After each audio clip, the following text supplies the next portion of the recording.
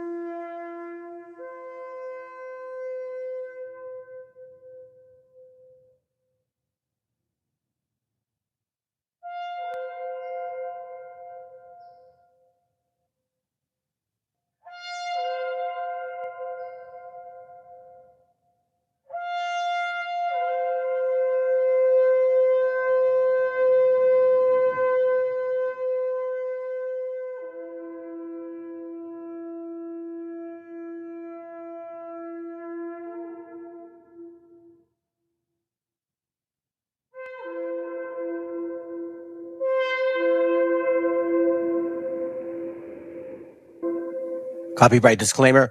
This content does not belong to Bible Chronicles or claim this intellectual property. The content provided today has and always will belong to the content owner.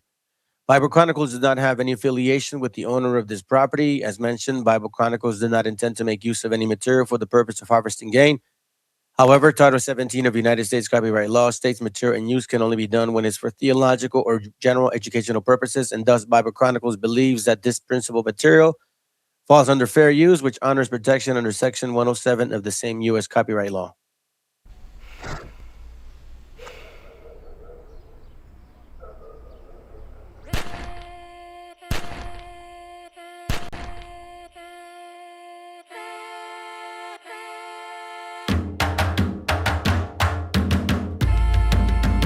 Estamos aquí, oye, que estamos aquí.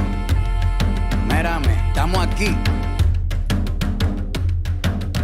Desde hace rato, cuando ustedes llegaron, ya estaban las huellas de nuestros zapatos. Se robaron hasta la comida de gato y todavía se están lamiendo el plato. Bien encabronados con estos ingratos. Hoy le doy duro a los tambores hasta que me acusen de maltrato. Si no entiendes el dato, pues te lo tiro en cumbia, bossa nova, tango o vallenato. A lo calabo y bambú, bien frontú, con sangre caliente como Timbuktu. Estamos dentro del menú.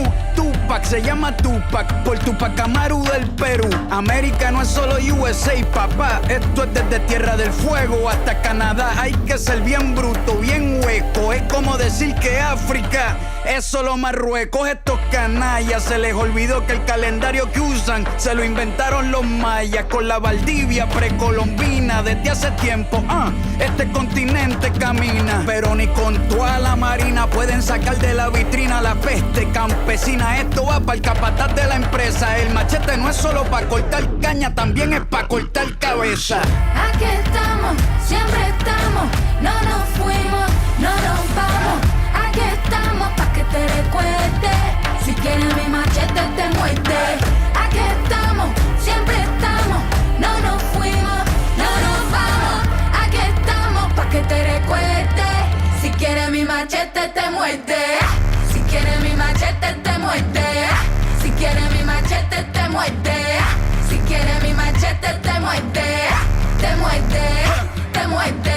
Los paramilitares, las guerrillas, los hijos del conflicto, las pandillas, las listas negras, los falsos positivos, los periodistas asesinados, los desaparecidos, los narcogobiernos, todos los que robaron, los que se manifiestan y los que se olvidaron, las persecuciones, los golpes de estado, el país en quiebra, los exiliados, el peso devaluado, el tráfico de droga, los carteles, las invasiones, los emigrantes sin papeles, 5 presidentes en 11 días, disparo a quemarropa por parte de la policía, más de 100 años de tortura, la nova trova cantando en plena dictadura. Somos la sangre que sopla la presión atmosférica. Gambino, mi hermano, esto sí es América.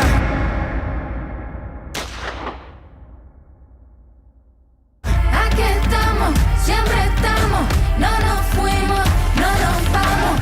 Aquí estamos pa' que te recuerdes. Si quieres mi machete te muerde. Aquí estamos, siempre estamos, no nos fuimos, no nos vamos. Aquí estamos pa' que te recuerdes. Si quieres mi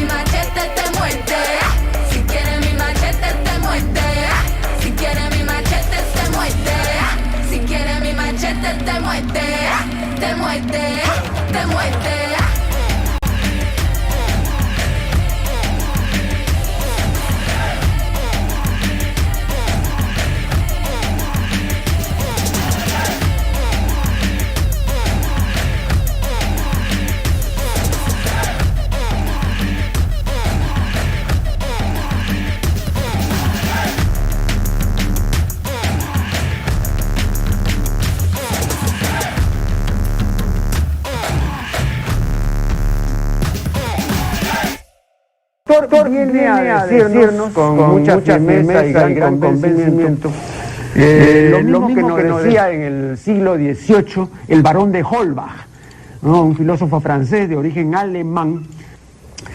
Si nos remontamos al comienzo, entonces hallaremos que la ignorancia y el temor crearon a los dioses. La fantasía, el entusiasmo o el engaño los adornaron o desfiguraron. La debilidad les rinde culto, la credulidad los conserva, la costumbre los respeta y la tiranía los apoya para que la ceguera de los hombres sirva a sus propios intereses.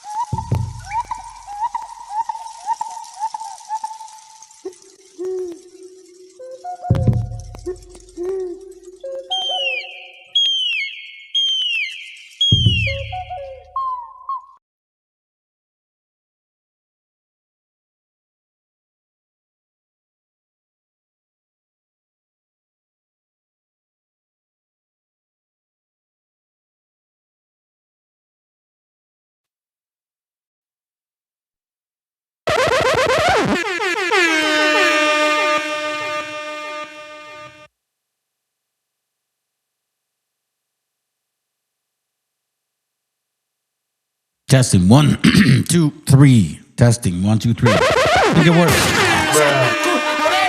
¡Que alguien me explique! Okay, here it goes. ¡Viva México, cabrones! To all you chihuihuis. But today's class ain't about you. Oh, that's gonna hurt! Yep, it's gonna probably. Oh, but they're gonna show up anyways.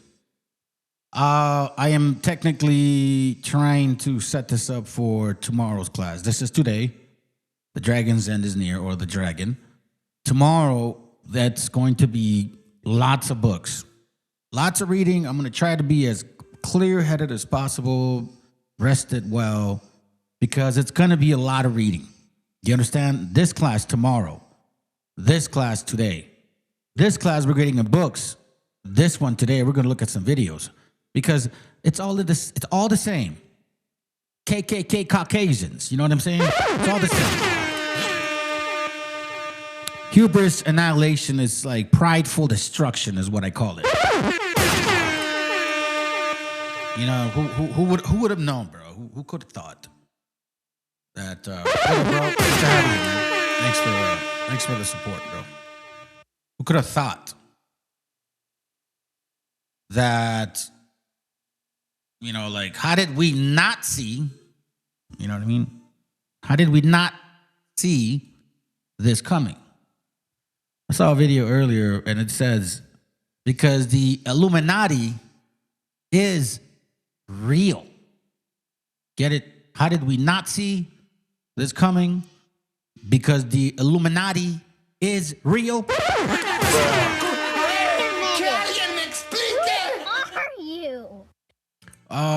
Yeah, there's not a lot of people. It's just Just you, and then I guess that's it. Well, fuck it, man. Let's get going. You know what I mean? I'm gonna just show videos. People show up, people they don't. You know, sometimes it's weird because I don't even talk about certain people. They want to show up and get the attention. Desiring needful bastards. Anyways, look, listen. Let's get started. All right, so let's begin. It says here, Austria is a landlocked country located in Central Europe. It is bordered by 8 countries: Germany and the Czech Republic to the north, Slovakia and Hungary to the east, Slovenia and Italy to the south. Right? Like that's where Trompeta's illegal alien wife lives. Well, they're both illegal aliens, so it doesn't matter. And Switzerland and Liechtenstein to the west. That's very fucking Khazar type. You get what I mean? Now, why am I showing this to you? I'm showing this to you guys because, in case you're not aware, Austria, here, let me go back a little bit.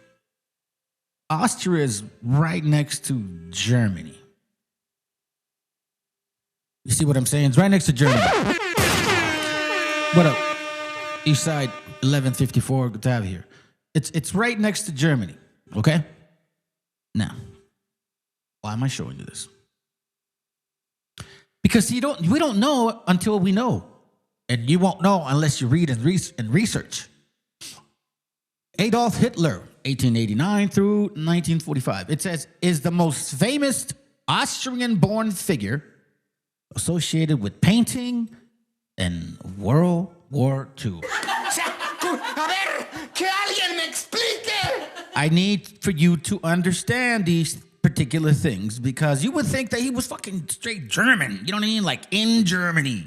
Like born in Germany, bro. Nah, he's fucking Austrian. As Austrians Germans?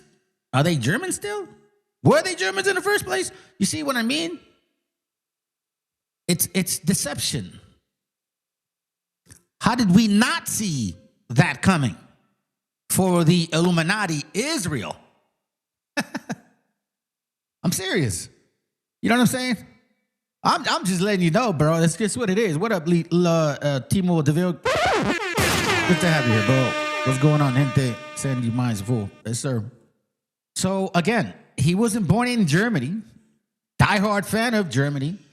He was born like in the outskirts and shit of Germany.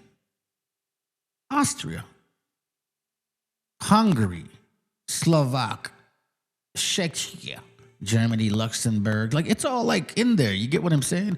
Now, tomorrow's class, we're going to go deep into the history of how these lands connect. Kharkiv. It's funny. This is relating to Khazars. We're going to find out more about these Khazars because they migrated into these people here.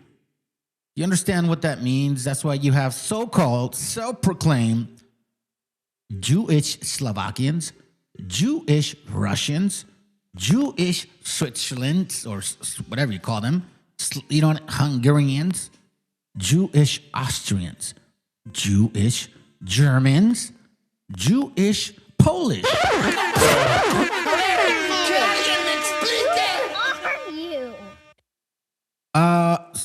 Thank you, brother, for reminding me of this, man. A brother sent me a video of him, but I had seen this guy about a year ago. I was watching him a lot. Hold on. And I think I showed you guys a video of him one time, but then I stopped. I'm busy right now. Please go over there. I know what you're doing, honey. It's okay. So, you know, but then, anyways, thank you. Now we see a video, and I'm going to speed it up because it's going to be short. Okay? I like how he started his session. I think it was kind of funny. So we're going to be visual today for the most part because tomorrow we're going to be reading a lot. We won't be visual. We'll be audio. You know what I mean? You're going to be listening to me read a lot of things to confirm. Like a lot of people bring out class. Like, for example, I'm the only channel that has been pushing on against Esau, Amalek, Canaan specifically, okay? And I bring documentation for it. Now, we see a lot of Anglo-Saxons, okay? Edom, that all of a sudden now they're against these Europeans from those regions because they chose Judaism instead of Christianity. Y'all the same shit. Now all of a sudden they're pointing out certain things that, oh, well, you know, Jews did help initially. Yeah.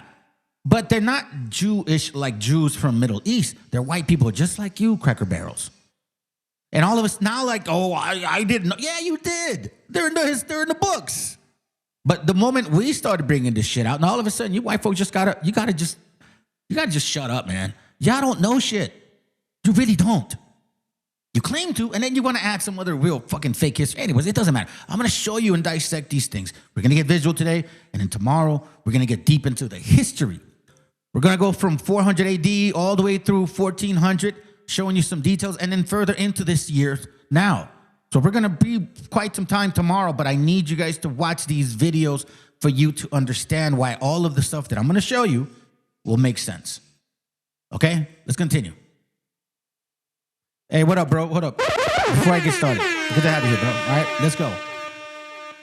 It's break, and welcome back to the end of the world. So as you know, World War III has started. The United States and Israel have started to attack Iran. And we are now in the 4th day of this war. And we can expect this war to last for many weeks, possibly also for many years. But I promise you that after this war is done, the world will never be the same again.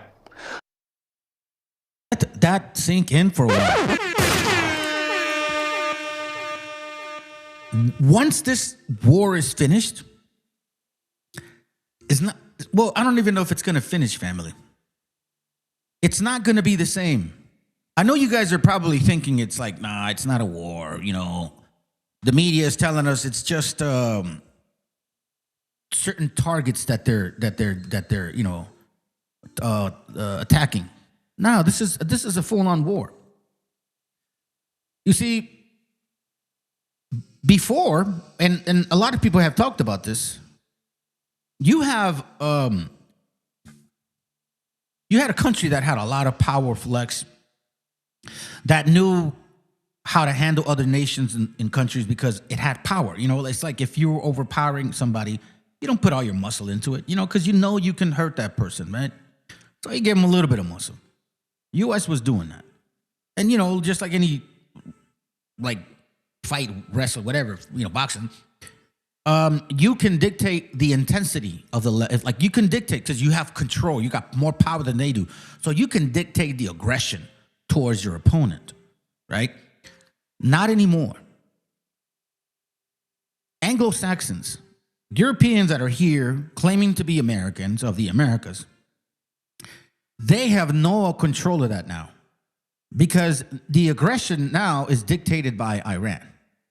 That's a fact. It's dictated by Iran. If Iran wants to escalate this to be heavier, they have more control than what this media tells you. They're lying to everybody of what's going on. There's not no 6 soldiers passed away. Bro, there's more. Come on, man. They just don't want to tell you. And I'm going to show you how they don't want to tell you. Let's continue it. So what will... For like this, by the way, this is a 45. Oh, wait, this is the wrong one. Hold on a second. Man, I'm glad I caught it. Give me a second, family. This is the wrong one. Not that it's... Because I grabbed a piece of the short class. I was listening to the whole thing. But I found 10 minutes of this, too. And it's a lot more towards our topic. I might have scared y'all with 44 minutes and shit. That's funny. But that's not the case. Give me a moment. Matter of fact, while I'm looking for that, you know what? There's a reason why the Most High wants us to move this way. So let me show you a video that I did prepare. It's a couple minutes long. While I'm looking for the actual 10-minute version, okay? I call this Jeffrey Sachs Occupied Hamas.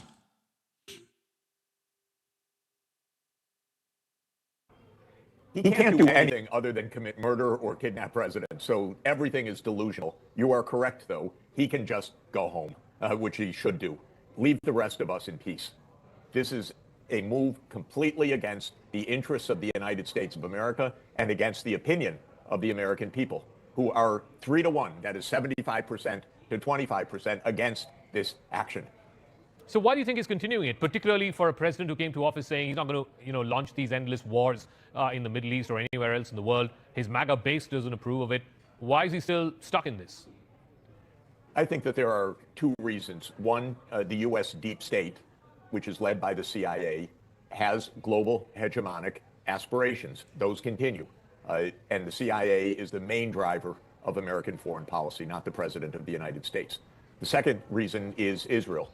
Israel is tightly connected with the CIA through Mossad. This is a long-standing plan. Netanyahu said yesterday, this is the culmination of his 40 years dream. This isn't something that just came up last week because negotiations bogged down. This is something that Israel has been calling for decades. Israel has a very unusual stranglehold on the United States, including the CIA, which is in very close partnership with Mossad.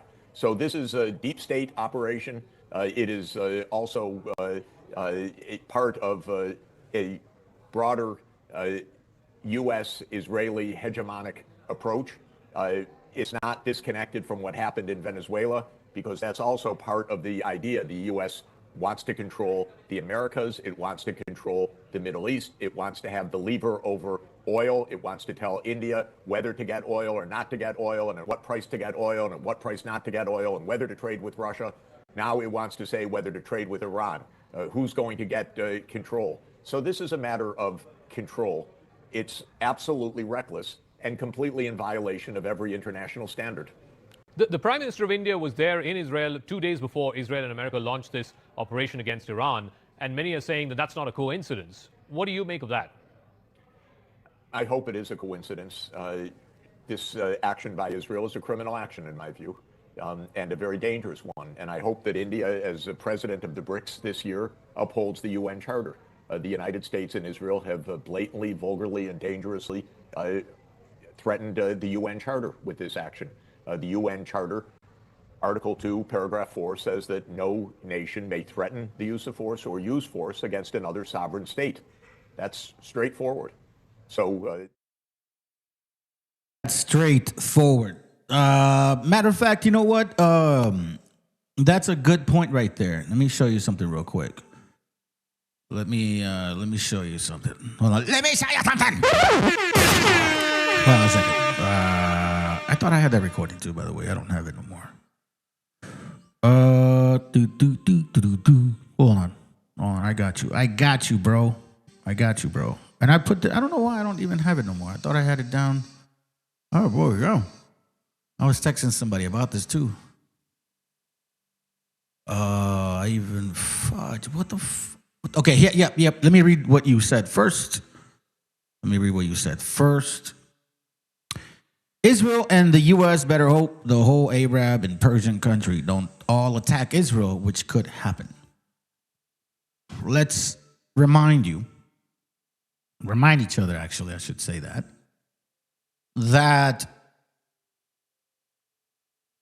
a lot of stuff is technically biblical, man. You know what I mean?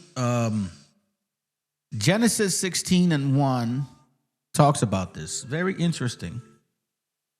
And I'll skip to verse 9. Now Sarai, Abraham's wife, bare him no children. And she had a handmaid, an Egyptian, whose name was Hagar. All right? So that's who they're referring to. So this handmaid ended up having a baby for Abraham because his wife, who he loved, couldn't give him a baby. And that was important, I guess, in those times. I guess jealousy wasn't as like, it wasn't like a jealousy thing. It was more like, I need to give you a child, right? That was important, to pass the seed. Genesis 16:9, it says, and the angel of the Lord said unto her, return thy mistress and submit thyself under her hands. So she was upset, but, the Lord God is telling her, you got to come back. And the angel of the Lord said unto her, I will multiply thy seed exceedingly, and it shall not be numbered for multitude. Right?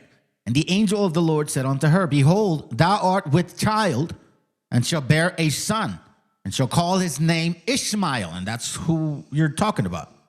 That's who you talk about, Timo. Because the Lord hath heard thy affliction. And he says, and he will be a wild man. He will be a what? He will be a wild man. His hand will be against every man, and every man against him. And he shall dwell in the presence of all his brethren. So Ishmael will basically be all together, as well as with other nations that are relatives of Ishmael, like India or Elam or who else? Anyways, you get the point. Now, let's go ahead and precept this with 2nd Ezra, chapter 15, verse 27, so it can make sense. Well, what is going on over there? Because it's not a matter of will it happen. It's we're there already. It says 2nd Ezra 15:27, for now are the plagues come upon the whole earth, and ye shall remain in them. For God shall not deliver you, because ye have sinned against him. Behold, an horrible vision, and the appearance thereof from the east. Whoa. It says, where the nations of the dragons of Arabia shall come out with many chariots, talking about in the sky, and the multitude of them shall be carried as upon the earth, shall be carried as the wind upon the earth. So we see chariots in the winds, missiles, projectiles, stuff like that, right? Flying through the sky, that all they which hear them may fear and tremble.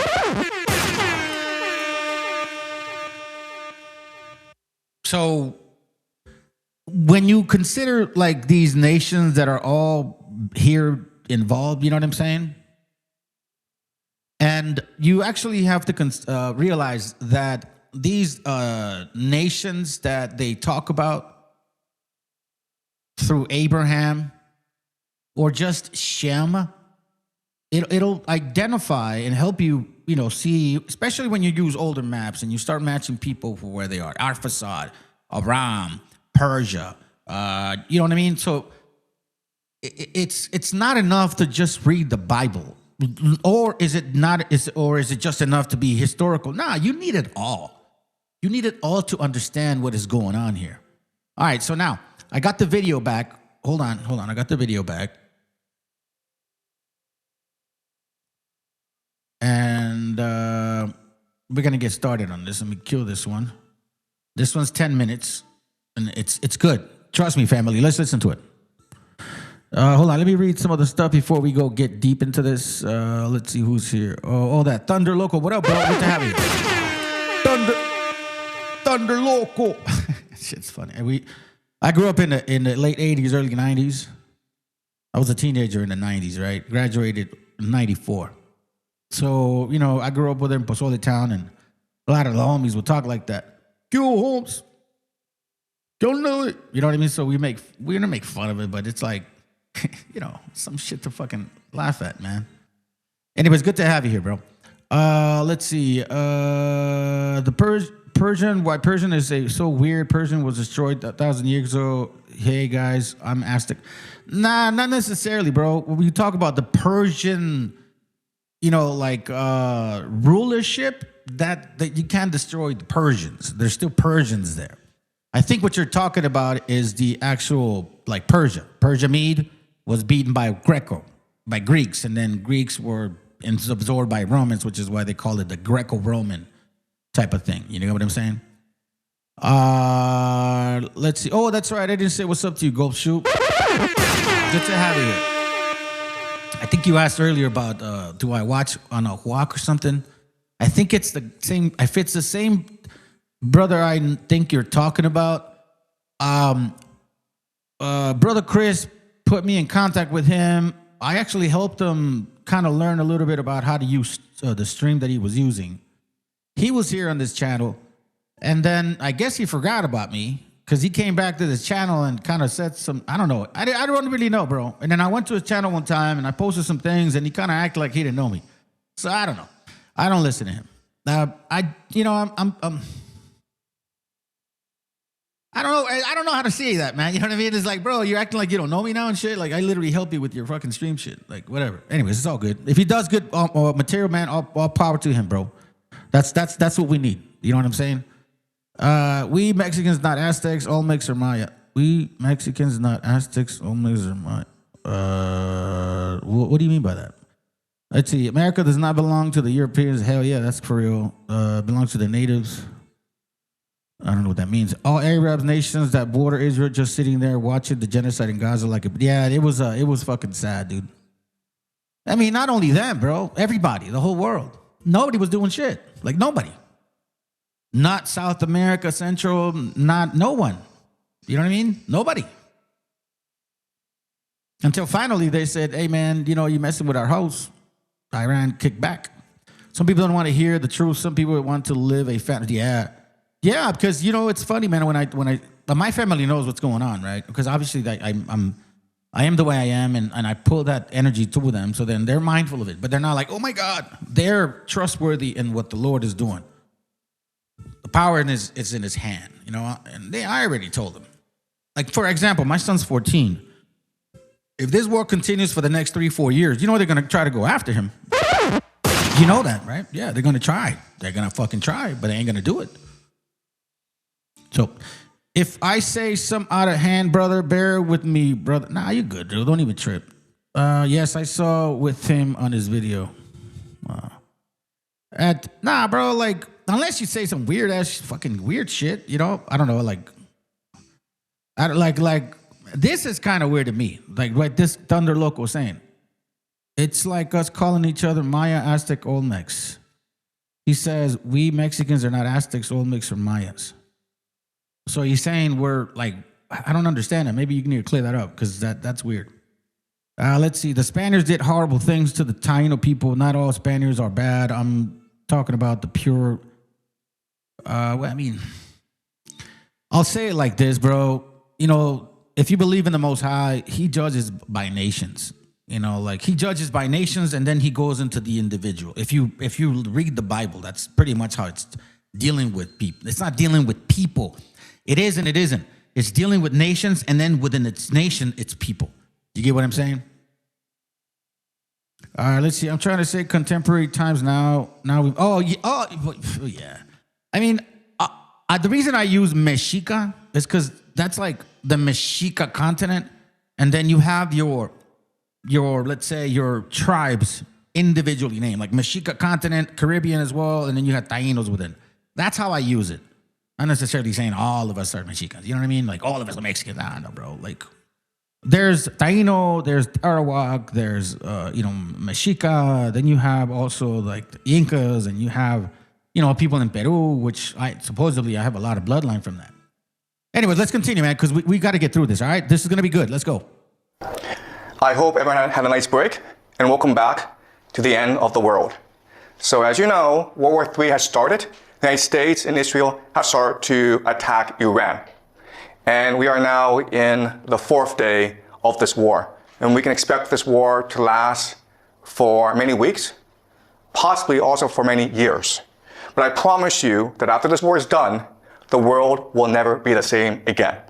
So what we will do these next few weeks is use game theory and understand and analyze the geopolitical situation. And so I'm going to teach you the ideas, the theories, the techniques to understand the world around you and make predictions. And we can know if our analysis is correct because all this is happening in real time, and so we can test it against reality. All right, so let's go over some basic facts about. I don't just listen to anybody. Like I'm very particular of who I listen to. Obviously, there's certain genres that I listen to, and I don't, you know what I mean? I'll side with you and shit. But there are particular people that I actually educate myself from. I have a lot of respect for this man because he's very knowledgeable in a lot of different arenas, biblical, historical, and when he's guesstimating like what may happen, the shit does technically it is, but you know why? Because he knows a lot of history, so he sees history repeat itself. He just follows the pattern, and that's why he says, "Well, based on the patterns I've learned from history, this is what I see that's going to happen." Got to give him props. What's happened so far. So in the early morning of Saturday in Tehran, the Israelis and Americans launched a decapitation strike against the Anatolian Khamenei, who is the supreme leader of Iran. Now, there are arguments and disputes about as to what happened. The Americans and Israelis said that they had real intelligence about where the leader was, and so they sent airplanes to just bomb the crap out of the place. They also had a spy who was able to record the body of the dead Ayatollah, and then this was announced. At first, the Iranians denied this, and the Iranians insisted he was still alive, but eventually, state media admitted that he did die in the airstrike. But then what they also said is that the Ayatollah, he's 86 years old, and he chose to die. He could have gone to Moscow, but instead he chose to stay in Tehran and die for his people. But not only that, but he died along many of his relatives. He died along with his daughter, his son-in-law, his grandchildren. So, do you guys understand what he just said? The Ayatollah he knew what their plan was. Matter of fact, Trompetas was saying it the whole time. I know where you are. You better be careful. Like literally, he was saying it on his like Twitter, X, whatever the fuck that is. This man decided to die, and he chose who he wanted to die with. That's why I'm like, bro, the scriptures talk about the wild man. Listen, these people will blow themselves up for faith. What are you, fucking stupid? Are you fucking serious? You gonna go mess with them like that? Okay. Sometimes the bully doesn't know when he has been checked. I'm serious. This man knew they were going to blow him up, and he was already older. So he decided today is the day. We're going to start through me being a martyr. And now he has all of the Iranians, the majority of them, mad against guess who? The self-proclaimed and the fake ones. I'm going to give you guys a hint here. Well, not a hint. Here's my perspective on this, my opinion. Do you know why Christianity is so fucking slobbered over Israelis? Is because Christianity wants Jesus to be white. And if they see these Israelis as white-looking people, it justifies it, makes them feel good. You see what I'm saying? That's the only reason, family. Christmas Christians, Anglo-Saxon Protestants, all of them idiots over here, okay? That's why they support a lot of this fucking notion that, oh my God, the Israelis. Why? Because they call them Jews, right? So then they say Jesus was a Jew, right? But if they are supposedly Jews, they look white, so then obviously they would think that Jesus is white as well. So you understand why? They are so blind. No different than BHI. They want to make Jesus look black with an afro, all kinds of shit. Hey, by all means, go at it. But it's ridiculous because it's all expressing your insecurity about you. About you. The need to see you in order for you to believe. It just shows how empty y'all are. So many of the family died in this assault. Also, there's been reporting that he had prostate cancer. Okay, so he was going to die fairly soon as well. So what you need to understand first about the war is that even though the Americans and the Israelis claim great success in decapitating the leadership of the Iranians, from the Iranian perspective, this is a martyrdom, okay? And so the religion of the Iranians is called Shia Muslim.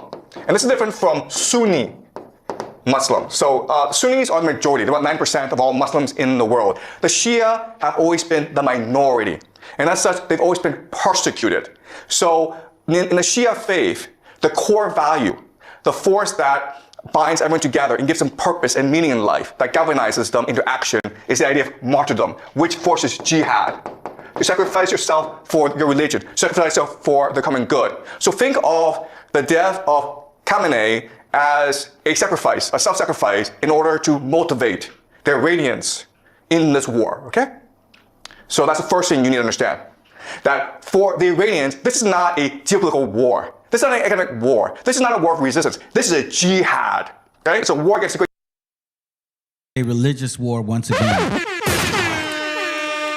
Understand that now? Satan to avenge their leader. They will fight to the death. All right, that's number one. Number two is this. Also that morning, when the Ayatollah was killed, the Israelis struck a school in the south of Tehran, killing about 150 school children. These are girls. That's U.S. and Israelis. They kill these children. And when you ask these people, these Anglo-Saxons from Europe, you know what I mean? These foreigners, when you ask them, they're at the podium at their little government spots and shit, and you say, hey, is it true that America struck a school with 100 or something, 70-something kids die? No, that's not true. You're passing wrong information. We're still confirming that. They fucking know they did. You dirty bastards. You know you did. In primary school. And again, there's a lot of debate and argument as to what happened. The Israelis said that, first of all, the school was next to a military base. We were targeting a military base. And second of all, it wasn't us which struck the school. It was a air defense missile that went off course. Okay? And the Iranians insisted no. The Israelis purposefully attacked the school to kill the school children. And then you're like, why would the Israelis do that? But then these few years, well, we've seen what they've done in Gaza, in Palestine to the Palestinians. And it's pretty consistent what the Israelis have been doing. All right? So this action against the Israelis, it's meant to show to themselves and the world that we are now all in. Okay? We've made the sacrifice. We are now committed to this war, to winning this war at all costs. And this action has also provoked the Iranian people to resist with their full might. Okay? So I want you to keep this in mind. And again, we don't have complete evidence that it's the Israelis who did this, but given past actions from the Israelis, this is fairly consistent with what they've done. Okay? So actually, let me just slightly correct you on that. Latino is a word that comes from Ladino with a D. Google it. Like Ladino. You'll find out that it's all the same within its, Spaniard shit. Technically, they would have been naming us Ladino or Latinos initially, and then later Hispanics, but it's basically all, one and the same, you know what I mean? Let's continue. We can assume that this is something the Israelis did. Why they did this, what the purpose is something we will discuss as we move on, okay? It's very complicated. Next, I want to show you this. This is Dubai, and Dubai is considered one of the wealthiest, safest cities in the world. There are thousands, tens of thousands of Westerners who move to Dubai because it's clean, you don't pay any taxes, you make a lot of money, and there are great restaurants.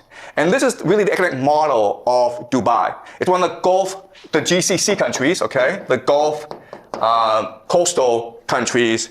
And for the longest time, Dubai had a really good deal because they were under the protection of the American military. So they didn't have to pay for defense. And then they were in the Middle East, which is the oil producing center of the world. And so they focus on aviation. They focus on logistics. They focus on finance, on tourism. They became extremely wealthy, right? I'm not sure if you've taken Emirates, one of the best airlines in the world. So their airport, Dubai Airport, is the busiest in the world. And Dubai, for the longest time, was flourishing under American protection. Okay, so let me pause there because he's going to get into some historical stuff. I wanted to show you the first part. Now, remember I initially said, and matter of fact, a lot of you guys are actually confirming it. Lies, and some people are freaking hypocrites. That's very true. Remember I initially said Austria, and then I pointed out that Hitler is Austrian, wasn't even born in the middle of Germany. Okay? Now we're seeing a war between who? These same people. Christians, Judaics against Islam. Kind of what we're looking at, right? The three Abrahamic so-called religions. Now, remember, I said this. Deception is key in this matter. 5 brothers. I want you each to start a banking business in a different country. One to go and open a house in Paris, one in Vienna, one in London. Choose the most important centers, so that when money is to be sent from here to London, let us say, you won't have to risk life and gold Hampshire, here in Frankfurt, will just send a letter to Nathan in London saying, pay so-and-so. And that will be offset by loans from London to Frankfurt. Understand? Yes, Father. In your day, there will be many wars in Europe. And nations that have money to transport will come to the Rothschilds because it will be safe. Papa, you mustn't talk anymore. The doctor's... I'm giving advice to our sons, Mama, that the doctor cannot give. Remember, unity is strength. All your lives you must stand by one another. No one brother must be allowed to fail while another brother succeeds. Your 5 banking houses may cover Europe, but you will be one firm, one family, the Rothschilds. Ouch.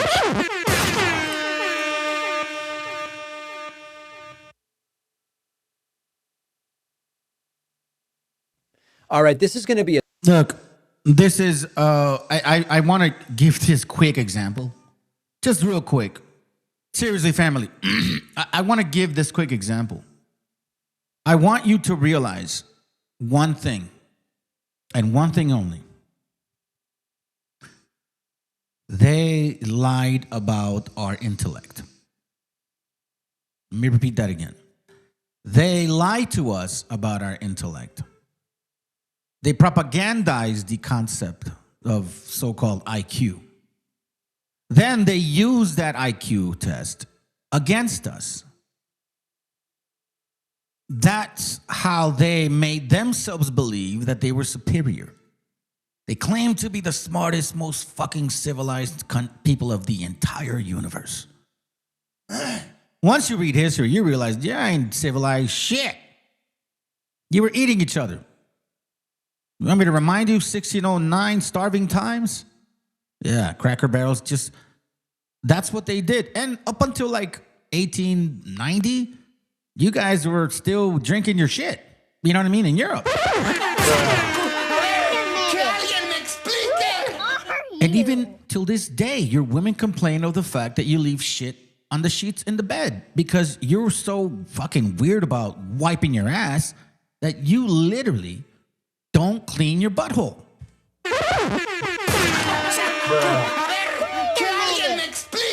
Fuck that puto. Fuck that puto. I'm not saying it. Your women are saying it.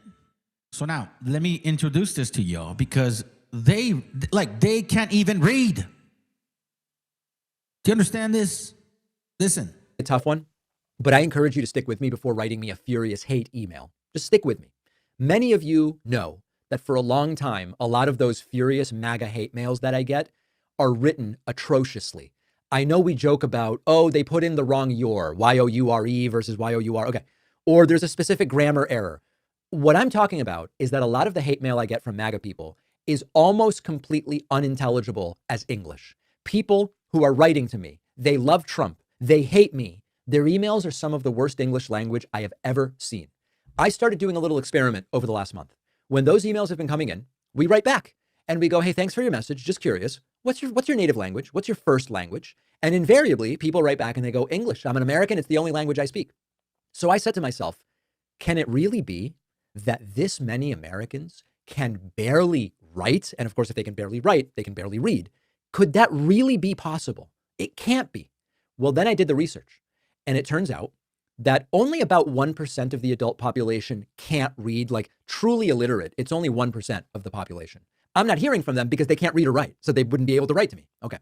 But then look at this, 20 to 23% of the adult population, that's almost a quarter of adults, are what is called semi-literate. Now keep in mind that out of all the people that voted for trompetas, 33 of them, right? Like 1/3 was, so out of the whole population, I guess 1/3 voted for Trump. 1/3, 33 something percent, family. They're 10% away from being the majority. So the majority of that 33% Wait a minute. is fucking stupid. Oh, that's gotta hurt. That's right. Yeah, that's right. That's right. I'm serious. If you really do the numbers, listen, it's not even over yet. Sometimes this is called functionally illiterate. There's a bunch of assessments, one from NAAL, another from the OECD program on adult competency. And what they find is that roughly between 1/5 and 1/4 of American adults read below the 6th grade level. If you can only read below the 6th grade level, you can handle simple little short texts, no parking on a sign. Plus, you get to recognize the sign and you understand what it says. But you can't read and understand a complex document. You can't read and properly understand a form you have to fill out or instructions. There are around 50 million American adults who are semi-literate. Remember, 50 million who are semi-literate. 77 million voted for Trump.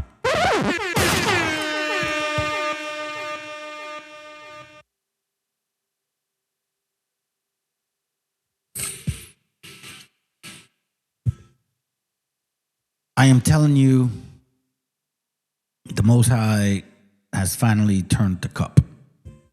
Now, what is the relevance to politics and to what we're talking about? Reading and writing is fundamental to being able to think about things deeply. If you can't see a few paragraphs of text and parse it and really think through the subject matter, or if you can't follow a multi-step argument, if long-form text is confusing to you, you're at a massive disadvantage in a modern democracy. Now, before the angry emails come in, this is not exclusively partisan. Of course, there are liberals and leftists who struggle with literacy as well. This is not a only Trump voters can't read kind of thing. But it is. It is. I'm telling you, it is. Why? Because listen to this. And by the way, this Trump voters, I'm telling you, it wasn't just Gringolandians. You get what I'm saying? But it reminds you of the stupidity. Because the way that Trump communicates, you would think, bro, can you not tell? Right? And he's gonna point the fact. 77 of you voted for this patas. 50 million people are like very fucking dumb. You understand that? When I look at the most furious MAGA hate mail that I get, barely intelligible, no structure, random capitalization, sentences that collapse halfway through, and then I look at the literacy data, it's hard not to notice something. About 1 in 5 American adults read and therefore write below a 6th grade level. That's tens of millions of people that struggle with relatively basic stuff. What kind of messaging works best in that environment? A detailed healthcare proposal or the election was stolen? They're poisoning the blood of our country. They're coming for you. China's coming for you. Short, repetitive, emotional, and simple. Short, repetitive, emotional, and simple.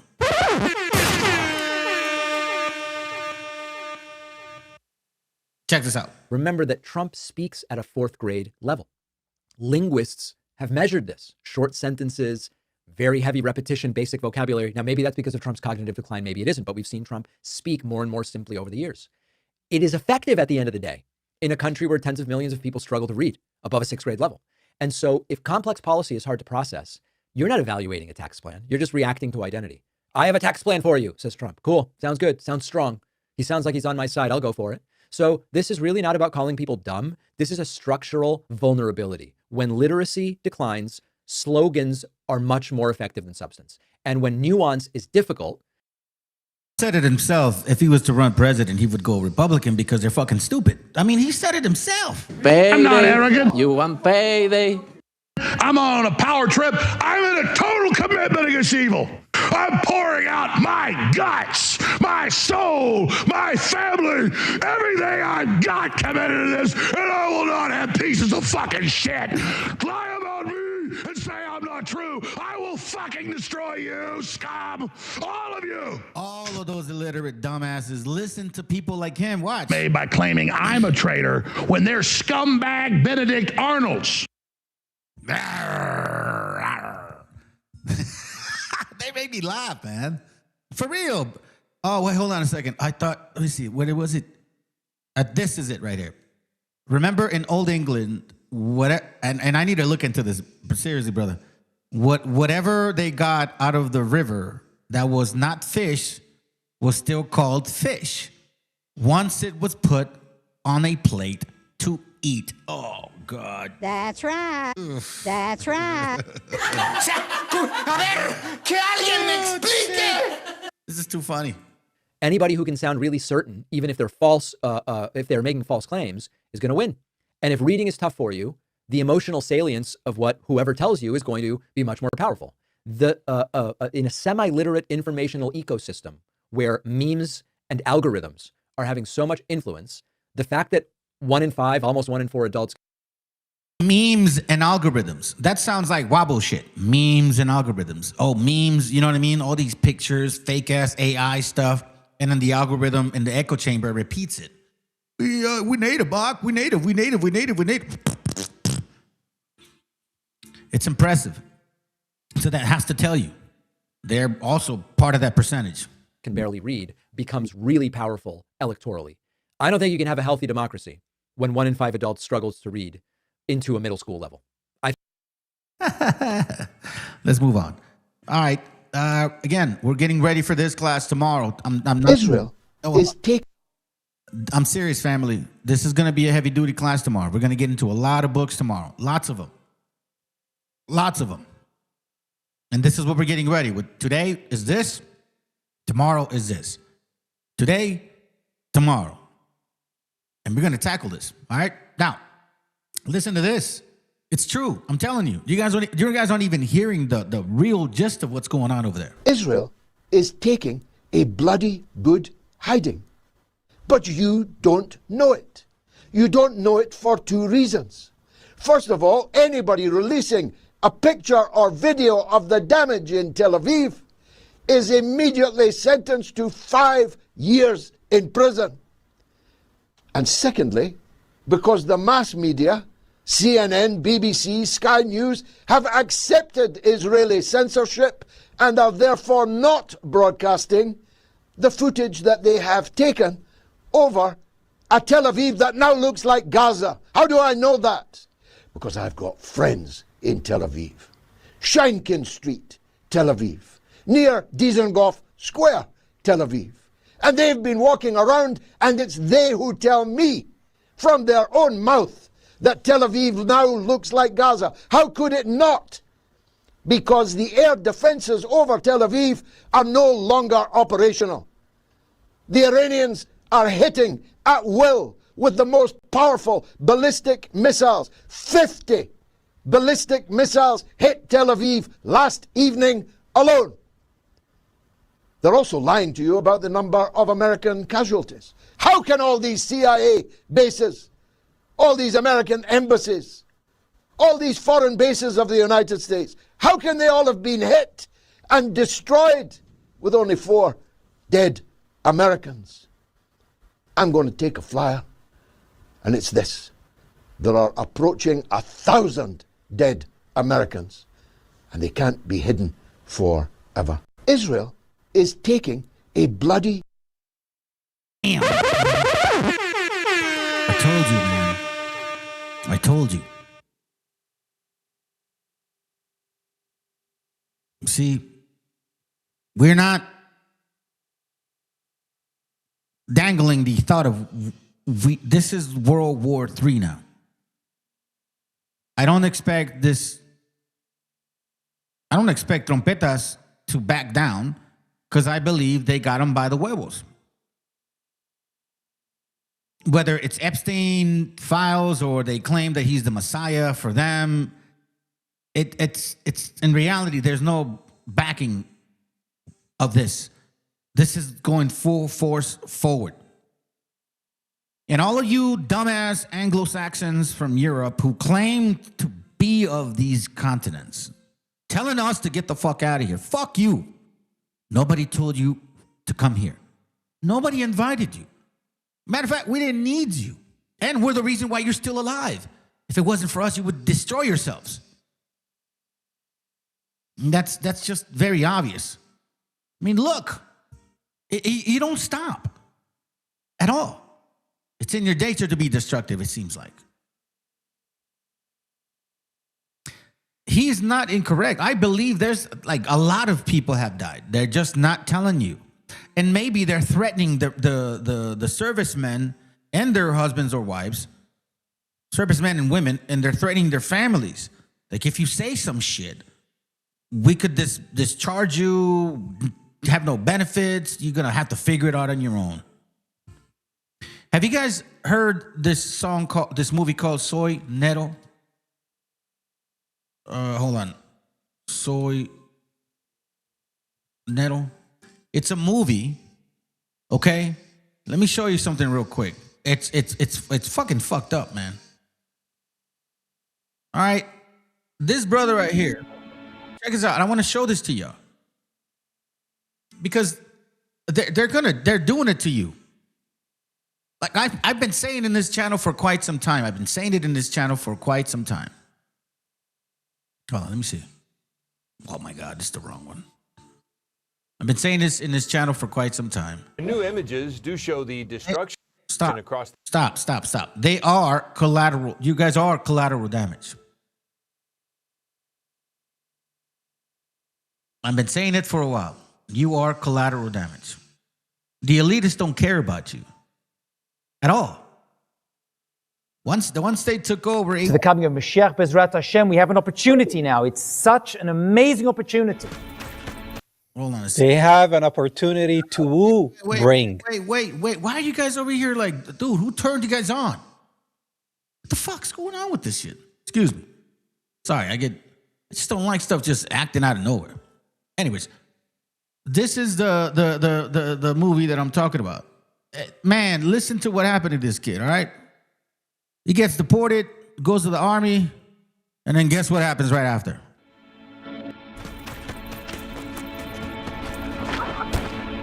Name? Maldonado. First name? Nero. Where are you from, Nero? South Central Los Angeles.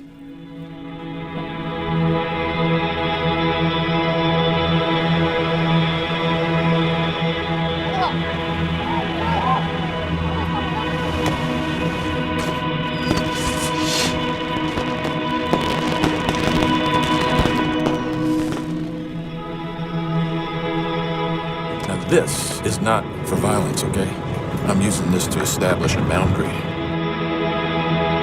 Hey, brother from another mother. Is this your place? Ah, claro. I'm going to join the army. Why would you want to join the army? To fight for the country and become an American citizen. To fight for the country and become an American citizen, he says. That's what they promised him. That's not what happened. Like your cousin Diego? And he came back with a fucking hook instead of a head. Oh, he's very proud now, and he's an American citizen. Oh, yeah, he's proud. He's proud to open your beer bottle with it. You think I'm gonna go get a fucking gun? I'm gonna become G.I. fucking Joe? Jesus. Cool name, Muhammad. I'm an American. We just... What the fuck is wrong with you two, huh? Stop. Spread your legs. Can I see some ID? You was a fucking head. Defending our principles of democracy and freedom.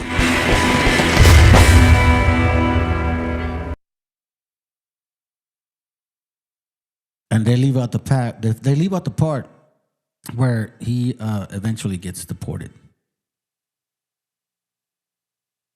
Yeah, he gets deported. He's about to get deported. He joins the service. He goes, and there's a lot of killings involved. He survives. And he comes back, and then they deport his ass. One more time. Good hiding. But you don't know it. You don't know it for two reasons. First of all, anybody releasing a picture or video of the damage in Tel Aviv is immediately sentenced to 5 years in prison.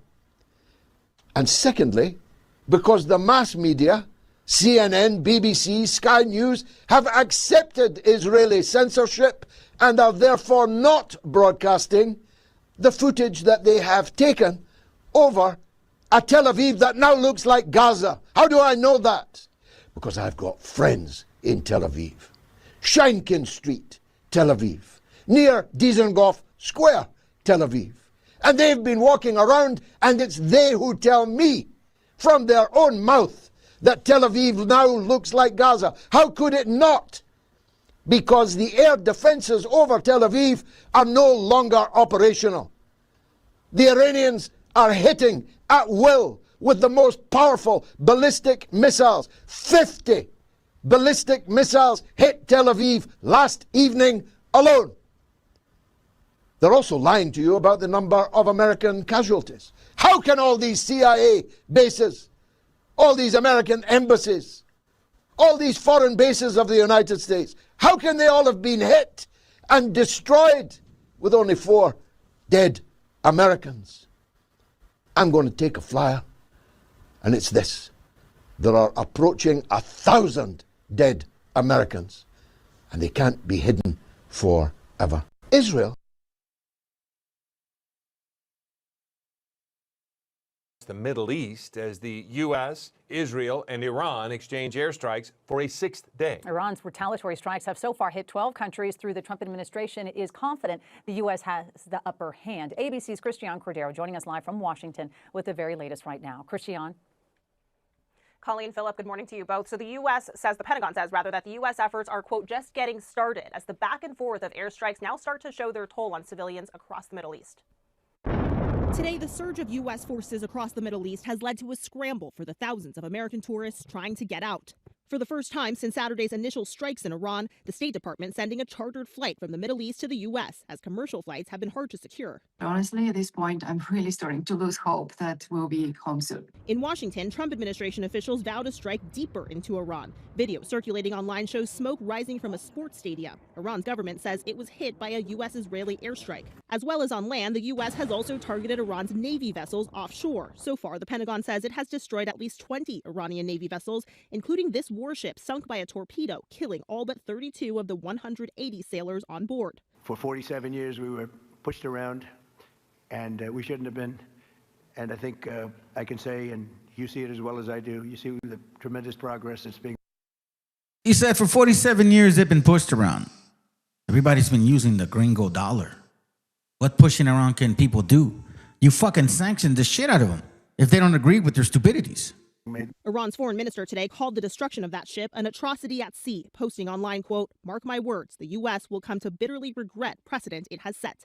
They initiated this war, the same they did in June. So Iranians have no other choice other than continuing to resist, to defend their territory. And today, 5 days after that strike that killed Iran's supreme leader, a member of Iran's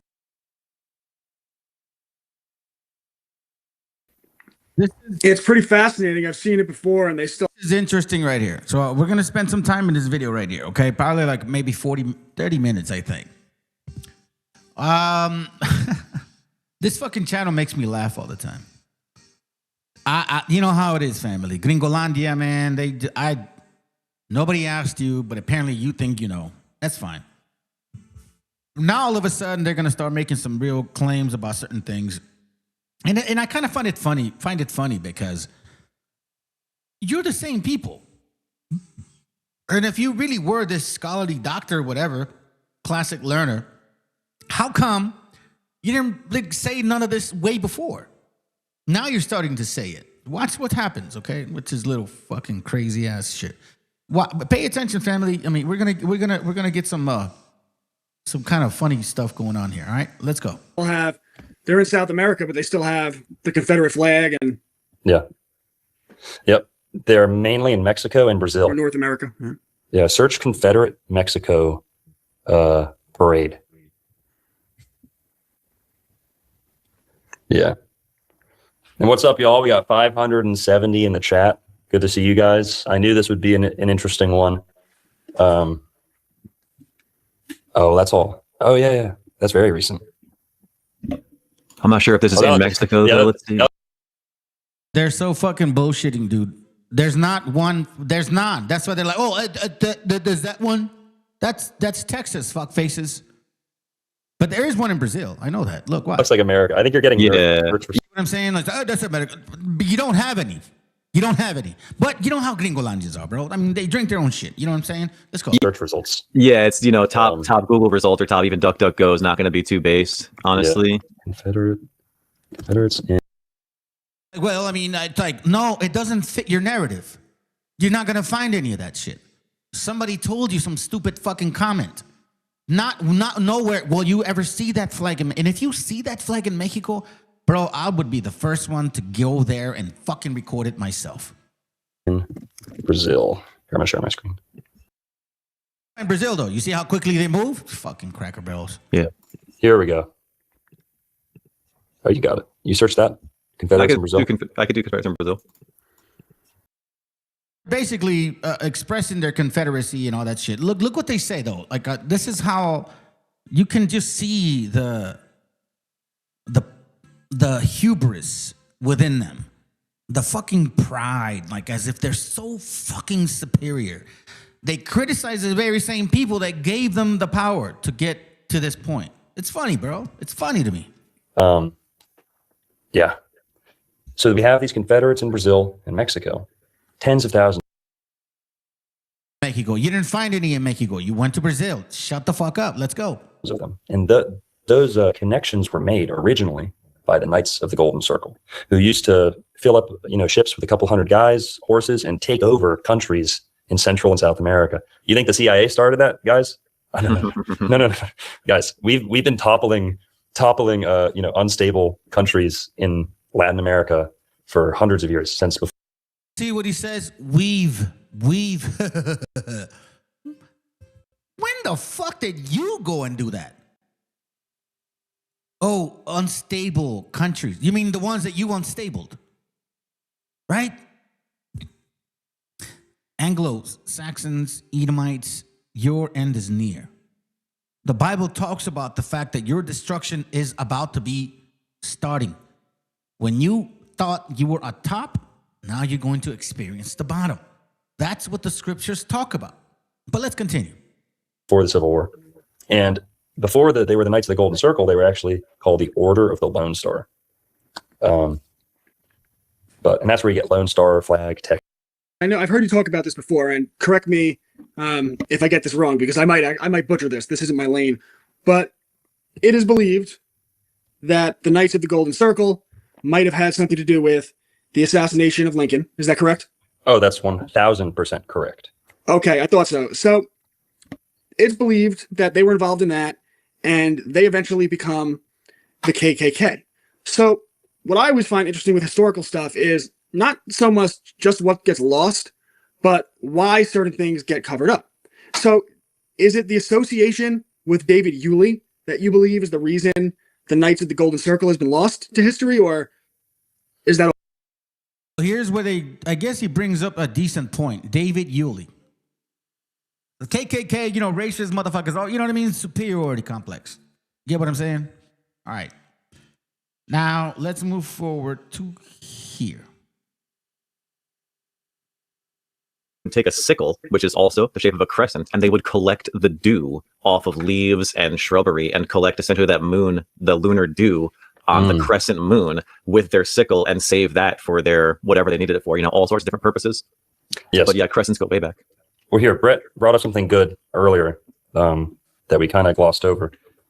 Abraham Lincoln was, in fact, assassinated by, John Wilkes Booth was a confirmed member of the Knights of the Golden Circle.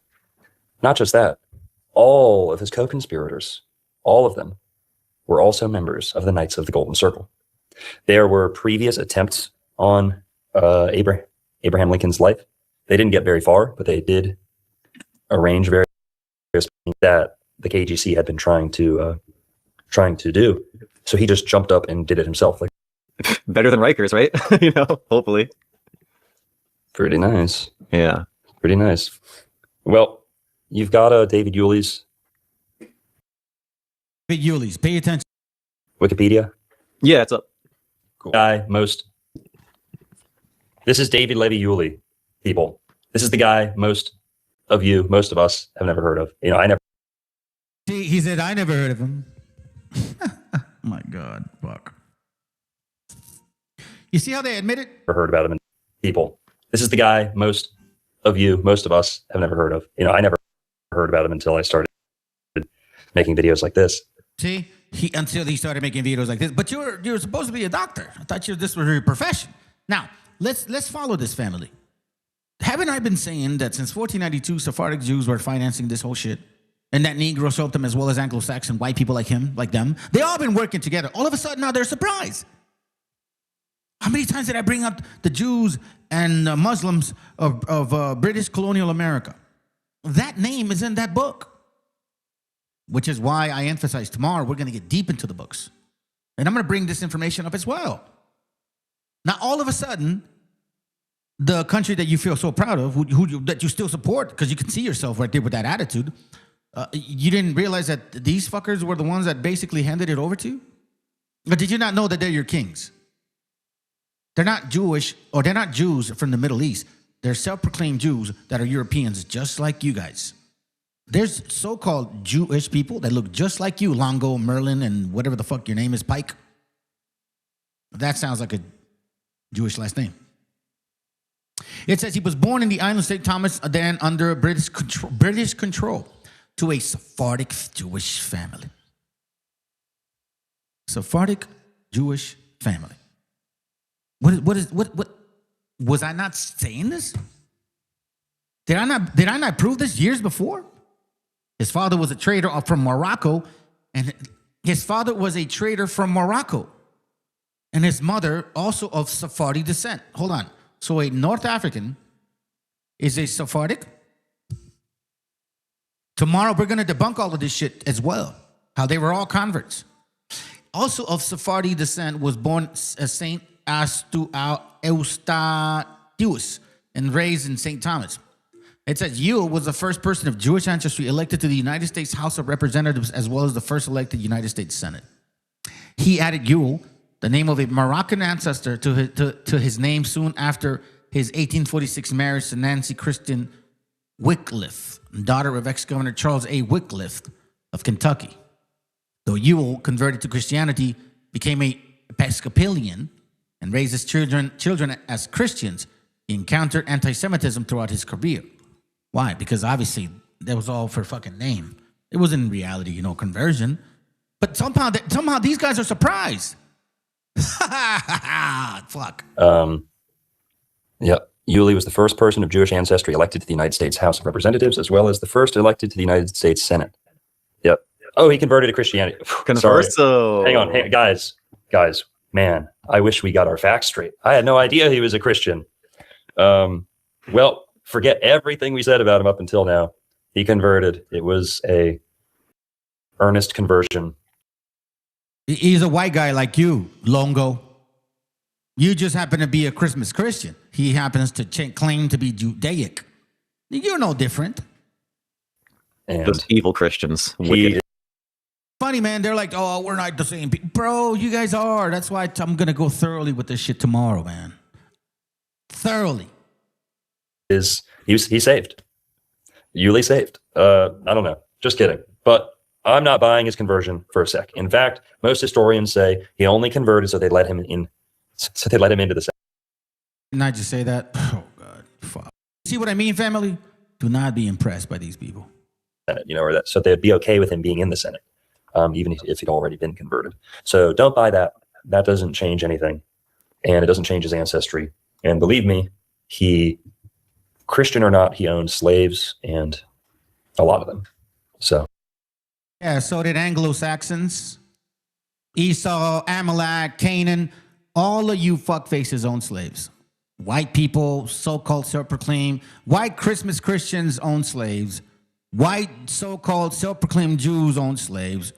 Black so-called Christians own slaves. All of y'all own slaves. You all work together. Don't act like you're surprised now. 1776 was basically written by them. Your Deck of Independence was exactly written by them. Freemasonry, without Freemasonry, you can't have the Talmud, and you can't have the Talmud without being a Jewish, supposedly, believer. You are that behind. But all right, David Levy Yulee. He also okay. Here's another connection to the KGC. The father of his wife was also in the KGC, I believe. Go watch my KGC videos, and it's in there for sure. But so there are strong connections between Yulee and the KGC, and another one I believe goes through. This is his father-in-law right here, Charles A. Wycliffe, who you just mentioned. Yeah. Yeah. I'm 90% sure he was in the KGC as well. But all right, let's go back. Let's zoom out a little bit. Have you ever seen those memes where it's like school bus, prison bus, school lunch tray, prison lunch tray, cafeteria. There's more parallels between the two. Yeah. Can we zoom in on that? Yes. Perfect. Now, what are we seeing here? Okay. You could actually probably replace prison with slavery, and it might be a little more accurate. When slavery was no longer an option, much of the KGC got into. These are the same guys that give credit to Christopher Colon. They're the same guys that give credit to Christopher Columbus. You guys celebrate his ass every year. You sit down with your white mama and you go and cut down the turkey weight. Y'all believe in that shit. Now all of a sudden you got a problem with it? What the hell? Can't all of a sudden be doing that, bro. Can't be doing that.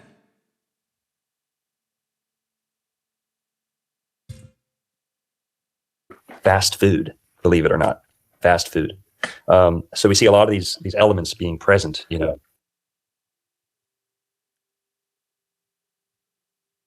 Say 17. Now again, Moses Levi also fought for the Confederacy.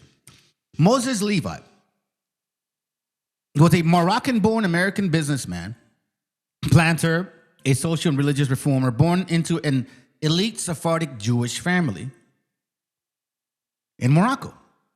Levi migrated to Gibraltar as a child and later established himself in merchant shipper in Caribbean with extensive yada, yada, yada, yada, yada. It's like, bro, this is who you guys are. You keep calling them Jewish. They're Anglo-Saxons like you. Europeans, Polish, Dutch, Germans, Slovakians. You know what I mean? Austrians. That's who you guys are. They just chose Judaism. You chose Christmas Christianity. 82, accurate. Died 1854. And so he died a little before the Civil War, right? I'm sure he would have loved to see that kick off, okay? But he just, he didn't have it in him to pull through to see it all play out. But this is where Muslims came into Spain, 711 AD. There's another KGC fast food, schizophrenic, connection there. 711. Every time you shop at 711, that may be the Freemasons making fun of the Moors or sticking it to the Moors, saying, yeah, you got us in 711, but now we feed you all this fuck. I find it so funny, man, that they're sitting back and all of these people like, oh my God, thank you so much. You're so... Bro, you guys are all going to be destroyed. All of you. All of you. Now you're surprised. Now all of a sudden they're surprised and shit. Oh, I didn't know that there were Jews, Moroccans.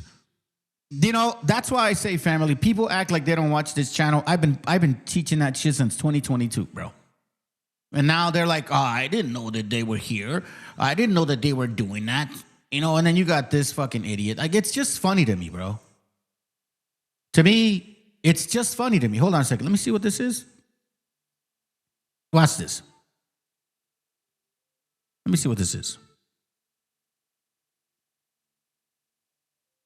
What is going on? Oh.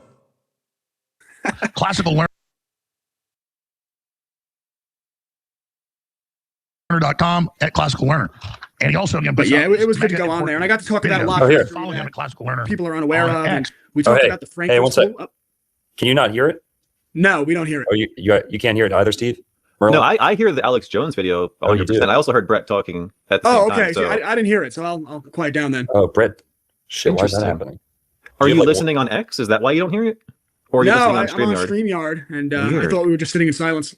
That's weird. Because you can hear us, but not the video. That's really odd. I was talking about you, and you were there, so just bear with us for like a couple minutes. We're gonna hear what you guys talked about at the beginning.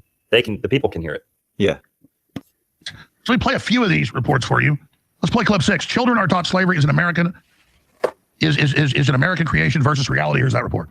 Why is it that public schools only teach about the transatlantic slave trade. They don't teach give it some volume. slavery in the Ottoman Empire, that it lasted for 600 years and 5 to 10 million people were enslaved. That they not only enslaved men, but the most valuable slaves were women, because sexual slavery was not only permitted, but it was institutionalized in the Ottoman Empire. So they would get many of their slaves from Central Europe, many of their slaves from the Balkans, and they would enslave Hungarians, Russians, Ukrainians, which is why the word slave comes from Slav. And why don't schools teach about the trans-Indian slave trade, which lasted for over 1,200 years and enslaved 4 to 10 million people? Or the trans-Saharan slave trade, which lasted for over 1,200 years and enslaved 9 to 17 million people, all of which ended, ready for it, not before, but long after the North Atlantic slave trade. And yes, chattel slavery was practiced in all of these places. In fact, in 1776, the majority of countries in the world practiced chattel slavery. And where Europe and the United States were early. Dude, that's crazy. Brett. That's crazy, Brett. Let me remind you, Cracker Barrels. Slavery was going on between white and brown and white people between y'all for quite some time.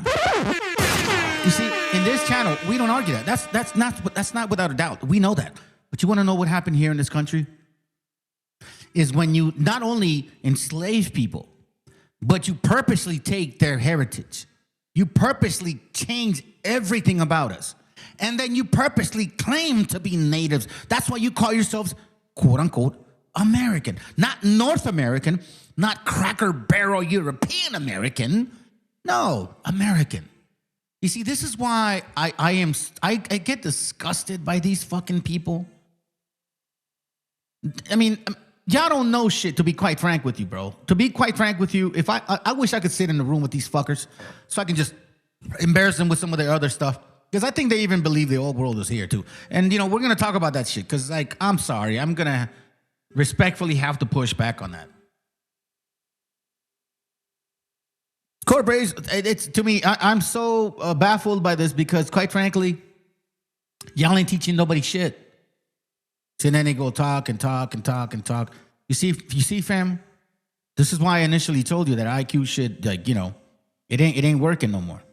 All right, y'all, the Jeffrey Epstein war has complete. And I'm going to let this play for a while because this guy makes a lot of points. By the way, Danny, listen, whoever the fuck you are, I don't want you here.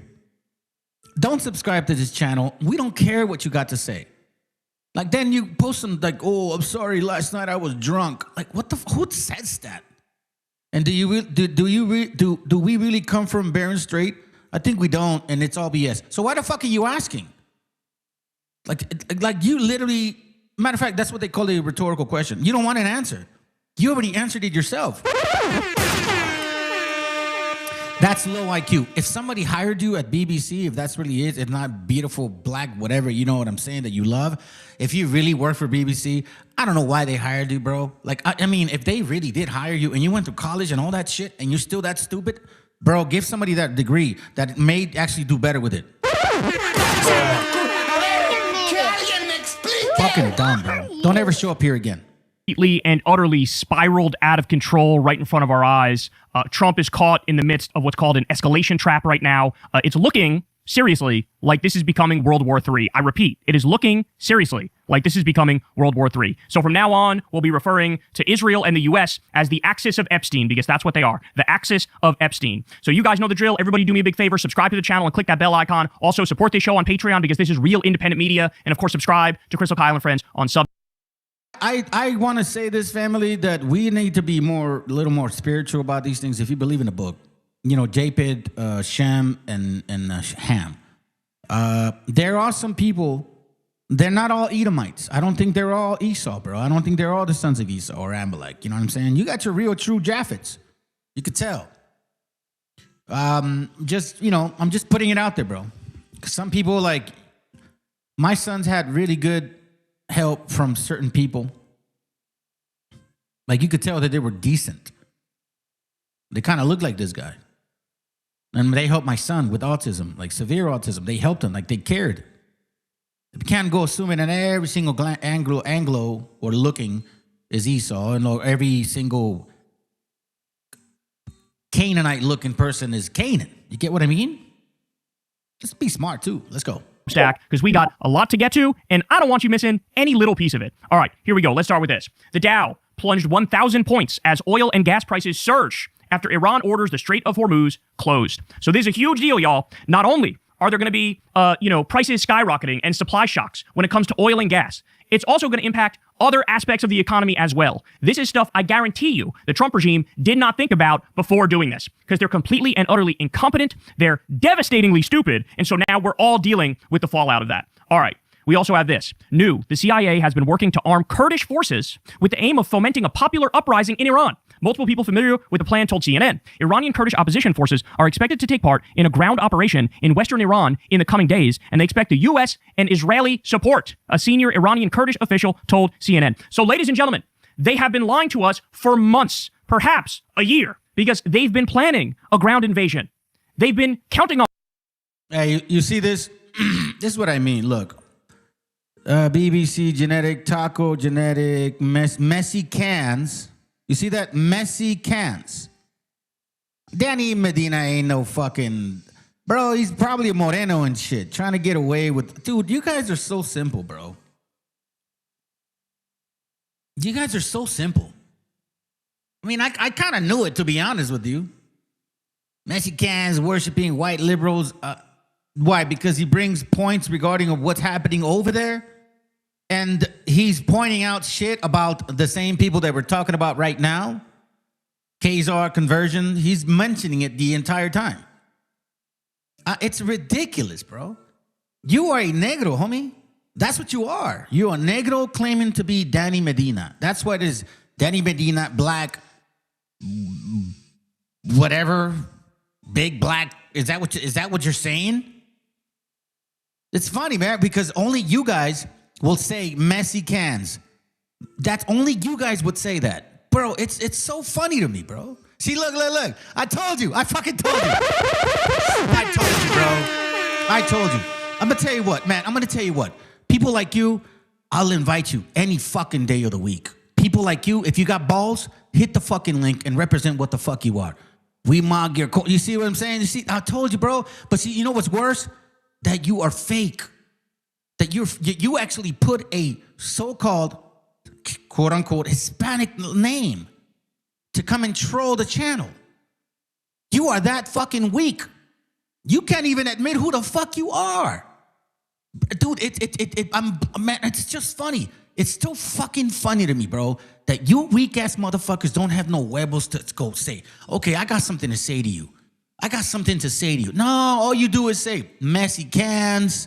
What else would it? Beaners. See this beamer? Say it, man. This beaner, false prophet. So what if I called you a fucking monkey? Does that sound racist like you're being right now? You call me a beaner. What if I call you a fucking monkey? That you look like a monkey, bro. You see how that sounds? You see what I mean? You fuckfaces always complain about white folks, whether they're liberal or Republican.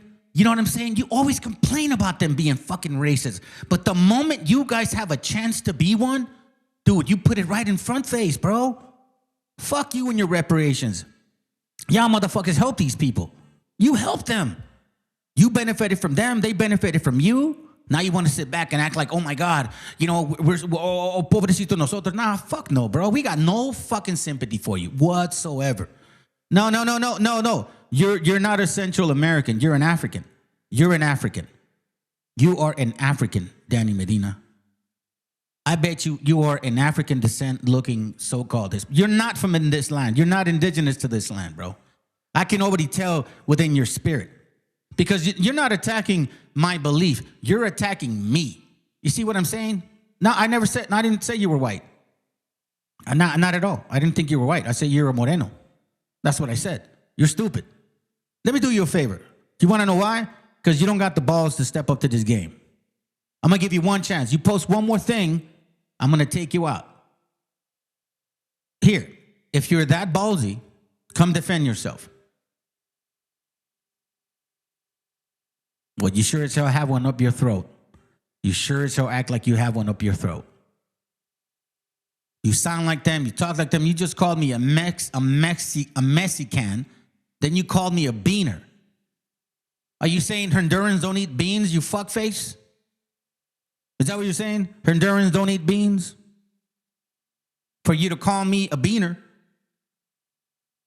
Man, you could call me a ricer. I like rice more than beans. Come on, Mr. BBC. Oh, I work for BBC. Okay, well, then you should be mindful about how this stuff works. Come on board, son. Come on board, son. I just paused this whole shit for you. Come on board. Come on board. You calling Raza beaners, and you claim to be of this land, so you're saying you don't need beans. Nah, you don't play that game here. You don't play that game here. You're not indigenous to this continent. I don't worship no fairy tale books that help Okay, so let me ask you one thing, Medina. Just one fucking question. Matter of fact, no. I said, nah, fuck no. You're out of here. You're out of here. Yep, get the fuck out of here. Get the fuck out of here, you piece of shit. You guys are weak, bro. And if another one of you stupid ass natives comes to this channel, man, better hit the fucking link, okay? If you don't believe what I'm teaching, then don't listen to it. But you sticking around posting some shit like, oh, I'm sorry about you. First of all, you say, I'm sorry about yesterday. I was drunk. Oh, and by the way, let me start acting drunk again. You're an embarrassment to your household. You're an embarrassment to your father, to your grandfather. You're an embarrassment to your mom. Bro, you're an embarrassment. If you have kids, you're an embarrassment to your kids. On a ground invasion. He's like, oh, you're siding with, bro, we don't vote here. We don't vote at all. We don't vote in this channel at all. I never fucking voted. What are you saying? Now they're just now acting like, maybe we'll do a ground invasion. No, they were planning it all along. They just never told us the truth. And by the way, not only is the entire Jeffrey Epstein war illegal, including just the airstrikes, but now you're going to do boots on the ground without any input from Congress? We are totally in uncharted territory here, y'all. This guy has to be impeached yesterday. All right, this is no longer a debate. This is no longer an open question. This is as black and white as it gets. If you can't impeach him, he's got to be hit by the 25th Amendment. This is ludicrous what we're looking at now. So ground invasion,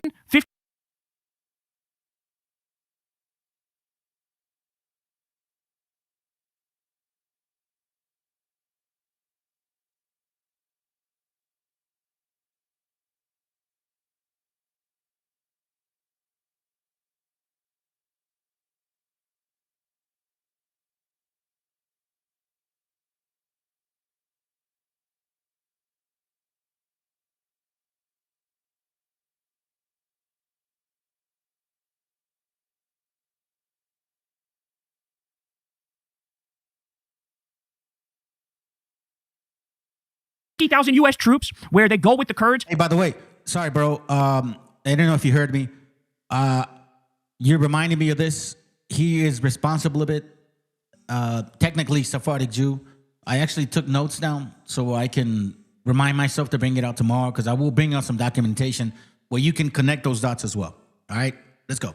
By the way, to the Kurds, the U.S. has betrayed you literally 9 times. Hey, this is what I'm going to start doing, family. When people start talking shit, first thing I'm going to do, if I feel like talking to them, I'm going to put the link up. A 1-2 posts. If they don't get up, then get rid of them. Or I will get rid of them. 1 or 2 posts after that. After the link is up and they still keep talking shit, just get rid of them. Or I will do it myself. Because at that moment, they're just trolling and they don't even know what the fuck they're saying. He's trying to act like, oh, I'm Honduran. I'm not Mexican, but he calls me a Mexican, calls me a beaner. It's like, they look at you. You are what I am, a Mexican. We have betrayed the Kurds 9 times in modern history. And now, again, you think, what, the 10th time's a charm? You think the U.S. won't betray you again? But clearly what they're trying to do here is make Iran a failed state. That's the idea. Balkanization, civil war. That's what Israel wants, because then Iran... The reason I'm bringing this out, at least showing you guys who he is, I'm not saying listen to him or vote for him or whatever. I'm not saying that. He brings out a lot of points because we're talking about politics right now that connects to our people. I mean, this is fucking just facts. It's not about right or left or right. It's about what is going on. Pay attention. Because guess what? Within these things, he's going to mention a lot of stuff that we talk about. Let's go. Stupid ass. Cannot be a regional player. They cannot push back against Israeli hegemony and dominance. And of course, Israel wants to create a greater Israel. Okay, so that's incredible, incredible reporting. How about this one? U.S. and Israeli strikes are deliberately targeting Kurdish regions of Iran, border posts, police stations, military bases. They continuously go after targets that they shouldn't be going after. This isn't random. This is preparation. The CIA is already arming Kurdish forces for an uprising. Now airstrikes are clearing the path for thousands of Kurdish fighters from Iraq to pour into western Iran. They're engineering a civil war inside Iran. While Trump claims he forced Israel's hand, more on that later, by the way, and Colonel McGregor says our bases are destroyed, the U.S. is quietly opening a fourth front. This war is expanding by the hour. So as I said... Real quick, another point. He said white liberal. That means he voted for Trump. Correct? Because technically, the only way you say white liberal is if you believe you're conservative right. You know what I'm saying? That's you see the talk? So when he says white liberal, then he's Trump. Then he calls him Mexican beaner. Is he really indigenous to this land? What, do they not eat fucking beans and rice and corn and shit? You guys are the worst, bro. This is becoming a world war very quickly. China is backing Iran. Russia is backing Iran. Now, a lot of U.S. European allies are sheepishly falling in line behind the axis of Epstein, the U.S. and Israel. But look at this. Look at this video here.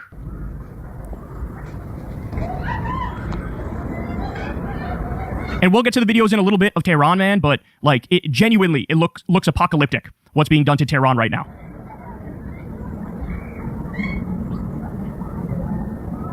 Horrifying videos that we're going to see from a number of different places. All right, here we go. Now, this is Democratic Senator Richard Blumenthal. He gets briefed by the Trump regime about what's going on. And listen to what he says here, because this should send a chill down your spine. I just want to say I am more fearful than ever after this briefing that we may be putting boots on the ground and that troops from the United States may be necessary to accomplish objectives that the administration seems to have. But I also am no more clear on what the priorities are going to be of the administration going forward, whether it is destroying the nuclear capacity of Iran, or simply the missiles, or regime change, or stopping terrorist activities. And I think the administration owes it to the American people to have briefings not just for members of Congress, but for the American public. The chaos is the point. They want Iran to be a failed state, Senator Blumenthal. That's the point. That's why it appears like they have absolutely no plan, and they seem really incompetent, because they view it as, we just want death and destruction. That's the goal, and they're delivering death and destruction. But you heard him there. He said, I'm more fearful than ever that there's going to be boots on the ground. Like I said, they lied to us every step of the way. They were always planning boots on the ground. Trump said the other day, I don't have the yips around boots on the ground. You don't have the yips? Your whole fucking campaign, all you did was say, we're not going to go to war in the Middle East. I'm definitely not going to war in Iran. What Bush did was really stupid. We wasted $8 trillion. Why don't we rebuild our roads? Why don't we rebuild our hospitals? Now here you are doing exactly what Bush did on steroids. All right. Now, this is crazy here, because you want to talk about Orwellian. This is as Orwellian as it gets, where different MAGA hacks have different things that they're saying when it comes to this war. And they're trying to pretend, some of them are trying to pretend, this isn't even a war. They're doing the Russia trick. What did Russia say when they illegally and offensively invaded Ukraine? Oh, it's a special military operation, not a war. Okay, Orwellian word games to the max. Listen to what these MAGA idiots are doing. And we may have casualties. That often happens in war. I don't know if this is technically a war. We didn't start this war, but under President Trump, we are finishing it. This isn't a war. We haven't declared war. The Secretary of Defense, who calls himself the Secretary of War, said today this is a war. We set the terms of this war from start to finish. Nobody should classify this as war. It is combat operations. War is hell, and always will be. Strategic strikes are not war. Just absolutely astonishing.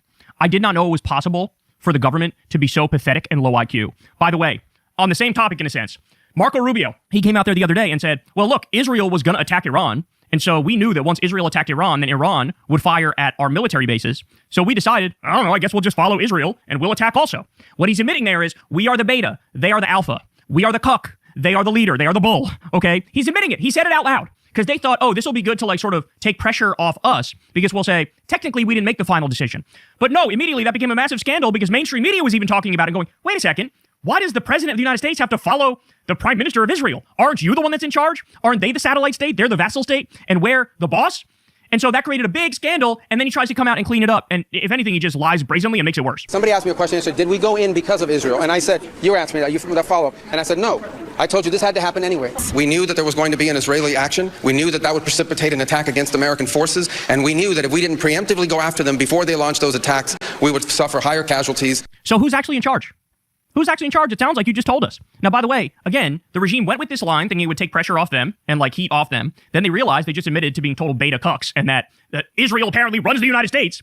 And then Trump, when this blew up, Marco's original comment, he goes, actually, maybe I actually pushed them into it. They didn't push me into it. I actually pushed them into it. I've never been more certain that, of course, it was Israel that led the way here.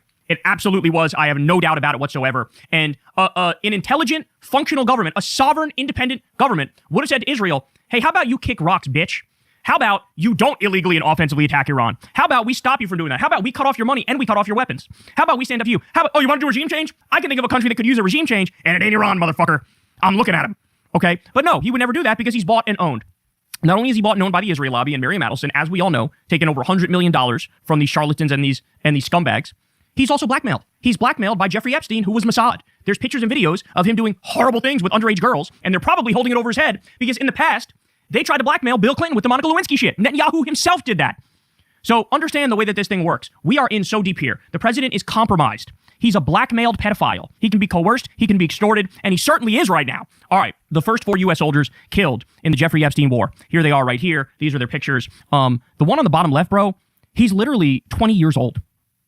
He's never known life without the United States being at war. His whole life, the U.S. was at war. 20 years old. And now he's dead. So as Matthew Ho points out, looks like the soldiers killed in Kuwait were reservists. Most Americans don't know that reservists and guardsmen make up large elements of U.S. forces overseas. Reservists and guardsmen made up 40% of the U.S. forces in the Afghan and Iraq wars. Remember that the 3 U.S. soldiers killed in Jordan in 2024 were reservists as well. The U.S. cannot field enough active duty soldiers to support its commitments overseas prior to the war. Sustaining a war with Iran will require a substantial call-up of reservists and National Guard. These 4 people should have had long lives with their families and been contributors to their communities. They should not have died in Kuwait. In other words, these people that are going to die, they don't want to do this shit. They're not even about this shit. They don't want to be on the motherfucking front lines. Nobody's like actually wanting to risk their life for this shit. So as many people have said, and I'll say it too, send Barron Trump. Why should Barron Trump not be there? If you guys believe in this war so deeply and it's so important, meanwhile, you can't even fucking explain why you're doing it, right? But if it's so important, send Barron. I think every politician, I agree with Jesse Ventura, every politician should have to send at least one close family member there, every single one. And then you'll see they're, much less willing to wage war in that scenario when it directly affects them personally. But it doesn't affect them. It affects usually... Hey fam, I'm gonna do something real quick for my wife, okay? Give me about 10, 15 minutes, but I'm gonna let this play. Just make sure that you follow through with all what he's saying. What up, brother? Sorry, I was eating as well. Technically, I'm gonna go get some cheese. We're just gonna try to make some enchiladas. No, not enchiladas. Chilaquiles. That's what we're gonna try to make. But anyways, just give me 15. I'm gonna let it run. I'm gonna be right back. I promise. People from lower income families and black and brown people. The Telegraph, this is a right-wing outlet, okay? A right-wing British outlet. They say this: Tehran is an apocalypse of hospitals in flames and children buried beneath rubble. Highways choke with those fleeing as others shelter with nowhere left to run. If this is what right-wing outlets are saying, man, it's already the case that there is, zero true public support for what's happening here, okay? This is disturbing. The U.S. is giving Tehran the Gaza treatment. Only a few days ago, the U.S. political media establishment was shedding crocodile tears over Iranian protesters. Now, those protesters are being murdered, and they're saying nothing about it because the axis of Epstein are the ones doing the murder. So disturbing. They've made a point, Israel has made a point of bombing the neighborhoods in Tehran that have the most opposition leaders and the most protesters. That proves they want a failed state.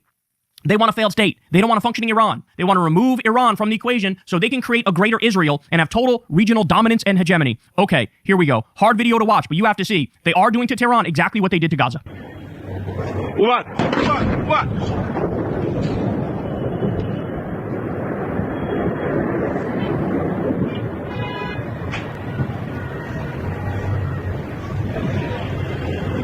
از اینجا میاد اینجا.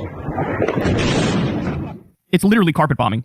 This is murdering countless innocent men, women, and children. We'll get to death toll in a little bit too, by the way, because we're 4 days in, it's already colossal. Okay. Here we have Murtaza Hussein saying apocalyptic images coming from central Tehran. So you're about to see here, this really does look like, like somebody dropped a nuke or something, or this is like a zombie apocalypse. Take a look at this. Look at that. Look at that. Jesus Christ.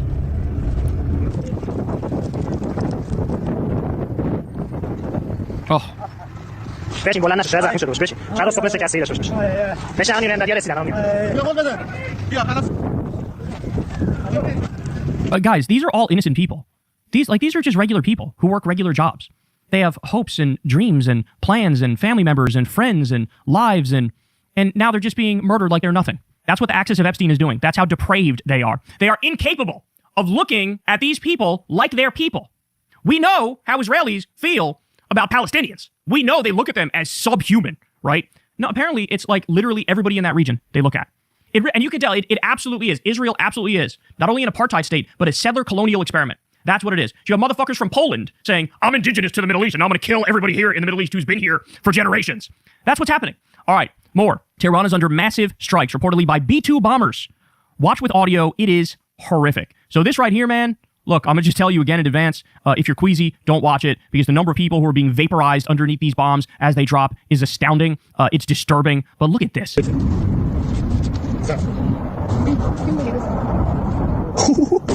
Oh. By the way, I don't know why this guy's laughing. I assume it's some sort of trauma response. It happens, I'm sure, in some percentage of people that you do something inappropriate like laugh. It's still disturbing either way. But guys, look at the power of these weapons.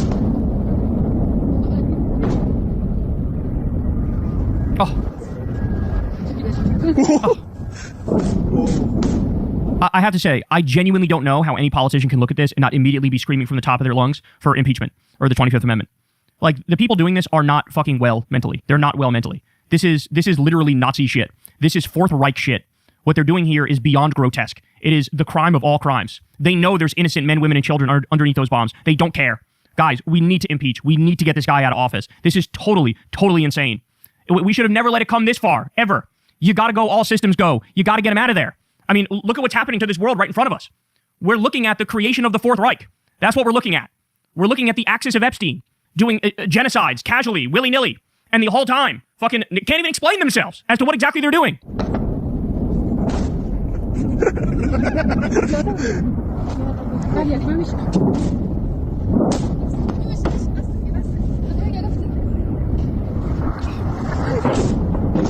God, bro. Oh my God. They weren't kidding when they said Tehran looks absolutely apocalyptic right now. All right, here's another one. More horrifying news out of Tehran as U.S.-Israeli strikes massacre 20 people at a cafe in Nulafar Square. Says an eyewitness, quote, one of my friends was severed in half.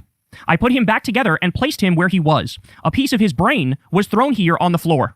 This is what our government is doing with our money in our name. This is what they're doing. Meanwhile, they're kicking 18 million people off healthcare here. We have fucking crumbling roads and bridges here. Our country is struggling. Our economy is basically all gambling and OnlyFans and AI speculation. But no, sorry, we're going to take all the tax money and blow up more innocent people in Iran. So we also have this. This is kind of crazy. Bahrain is on fire. Shia majority rioting against the ruling regime. Again, did the administration ever consider the instability risk to U.S. allies with Shia populations? It doesn't seem that they did. So Bahrain has our military bases. They're an ally of ours. Of course, Iran bombed those bases to a crisp. Now they're barbecued. It's over. They're done. Okay, most of our bases in the Middle East are totally gonzo now because Iran already wiped them out in the first 4 days, mind you. But Bahrain, the population was majority Shia. I think it still is, but not as much as it used to be. But there's many Shia in Bahrain. There's a ruling minority Sunni government. Okay, they oppressed the Shias. Well, now there's an uprising because the Shia population is going, we don't want you siding with the fucking Americans and the Israelis. We don't want you siding with the axis of Epstein. We want you siding with Iran. So then, now, there's fucking riots as a result of that. Watch this. Look at this. People throwing Molotov cocktails at, Bahrain police, it appears like. We'll talk about this in a second as well, but now you need Saudi Arabia is panicking and also entering the chat here. But this, and by the way, again, none of this was considered by the regime leading into this horrific decision to attack. None of it was considered whatsoever. Because they don't plan. They don't think about shit like this. But again, if ultimately the goal is death and destruction and a failed state in Iran anyway, like the point was to light the Middle East on fire. The point. But Donald Trump was so fucking stupid. He probably thought, this will go easy, just like Venezuela was, and I think I'll get a bump in my approval rating. Motherfucker, you're 38%. Now you're about to be a motherfucking 20-something%. Okay? So here's one video. Here's another one here. Again, all part of riots. Looks like throwing Molotov cocktails and rocks at the police in Bahrain. This is crazy. Just in, a submarine just attacked an Iranian ship off Sri Lanka's coast. 101 people missing, 78 injured. Sri Lanka, the Indian Ocean. This war just left the Middle East. China and Russia are already providing Iran satellite intelligence. U.S. bases destroyed. India now hosting American fallback ports. And now a submarine strike in Asian waters. This isn't a regional conflict anymore. This is a world war in slow motion. My only disagreement here is it's not in slow motion. This shit is in motherfucking fast motion. We're speed running a world war here. So look at this. By the way, I should point out, this Iranian ship was not in combat. I repeat, they were not in combat, and it was blown up. And by the way, Secretary of War Crimes, Pete Kegsbreath, went on to brag about that shit later in the day. That's what he did. Okay. As many predicted, Saudi ground forces have entered Bahrain to crush the uprising, as they did during the 2011 Bahrain uprising. So now you have the Saudis are having to scramble to try to protect their Gulf Arab neighbors from the Shia uprising that's currently happening. This is what we mean when we say this has completely and utterly spiraled out of control. You can see the Saudi forces entering here. I should also point out the Gulf Arab states are furious with the U.S. because they say, hey, you abandoned us to just protect Israel. Like, you abandoned us completely to just protect Israel. To which I respond to the Gulf Arab states, again, you didn't fucking know that you were going to be screwed. Everybody gets screwed by the West. Everybody does. Like, it's just astonishing.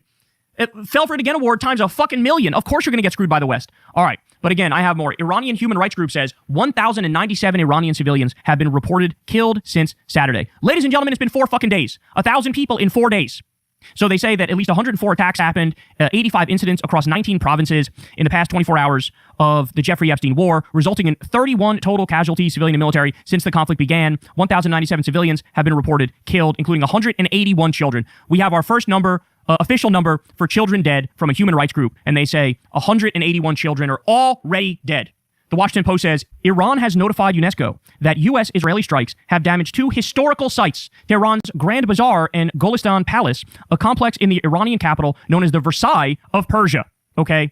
This place is fucking beautiful. This place is gorgeous. This place is historical. Okay? And what are they doing? They're attacking it. Why? Because you need to understand this. The Israelis function exactly like ISIS and exactly like the Nazis. They want to destroy history and rewrite it in their image. That's what they want to do. They are absolute fanatics. They are fundamentalist freaks. They are Zionist Jewish supremacists is what they are. That's what they are. And so this is on purpose. They did this in Gaza too. They did the same thing in fucking Gaza. This is what they do. And we have this thing in the US where people refuse to acknowledge the true nature of the Zionists. They refuse to acknowledge what this regime really is. In the same way Trump's trying to create the tech native America and expand America, they're trying to create a greater Israel and expand. You put those two things together, it is the Fourth Reich. The axis of Epstein is trying to create the Fourth Reich. Okay, more. Breaking, per a source close to SEO. Donald Trump insisted the Iran war be named Operation Epic Fury so that when people searched Trump EP in search engines, autocorrect would suggest Trump Epic Fury instead of Trump Epstein. That story is totally fucking spot on. I believe that to my core. That is exactly like something Trump would do. But as I said, this shit is not going to work. Everybody's calling this the Jeffrey Epstein war or Operation Epstein Fury. Nobody's even referring to it as Operation Epic Fury. Okay, nobody's doing that. And like I said, now we got the new term that I came up with last night of Israel and the U.S. together. That's the axis of Epstein. Everybody's going to be calling it that. It's over for you guys. We see through you. We know exactly what you are. And you'll be lucky if this ends with you in prison. You'll be lucky if it ends with you in prison. All right, huge news. Mojtaba Hosseini Khamenei, an Iranian politician, cleric, and eldest son of Ayatollah Ali Khamenei, has been elected the next supreme leader of Iran under pressure from Islamic Revolutionary Guard Corps, according to Iran International. So Donald Trump and Netanyahu replaced Ayatollah Khamenei with Ayatollah Khamenei. But by the way, it gets worse. You ready for this? Because this guy is more hardline and more conservative than his dad. In other words, exactly what every single person who's against this war told you would happen is what's happening. I said it was either going to be replace the Ayatollah with somebody who's more hardline, or it's just Iran's going to be a failed state. There's going to be balkanization and a civil war. It looks like we're on track for both of those things to happen. Okay, we already are one for sure, where Ayatollah Khamenei replaces Ayatollah Khamenei and he's more hardline. I mean, this is what we're looking at here. It's just incredible. And when you ask them, hey, what's going on here? Like, what was your thinking? What was your process? What was the plan? Their reaction from the Trump regime is, plan? What are you talking about, plan? All right, this is crazy too. And it shows you how arrogant the West is. To understand the significance of Khomeini's assassination and why it's such a catastrophic blunder for the U.S., consider this. Iran has never had a martyred supreme leader. Khomeini died of a heart attack. For the leader of the Islamic Republic to be martyred by the great Satan, Israel, is 1,000% on brand. Furthermore, Khomeini was killed in Ramadan, the same month as Ali, the first imam of Shi'ism. He was also killed with his family, which Shia view as parallel to the martyrdom of Hussein and his family in Karbala. This takes Khomeini and the legitimacy of the Islamic Republic to record levels in the eyes of the Shia globally, and increasingly Sunnis. Trump made this incredible blunder because he obeyed Netanyahu and adopted the Israeli strategy of kill everyone and everything. So in other words, they now legitimized this regime more than anything else ever could have. Because now it looks like Khomeini was like part of Shia prophecy coming true. Like, you fucking jackasses. Oh my God, it's just so incredible how pathetic they are. This is from the Financial Times. EU urges Ukraine to allow access to pipeline carrying Russian oil. Congratulations, axis of Epstein. This is what you got now. All that work that was put in trying to isolate and alienate Russia and try to cut the world off from their economy with the sanctions and everything. And in one fell swoop, the EU's going, we need Russian oil. Please bring back the Russian oil. That's where we are now. This is how fucking stupid all that shit was. All right, this is terrifying. So the Israeli military issued an evacuation warning for Tehran residents. Tehran is fucking giant. Tehran's metro area has a population of 14 to 16 million people. Evacuate to where exactly? Calling it an evacuation warning while Israel bombs another civilian population is pure theater. So understand, again, this is exactly what they did to Gaza. Move from this place to that place because that place is the safe zone. Then they bomb you on the walk and they bomb you at the safe zone on top of bombing the original place. Okay, this is what they do. It's all like safety theater to pretend like, see, we're caring for the civilians. We said to evacuate and then we murdered them anyway. But look what they're doing here. Even if everybody listened, even if 14 to 16 million people listen, that's not a feasible thing. You can't just evacuate a city of 14 to 16 million people. All right, ready? Many Palestinians in Gaza were killed by the IDF while following Israel's evacuation orders. Many Palestinians died when Israel bombed the humanitarian safe zones Israel directed them to move to. And then you have plenty of examples here. Video captures Israeli strike on humanitarian zone in Gaza. They followed evacuation orders and Israeli strike killed them the next day. And Israel told Palestinians to evacuate to southern Gaza and stepped up attacks there. So this is what they do. They are the most loathsome, dishonest, vile regime in existence. New, Israel has launched a ground invasion of Lebanon, marking a major escalation of the war in the Middle East. So understand that Israel has been bombing Lebanon whenever the hell they want, even though there's supposedly a fake ceasefire that's in effect. So that was already the case. But Hezbollah decided, after the Axis of Epstein attacked Iran, Hezbollah decided we're going to enter the chat and start attacking Israel, right? Then Israel does the crybaby thing, oh, they violated the ceasefire that us little angels were perfectly abiding by. But then Israel goes, now we're going to invade southern Lebanon and steal it. And that's exactly what we're looking at here. They're doing a ground invasion of Lebanon, and they're trying to steal southern Lebanon. It's happening right in front of our eyes. This is what they do. The Greater Israel Plan is in full effect. As I warned you, and many other warned you, it's unfolding right in front of our eyes. Brian Krasenstein says, major breaking. Iran appears to have struck the port of Fujairah in the UAE, which allows vessels to bypass the Strait of Hormuz. Gasoline prices where he lives in Fort Myers were up nearly 35 cents yesterday. Oil up 7% this morning. I wouldn't be surprised to see $4 gas by next week. Holy shnikes.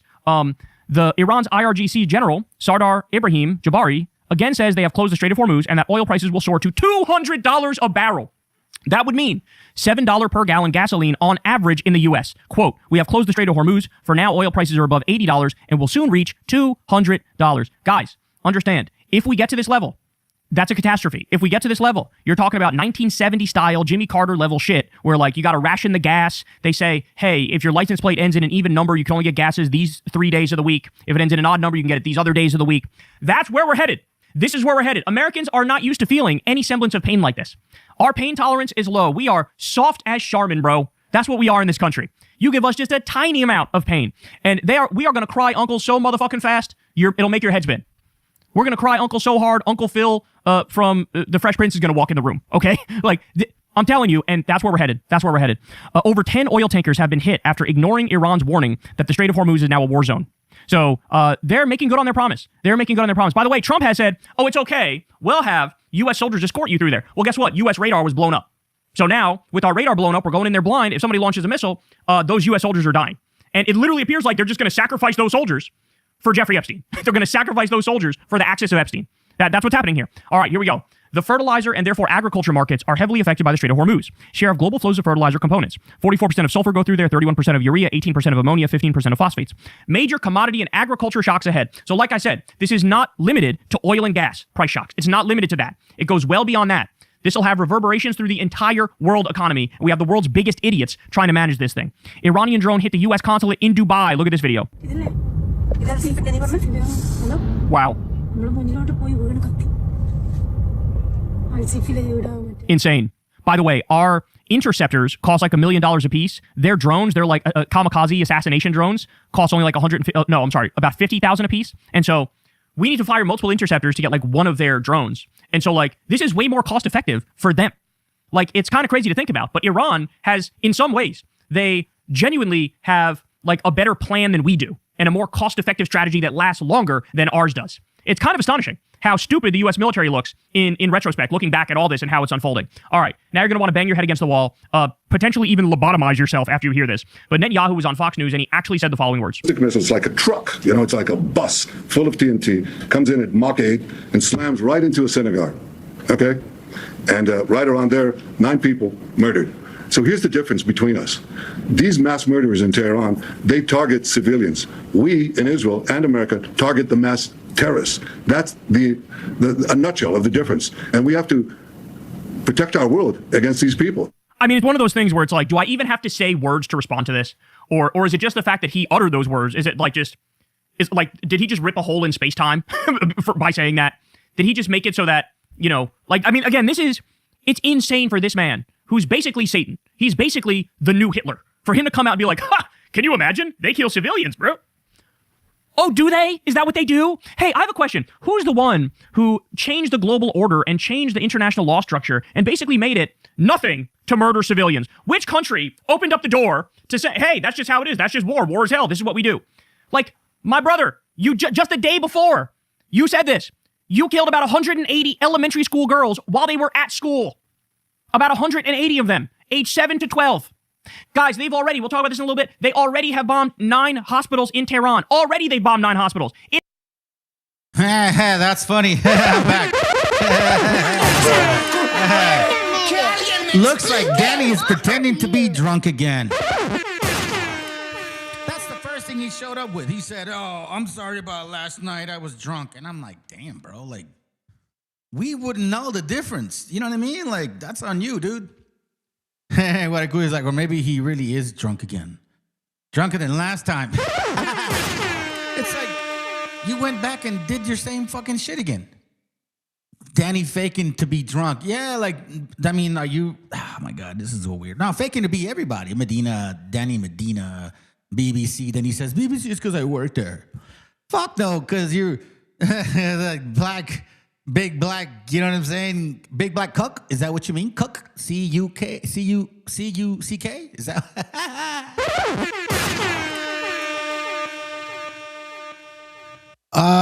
This is crazy, dude. Let's see. Yeah, what a hypocrite, man. That guy is in the suit in the video is a freaking hypocrite and delusional. Yeah, I mean, like you got to take for what it's worth, bro. Like they at least provide some information and shit. I don't really necessarily block everybody out on there. If they're making sense, I'm going to try to listen to what they're talking about. Actually, no, I did not mean to share these with you guys. I will share this with y'all because it's part of the list. We got a little bit of time, and I think this one's important. Because, quite frankly, when you look at,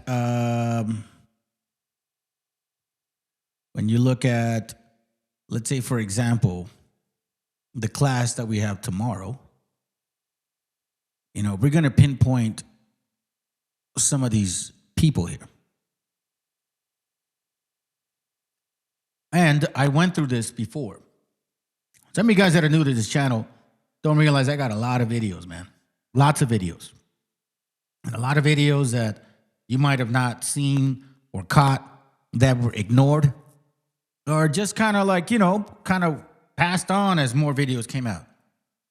But this right here, we're going to get into Edom, the Caucasoids, Cracker Barrels. Let's continue.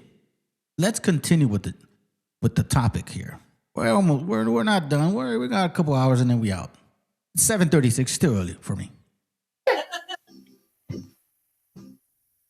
Hey, I got a good topic today. We're going to use several examples on who these people are. There's a lot of chaos going on right now, fam. And sometimes I think about doing a vid on something like that, and I'm just like, there's so much information, man. So, subconsciously I notice things and I just kind of keep notes of what I'm seeing. And then eventually, like, after all the junk that I could talk about, because in reality, I read something earlier this week that said if you, it takes a fool for many to watch. If you guys know what that means. There's a lot of channels out there, bro, that, they just get on and they don't teach shit. They don't share they don't show. I mean, there's absolutely nothing that you can learn from. But they seem to have a lot of people watching them. So, I appreciate that I do these things different, man. I'm glad I see by my bro, I tried to send you.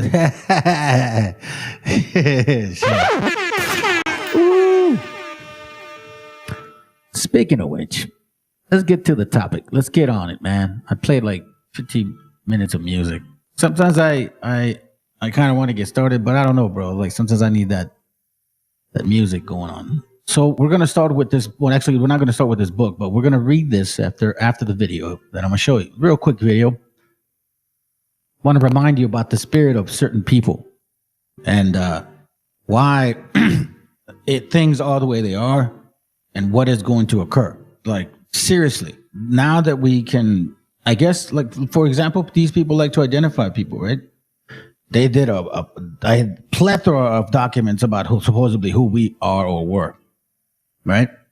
And they love teaching the Bible, but they never want to talk about who they are in that book. So what I'm going to do is I'm going to show you who they are with several books. And then you decide if I'm right or wrong. I don't think I am. And after this class, I think you guys should fucking take real good notes and write down these books that I'm going to share with you. And, you know, maybe you guys want to gun the links. I'll give them to you. But we're going to identify who Edom and Esau is. Or Idumea, who it belongs to, what people come from them. And they are actually showing us themselves today. So without further ado, let's begin with this real quick. It's not coming up. You know what you need? You need a Holy Ghost.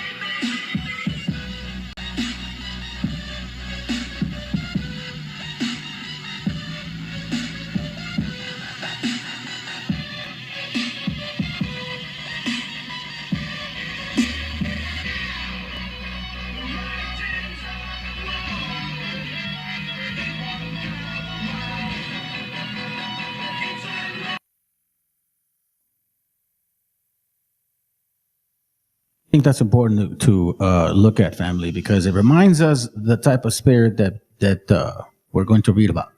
Now, this is a book called A New History of the Holy Bible from the Beginning of the World to the Establishment of Christianity. Yada, yada, yada. Volume 2, Dublin. Don't know what year that is, but I know it's in 18, I think. Okay. Or maybe 1900. I want to pay close attention to a section here. So it's basically given a perspective of the Bible, okay? Or their perspective. So let's just kind of say it like that. I found something in here so interesting that I thought it would be perfect to go along with this class. So here we see on page 132, when I get there, okay, we're going to start, so here we're talking about Esau, okay? Esau was now become so sensible, yada, yada, yada, okay? So it's at page 131, starts talking about Esau, Jacob, you know, this particular thing. So now, here's where it gets like a perspective from someone else. Almost as if Esau, yeah, he knows who he is. Almost as if Esau was not at fault, that the bad man in this particular situation was Jacob. Okay, so I'm not going to read the whole thing. I'm going to read like a paragraph or two, because I just think that it really tells us exactly, based on their current worshiping style, effect towards this deity that they dress up to be as someone else. I can see now why. They even say it in their movies. And this past week and a half with that situation, that dude getting shot, they said something that caught my ear. And I'm going to show you. But let's begin. Page 132, it says, 132, that's right. The objection, okay, of the promises that God made, excuse me, unto the patriarchs. All right? So Jacob and Esau. none is so frequently repeated as that of the plenteous issue. And yet, if we look at the history, we shall find that no men's wives were so frequently barren as theirs. Sarah had surpassed the ordinary terms of conception about 30 years. Rebecca had been married almost 20. Rachel full as long before any of them had a child. And yet God all along promised their husbands an innumerable offspring, which, can hardly be accounted for, unless we suppose that barrenness and fruitfulness are compatible, and that too close up the wife's womb is readiness, way to make man seek like the stars of heaven for the multitude. So here he's basically saying, supposedly he was promised sand of the sea, whatever, all this and that. But it's like the mother barren, kids couldn't, they really didn't have women that had a lot of seeds. All right, that's what he's saying. So now check this out.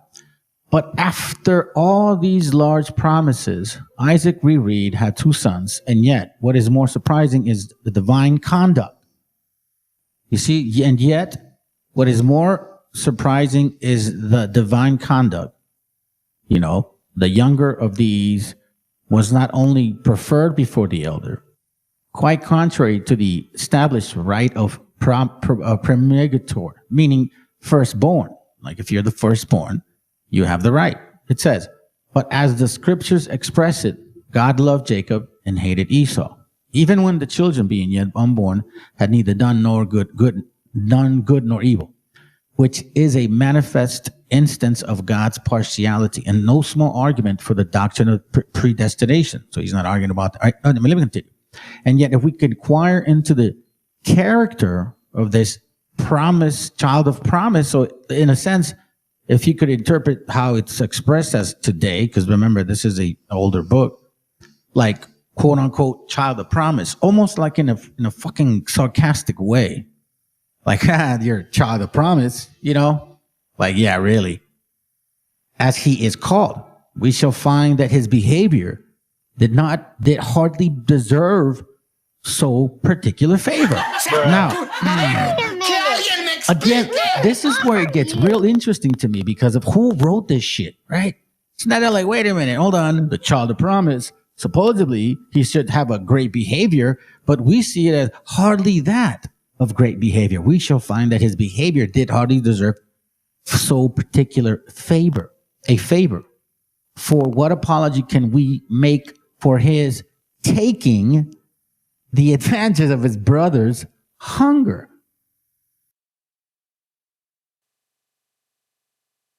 Keep in mind, family, that's the Edomite perspective. Now, they're trying to say, oh, well, that's not fair for Esau, because they know they're Esau. They know they're Esau, okay? Like, that's without a doubt. And if he says, oh, it's all about the birthright of the first child. Birthright of the first child. Okay, let's remind ourselves that in Genesis 4:1, it says Adam knew Eve, his wife, meaning they had sex, and she conceived and bare Cain, firstborn, and said, I have gotten a man from the Lord. And she again bare his brother Abel, and Abel was a keeper of the sheep, but Cain was a tiller of the ground. Now, we know the story, right? Cain killed Abel. Here we see that Cain was the firstborn. Abel was the second. So what are we seeing that technically gave us an example that the firstborn will not always have the first right?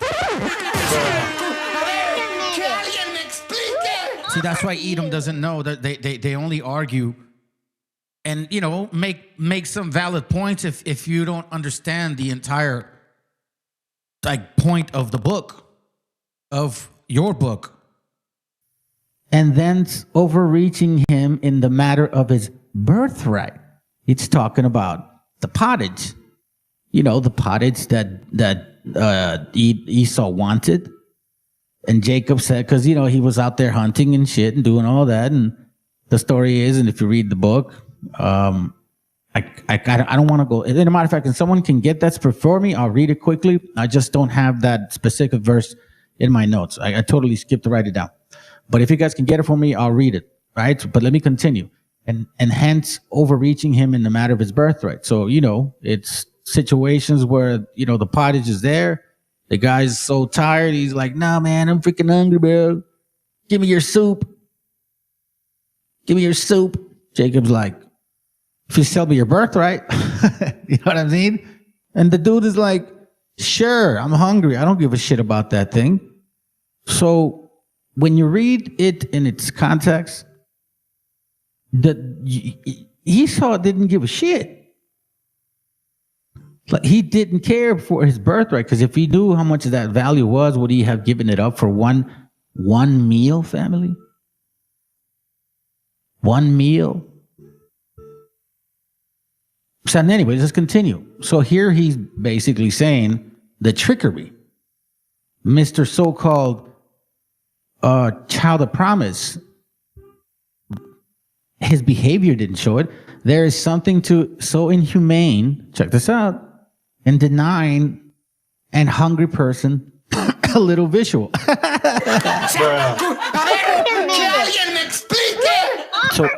So we see this book here, it's starting to defend Esau. Like, pobrecito que se lo hicieron pendejo, güey. O sea, no quería vender su primer derecho. Es que Jacob abusó de su desesperación como humano para comer. Come on, bro. Gotcha, bitch. Come on, bro. Come on, bro.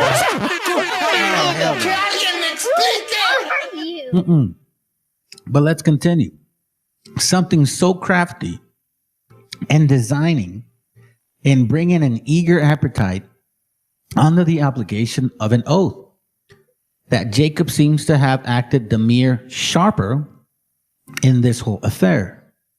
Nor can Esau supine negligence in giving up the privilege.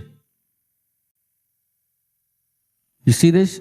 Sharper in this, obligation of the oath, that Jacob seems to have acted some more sharper in this whole affair. Nor can Esau supine negligence in giving up the privilege, be reputed near so culpable as the other covetous, unlawful method of obtaining it. You see this unlawful method. So if let's play devil's advocate here, so to speak. If I'm Esau, right? Or who would better be the defender to give this perspective other than this man's seed? Because only if you see that perspective, you would actually not only write about it, you would execute on that and act on that in everything that you do. And constantly remind people of your so-called promise. And if we cannot excuse him in this, what shall we say for his fraudulent practice in intercepting his father's blessing? So now he's going into the whole trickery, supposedly, because the mom told Jacob, hey, dress like this.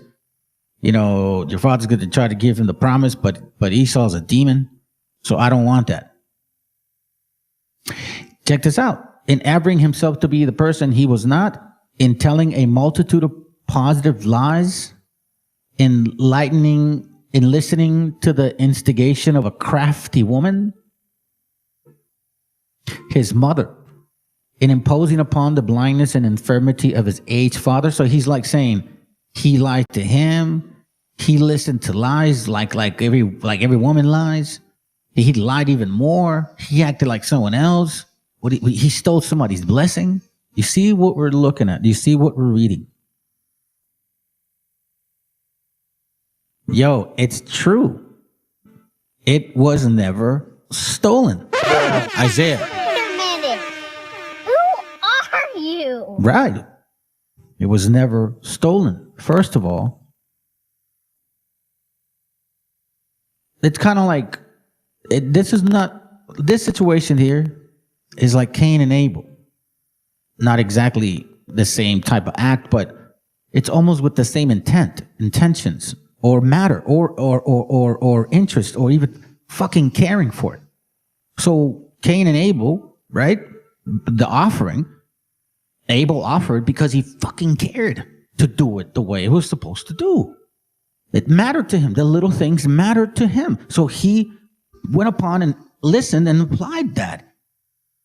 Cain said, it don't matter to me. Look, the moment he said, I'm just going to do it my way, then you don't care about the fucking birthright or what is given to you. Here, the same matter is. Even if Jacob would have said, hey, man, show me your birthright. Hell no, I ain't that fucking hungry, bro. I know exactly what that means. Man, curse be to you, bro, if you feed your brother and he's starving. But he didn't do that. He said, I don't care about that birthright. The hell with it. Now, in regards to this particular position regarding the crafty woman, we know how Esau feels about women. We see it. We see it. They don't even want them to vote. Let's put it that way. Even their own kind. His mother. So if the creator has control of everything, especially at that time, why would he then allow her to do that? Christmas Christians, CKs, like your boy. Christmas Christian CKs, like your boy. Explain that to me. Why would God allow it to happen? Anyways, let's continue. It's in imposing upon the blindness and infirmity of his aged father and making even God himself a party to the in making even God himself a party to the fraud. Like, what do you mean? So, like, God, are you saying this kid here has more power than God himself? For so he confidently tells his father, the Lord thy God had brought the Venetian to me. And if we cannot acquit the son who acted only in subordination, what shall we say for the mother herself, who was the prime author of or controver of the whole plot? Obviously,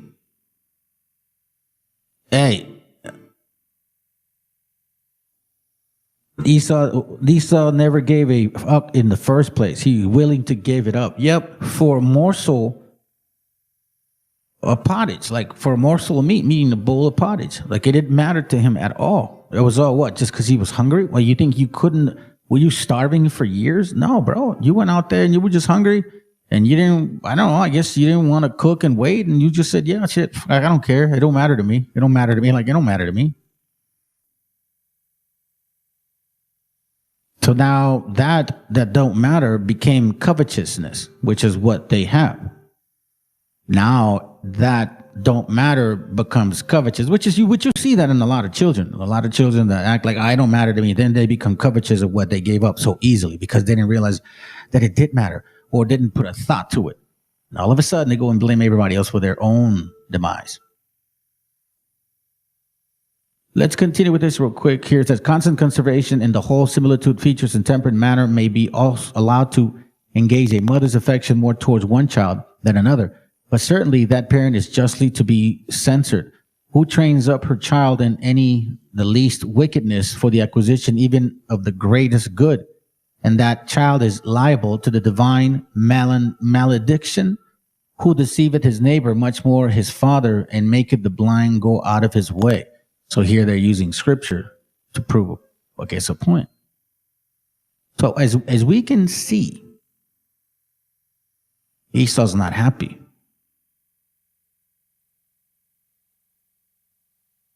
If you read and continue this whole page, right? This whole couple pages. I said I was going to read just a paragraph or two. Because at least we get to see that now they are saying the objection. That's why words matter.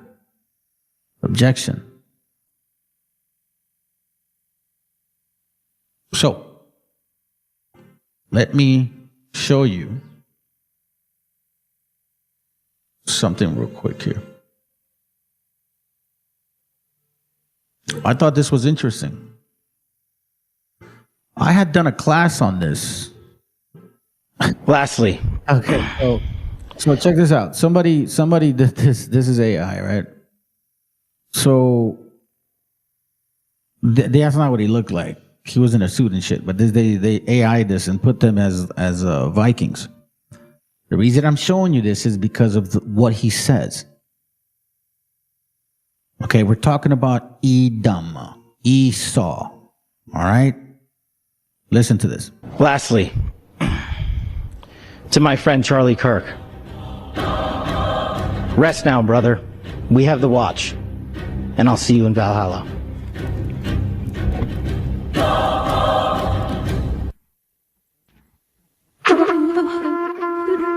Lastly.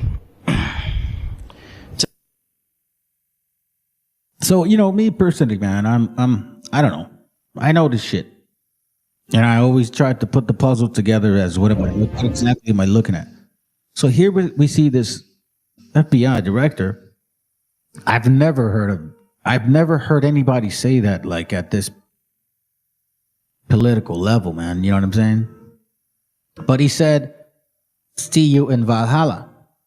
Now, this is from a movie called The 13th Warrior. I've shared, and see, the reason why I kind of, like, I'm trying to share different angles and because eventually they all come together. You know what I'm saying? Like, if you go back into my feed from 2 years ago, I talked about this shit. 2.5 years ago, I talked about similar stuff. A year and a half ago, I talked about similar stuff, different angles, all coming together. When you're watching the show, it's just like, wow, the pieces of the puzzle te empiezan a enseñar lo que estás viendo claro, right? So listen to this real quick. Just like the other guy said, Valhalla. This is at the end of the movie. And it's not necessarily the movie scenes, they just change them, but let me kind of go to this point right here, okay? Here it goes.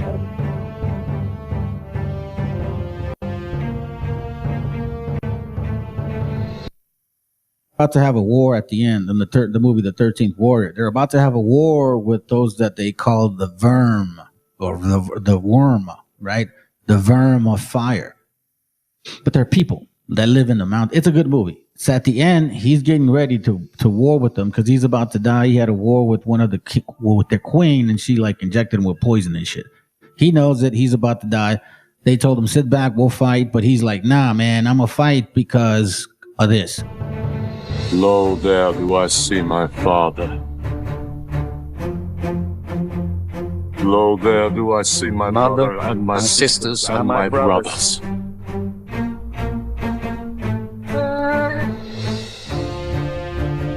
Lo, there do I see the line of my people. Okay, so here, as you can see, they're getting ready for war. They're getting ready for war. And they're saying that, you know, lo, I see my brother, my sister, my brother, the line of my people, blah, blah, blah, blah, who are where? Listen to this. Back to the beginning. Lo, they do call to me. They bid me take my place among them.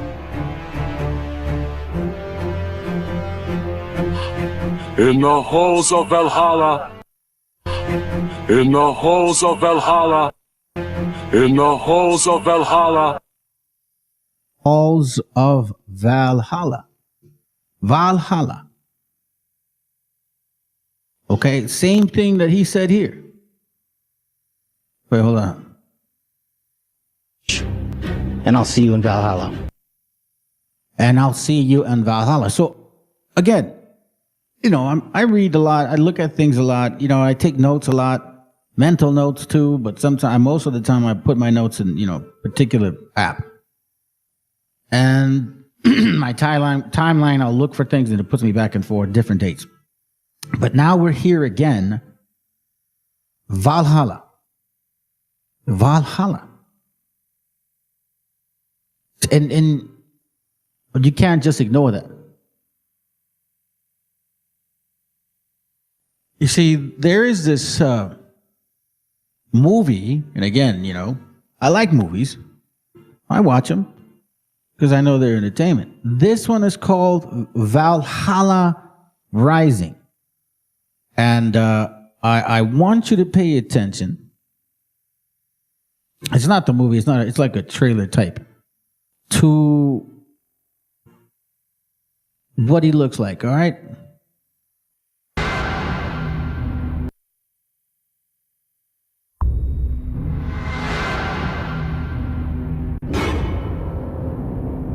driven by hate.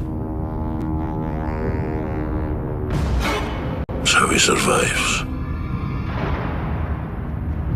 Why he never loses.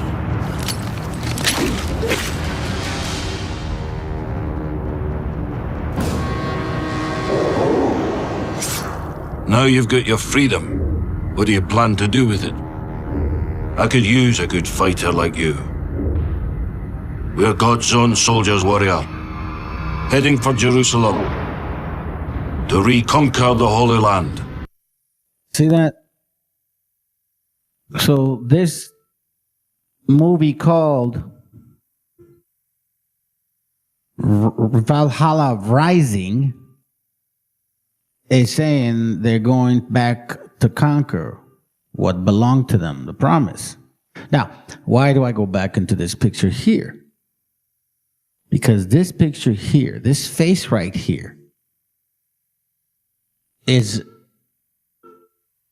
I mean, let me just when you start seeing the pieces connect, it's like, holy shit, man, it's fucking crazy. So here we see behindthename.com, and I looked up the word Odin. So Odin, anglicized form of Old North, Odin or Odin with the NN, which was derived from Or, meaning frenzied, furious, inspired. It ultimately developed to Proto-Germanic Wudanaz. Remember that? Wooden, stuff like that. The name appears as Woodan in Anglo-Saxon sources. So the reason I'm sharing this person's name, okay, it's an Anglo-Saxon individual story, some type of, lineage, several royal lineages in the Anglo-Saxon Chronicle. And in the forms such as Wotan, or Wooden in continental Europe, though it is best known from North sources. North mythology. It belongs to them. So, see? You know what I'm saying? You see that right there? Look, I'm telling you. They know who this guy is. So here's the interesting part. Here, depiction of Odin from 8th century Icelandic manuscript. And what the fuck does Odin look like? Odin has one eye. Okay? So now that I read to you a little bit about who Odin is, let's look at Odin in the one-eye Odin. Odin's quest, this is from north-mythology.org. Why Odin is one-eyed. One-eyed? One-eyed.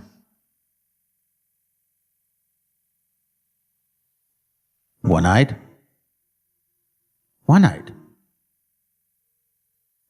Valhalla and Odin have a relationship, and I'm going to show you that relationship.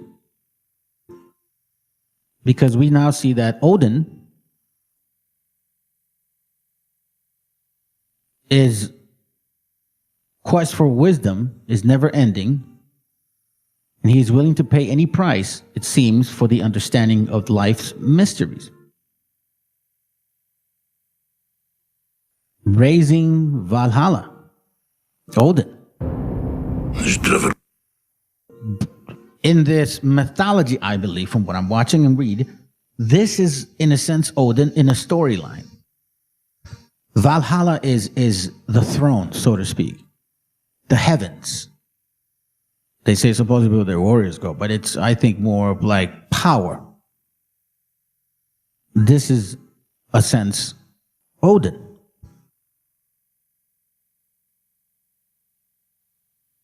By hate. So he survives. Why he never loses.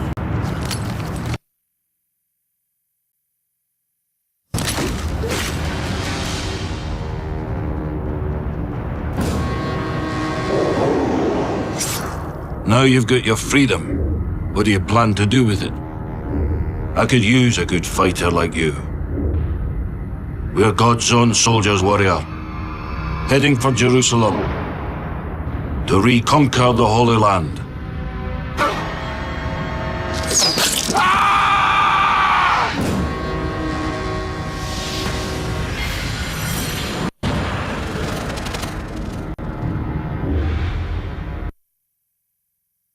It's constant. Now, this is where it even gets more interesting, okay? Because in case you guys don't know, this whole mythology, these Avenger movies and all that shit, and that is kind of related to this particular thing too. Thor had one eye. Yes, the character Thor loses an eye in Marvel Cinematic Universe films.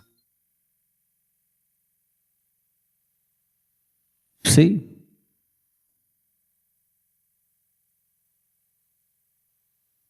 And in this movie, Thor and Valhalla, is that correct, I think?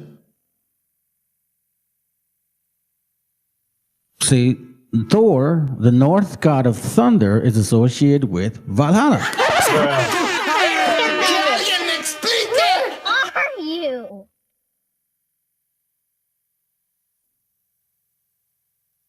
What I'm trying to show you is step-by-step connections as to who these people are. So it won't be a surprise to you as to why they take certain actions. On other occasions, we venture to Mimir's well, which is surely none other than the well of Erd. We see here again, when Odin arrived, he asked Mimir for a drink, yada, yada, yada. Odin is constantly being mentioned here, and again, this is an individual or an entity or some type of, just what for now we'll say it that way, from the north, from these people here, from who we call Caucasians.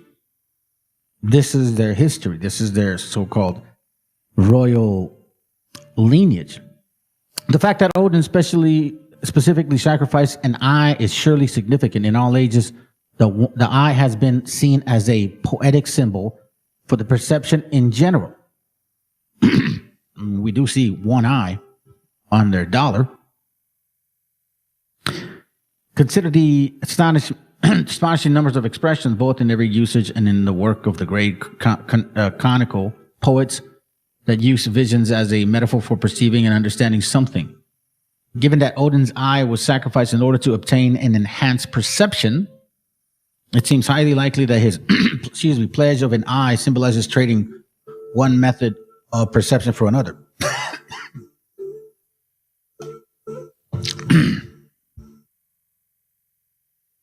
So now, before, excuse me, God, man, I keep doing that. I'm sorry, family. Before we lose track of all of this, let's now look at Valhalla.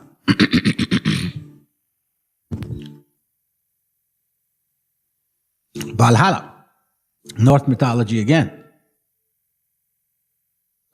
See you in Valhalla. Valhalla or North is the hall where the god Odin houses the dead whom he deems worthy of dwelling with him. So now we see Valhalla is against the house of Odin. So who is this Odin? According to the Old North poem, the Song of the Hooded One, the roof of the gold bright Valhalla is made of shields and has spears for its rafters. Here we see the dead who reside in Valhalla, the Einherjar, live a life that would have been the envy of any Viking warrior. All day long, they fight one another, doing countless valorous deeds along the way. But every evening, all their wounds are healed and they are restored to full health. They surely work up quite an appetite from all those battles, and their dinners don't disappoint. Their meat comes from the boar. Oh, this is crazy. Some that unknown, meaning unknown, who comes back to life every time he is slaughtered and butchered. For they have mead that comes from the udder of the goat, hedrum, whose meaning is unknown. They thereby enjoy endless supply of their exceptionally fine food and drink. They are waited on by beautiful Valkyries.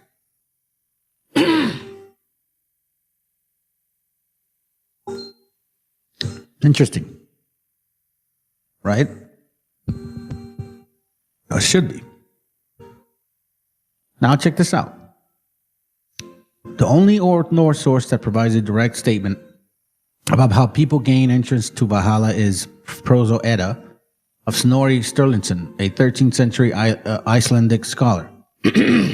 Snorri wrote many generations after Norse paganism had given way to Christianity and ceased to be a living tradition. You see this?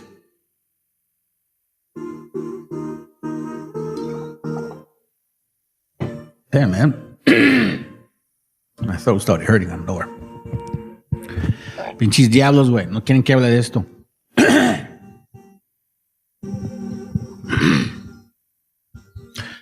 According to Snorri, those who die in a battle are taken to Valhalla, while those who die of sickness or old age find themselves in hell, the underworld. So hold on. Fuck. Now, here's where it gets even more interesting. You see, Valhalla or North has something to do with that word Asgard, which is also in Marvel. Ain't that a thing? Now, let me skip down. You know, in Valhalla, this and that. Well, they're basically where here.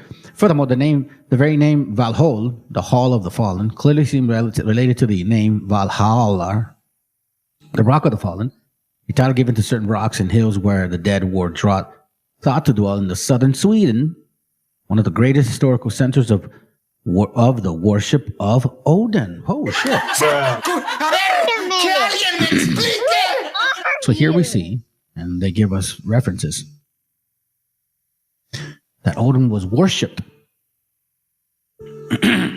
So he's more than just a person, he's a deity.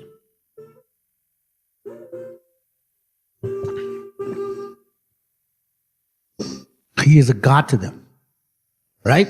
The Viking spirit, Odin. I find that very interesting. This is from a link called mythopedia.com. Check this out. Mentions black magic, the posse of skulls. Here, so I don't lose you, we see Thor, right? But then we start seeing this, Odin. Now here's another interesting part. And Loki. That's in Marvel. So that's in the Marvel movies. So these Marvel movies are telling you things about certain people.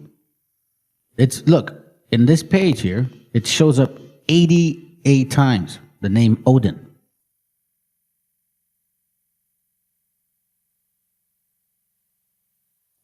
And at evening, when it was time for drinking, Odin had swords brought into the hall so bright that light radiated from them. Let's go to the next Odin. He began the story at a point where the three of the Aesir's, Odin and Loki and Or, departed from the home. Next section. It is so sad that Odin did this by way of atonement. Odin departed from the home. Look, listen, I'm not going to read everything about what Odin is being, how Odin is being mentioned. But what I'm trying to show you is that this character, Odin, is not just a fucking fairy tale. Okay? This is somebody they worshipped.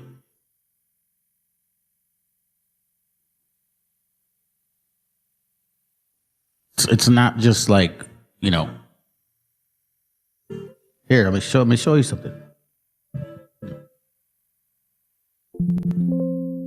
See this one.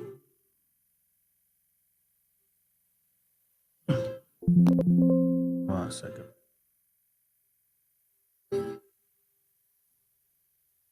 The hell? Let's see some. They got Valhalla.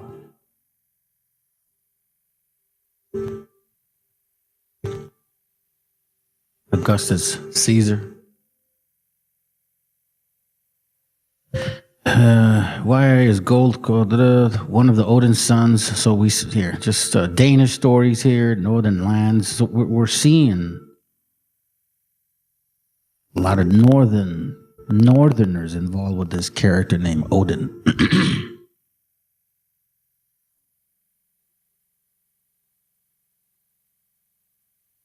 Let me show you something real quick. Brother had pointed this book out to me.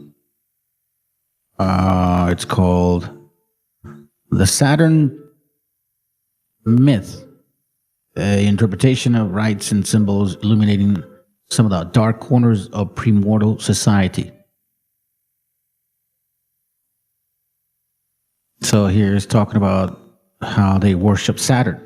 Basically, when you see people talk about, or hear people talk about worshiping the sun, they're really worshiping Saturn. No, what I find interesting in this fucking thing is how Odin is in here. Check this out. So it's mentioning about how certain people worship certain things, right? It says here, Northern Europe, during the Peace of Frodi, a mythical Danish king, no man injured another, and a magical mill ground out peace and plenty for the entire land. Frodi is a North god Frey. Now, here's the interesting part. When you see those movie, what's his name, Frodi, right? The Lord of the Rings. Now you see all these North mythology stories and shit. Frodi is a North god Frey, founder of the temples and religious rites, the generous Lord under whom peace and fruitlessness abound. Both the Lord of the Swedes and God of the world. Now, keep in mind that you identify people based on their worshiping and who they worship. So these Swedish, Germans, British, all those Caucasians, those blonde, blue-eyed, proud people, like Germanic type, you know what I'm saying? The ones that, you know what I mean? We have them here. They believe they're from the North. This is your people. So you shouldn't be offended. In the footsteps of the Scandinavian Odin, the creator, well-being, peace, and good seasons followed. The legends style him the first king.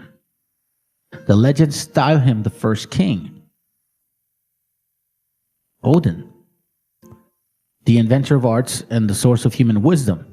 But the age of Frey dissolved in flames, just as Odin and his prosperous kingdom crashing down.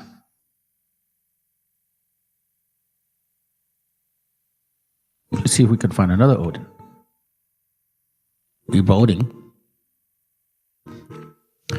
Further down, we have here the god Tammuz sits within the tombs of Tiamat, the mother of the hollow, mother womb, is the epithet of the Sumerian goddess Gula, while Ishtar means womb.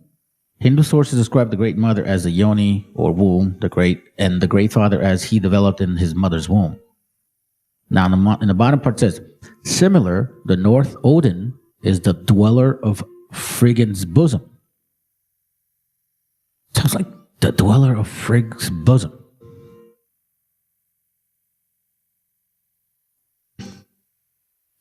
In Orphic doctrine, the receptacle housing the Great Father is in Orphic doctrine, the receptacle housing the Great Father is the goddess Vesta. The Gnostic remembered the old god as the Ancient of Days who dealt in the babes within the womb.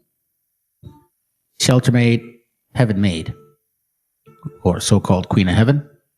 Now, here's where it gets real interesting. What the hell this is right there. If you look at this information,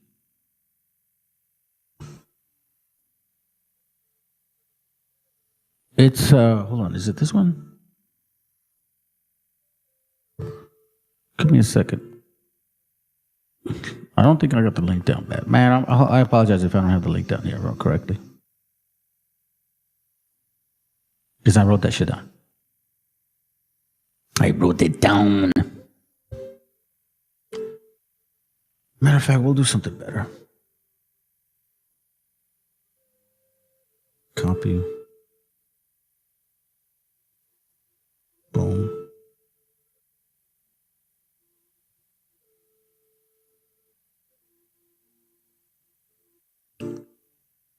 Oh, that's right. Okay, so check this out, fam. I had showed you this link before.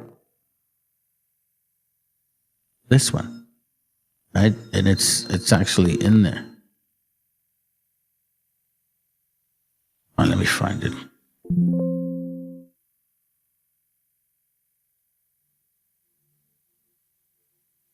Okay, let me see if I could. There it goes.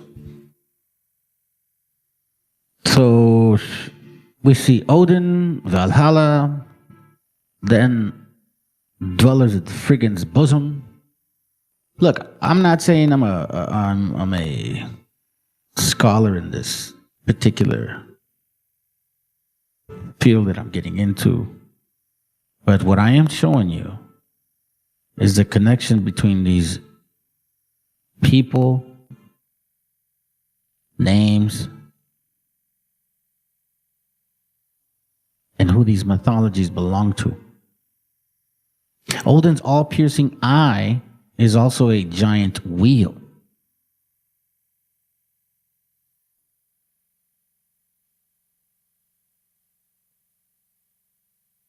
See? When you see a dollar bill, what do you see on top of that pyramid? When you see a dollar bill, what do you see on top of that pyramid? See a fucking eye.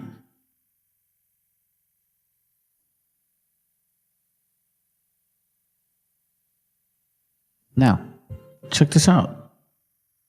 You also see Odin in the two Babylons. On page 57. Mentioning Iceland, throughout Scandinavia, mentions Loki, the spirit of evil, was slain, his father Odin, learned a terrible secret from the book of the destiny. It says, having conjured one of the Valors from her infertile abode. All the gods trembled at the knowledge of this event. Then Frigga, the wife of Odin, called on every object, animate and inanimate. See, so again, it says, now this obviously contains an enigma. Let the language in which the religion of Odin was originally delivered. The Chaldee he brought to bear upon it, and the enigma is solved at once. So now he's going into Chaldee and stuff like that. It mentions it in this book 20 freaking times. In the two Babylons, our own pagan ancestors, the worshippers of Odin, are known to have practiced baptismal rites, which, taken in connection with their avowed object, in practicing them, show that originally at least, here let me make it like that, originally at least they must have believed that the natural guilt and corruption of their own newborn children could be washed away by sprinkling them with water. So it says here that our own pagan ancestors, who's saying this? Baptismal regeneration.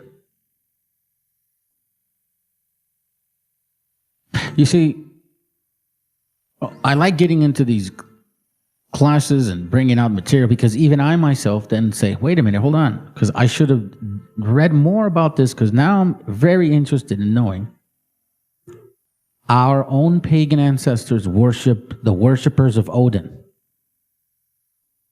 Who's this our? So we're talking about, what page is this? What page is this? Here, I'll come back to it. Two Babylons on the papal worship, provided to be the worship of Nimrod and his wife, Reverend Alexander Hislop. Their own ancestors. He's talking about himself. Is that what we're dealing with now? It's pretty amazing.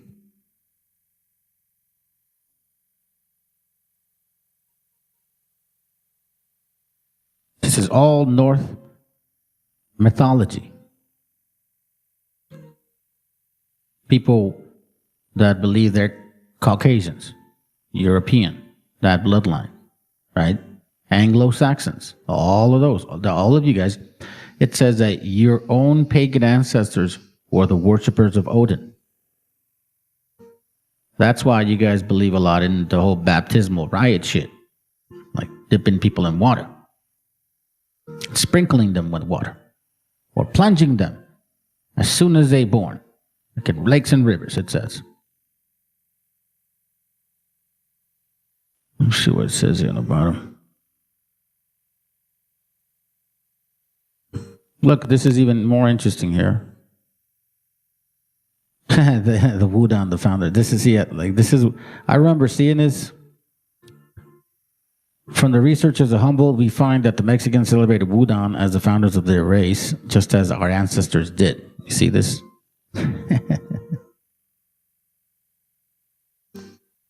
Wudang, or Odin of Scandinavia, can be proved to be the Adon of Babylon. The Wudang of Mexico, from the following quotation, will be seen in the very same.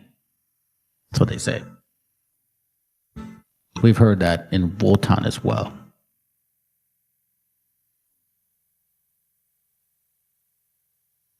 It says here, the patron saints of the 40 days reign was just Tammuz or Odin, who was worshipped among our ancestors as the incarnation of Noah. Let me read this here. The facts stated above cast a very singular light on well-known superstitions among ourselves. Everybody has heard of Saint Swithin's Day, on which if it rained, the current belief is that it will rain in uninterpreted successions for 6 weeks. And who or what was Saint Swithin that day, that his day should be connected with 40 days uninterrupted? With 40 uninterrupted days, uninterrupted rains for 6 weeks is just a round number of weeks equivalent to 40 days. It is evident in this first place that he was no Christian saint, though an archbishop of Canterbury in the 10th century is said to have been called by his name. The patron saint says of 40 days, the patron saint of 40 days reign was just Tammuz or Odin, who was worshipped among our ancestors as the incarnation of Noah, in whose time it rained 40 days and 40 nights without intermission. Tammuz and Saint Swithin then must have been one in the same.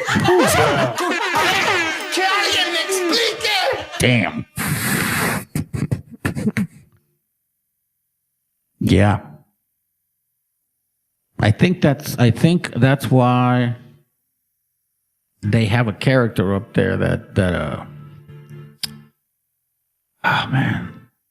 I remember seeing like a Capricorn with one eye, dude. I don't know exactly when, but I remember in my memory of seeing that shit. What up? Well, worship only the Father, the Son commanded. How you doing, bro? Let me continue reading here. Let's see. But so we're reading that Tammuz and Saint Swithin must have been one and the same.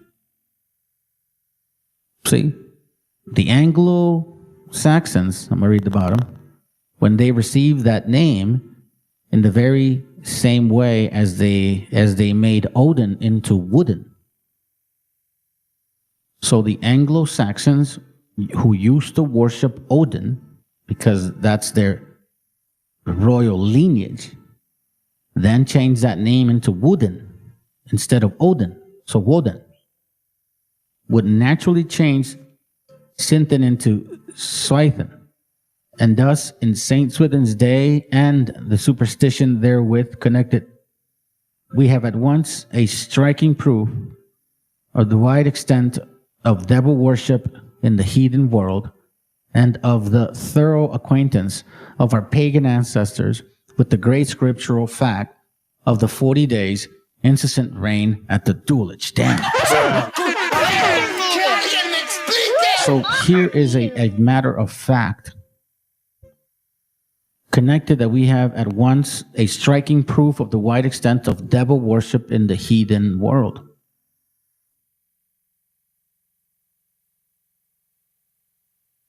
So you take this name and look, the identity of the Scandinavian Odin and Adon of Babylon.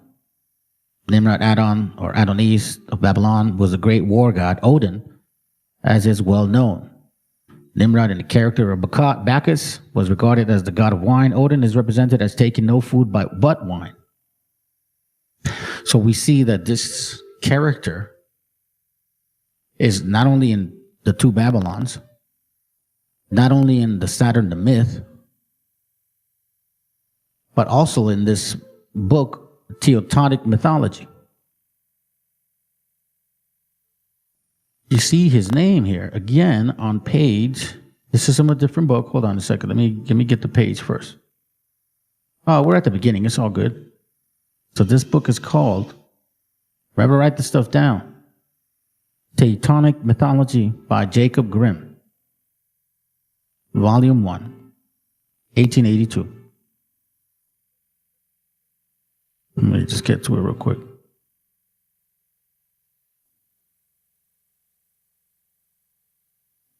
It says here, Wodan Odin, the highest, the supreme divinity, universally honored as we have a right to assume among all Teutonic races, would in the Gothic dialect have been called Wodan. He was called OHG, Wotan, a word which also appears though rarely as the name of man.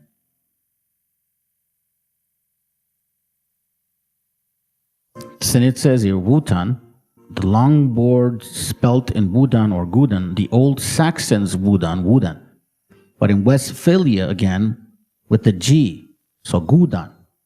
The Anglo-Saxons Wudan, the Frisian Weda, from the prosperity of their dialect to drop a final N to modify O, even when not followed by a I, the North form Odin, double N, in Saxo-Odinus, the Faroe Isles of Orvin.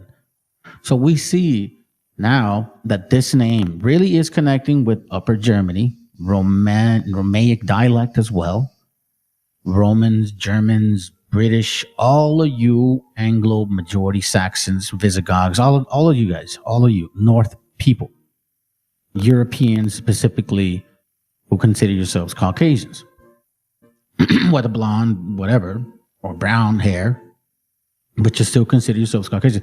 This is your history. This is what I'm trying to, I understand. Swedish folk tales picture Odin. Wow.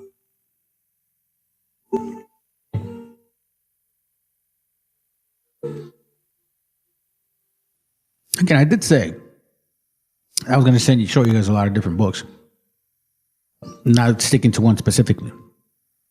This is on, and I'm not showing pages because you guys know what I'm doing. I'm searching words right now. Page 148.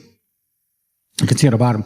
They're said to have been found lately in Denmark and in Sweden, representation of Odin, which, if some rather strange report are well founded, ought to be made known without delay. See this? So up in those regions, there was something called Odin,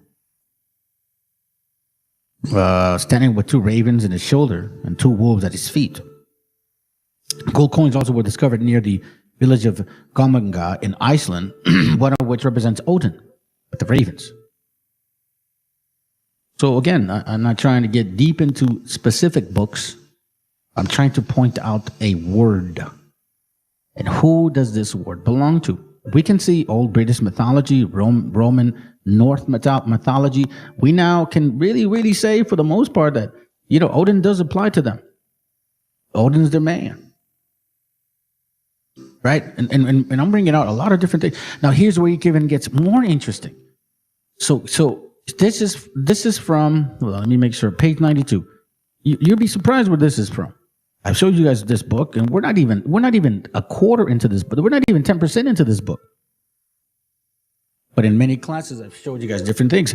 A new and revised edition of the Encyclopedia of Freemasonry, and it's kindred science comprising the whole range of arts. So I've showed you guys Volume 1, 1914, right? And this covers a lot of different things here. But what I find so funny is that Odin's there. Odin's there. And look how it's represented. So Freemasons, even Freemasons know who this guy is. Baldur or Baldur, the ancient Scandinavian or older German divinity. See this right here? Yes, sir. The Isles of the Gentiles. Frank Celts, Britain's Anglos. Yeah, exactly. That's exact. Thank you, brother. Basically, then. It says here, the hero of one of the most beautiful and interesting of the myth of Edda, the second son of Odin and Frigga.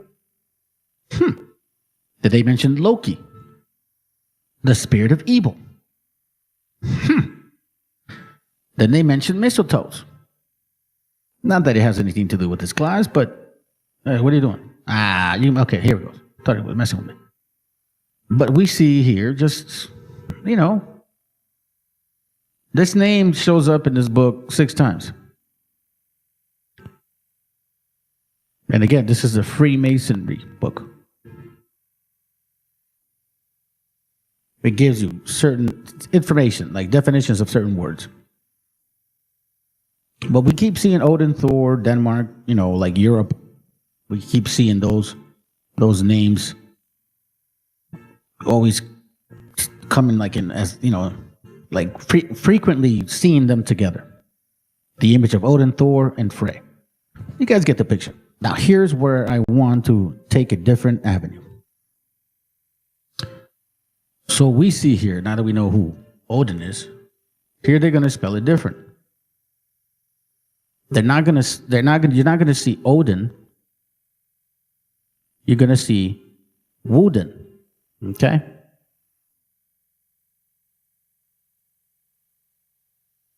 But I didn't want to start there, to be honest with you. Because I don't want to. Matter of fact, let me go back to this right here.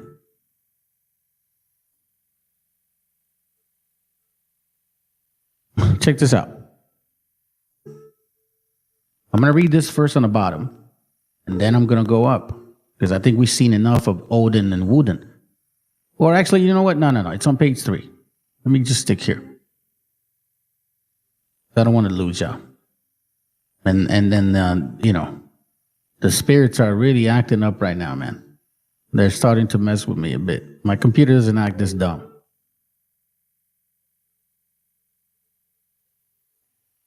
Very, very crazy. Hold on. Let me see something.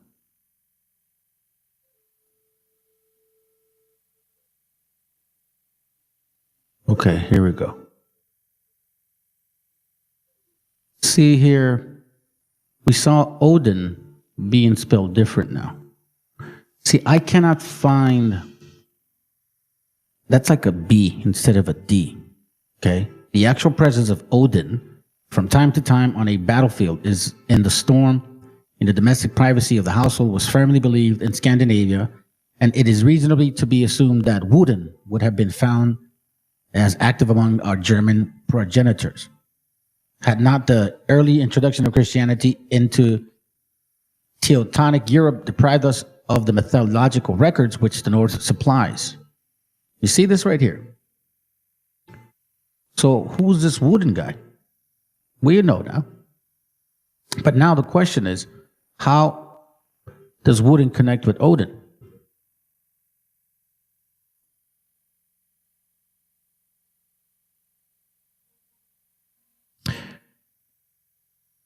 I wish this wasn't this. Oh, man, I'm going to have to close some of this shit because it's really messing with me now. At least I showed you guys these books. Those books really matter. Okay? I'm going to close this one because I don't need this one no more. Now, hopefully it moves faster. And I guess it does now. Okay. So now, hold on, Eric.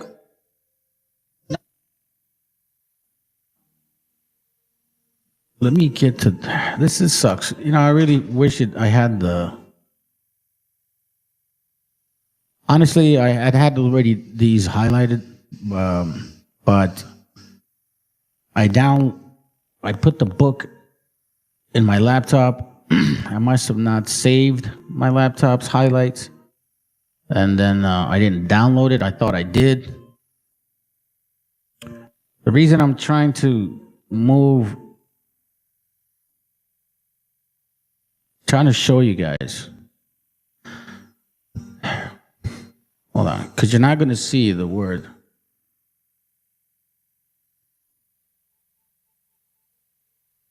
Okay, maybe it'll work that way. Here on the bottom, this is on page 336. As you can see all over the book, it's wooden and all that stuff, right? On the bottom it says, it is a particularity of the Old North to omit the initial W. Thus, Olmir or Wyrmir, a dragon or serpent, Ulfr for Wolfr, a wolf. Hence, Odin is literally Wooden. Okay? The entity of Wotan is clearly shown in Grimm's Deuteronomy mythology, whatever that is. So here we see now that there's a connection between Odin and Wooden. So basically, Odin is Wooden, right? Odin was one-eyed only. So we see now Odin again. We started with Odin. Now we're back at Wooden. And now I'm going to show you something so interesting because it's going to bring us back to Edom and all that shit. Okay? Let me see if it takes me to where I need to go. Because now it's trying to act funny on me. I'm not saying I have a cheap computer, but I don't have the greatest one either. Could be better.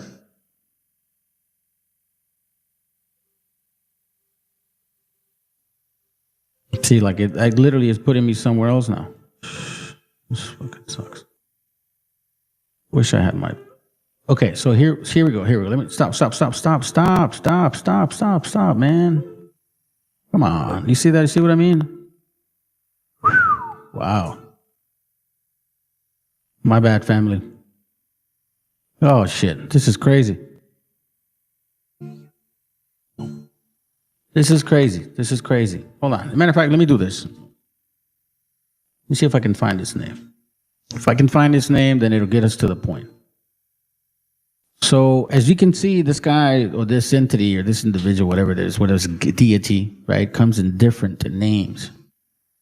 There's also this thing called Gat. So Wooden is also known as Gat. In this relation, we find Wooden, Balder, Gat, Wig, and Freya. So all similar in some way. Oh, look, I found it, finally. Okay, it's in page 335. Wooden in Old North, Odin. In the Old German, Wotan. The royal family of every Anglo-Saxon kingdom. The royal family of every Anglo-Saxon kingdom. You see this? Without exception, traces its descent from Woden through some one or other of those heroes or demigods who are familiar with to us in the German and Scandinavian tradition. So Odin is the royal family of the Anglo-Saxons. Okay? So now we're getting somewhere. Okay, good. Now, this Wooden guy here is also known as Gat. And we're going to get to it quickly because here it goes. 370. Gat in Old North, Gautur in Old German, cause. Now, that right there is important. Gat in Old North, God. So we have Odin, Wooden, related all to Valhalla, right? Now it says your cause, in Old German, cause. A cursory allusion has already been made to Gat, probably only another form of Woden, since in the mythology of the North, Odin is Gator. You see? So Odin, the one eye, that's from Valhalla Rising, is also known as Gator, or Gatar, however you pronounce it. But Gat in the Old North is also known as Kaz, another form of, Gat. Gad is another form of Wudan. Odin is another form of Gator.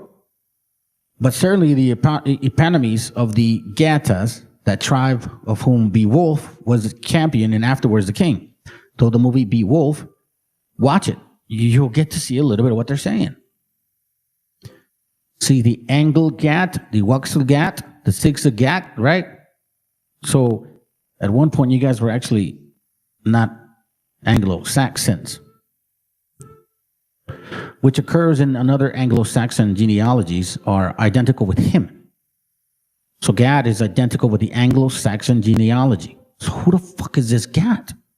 But we do now know that it's also known as Kaz. So see, here's where things take a turn.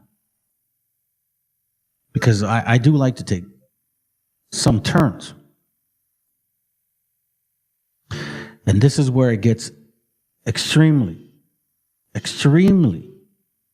interesting. Because if you go back to, hold on a second. We've heard of, I should say, a lot of us have heard of Josephus, right? Okay. Josephus can officially confirm to us who these Edomites or sons of Esau worshipped. If you're not familiar with Josephus, in the page 470, the Antiquities of the Jews. Okay. Josephus writes something interesting about the Idumeans, who we know as Edom. So Edom, Odin, Edom. Edom, Odin, Wooden, Gatar, Wotan, Esau. Now, it also is known as Kaz, right? Odin is known as Kaz. And here we see on page 470, it says this. Blew my mind. This is Josephus, by the way. Costoboris was an Idumean by birth, and one of the principal dignity among them, and whose ancestors had been priests to the Kaz, whom the Idumeans had formerly esteemed as a god. So before proselyting themselves, not prostituting, proselyting themselves, they used to worship this god called Kaz, Gat, Old German for Odin, Wooden. Now, here's the interesting part about this Kaz character.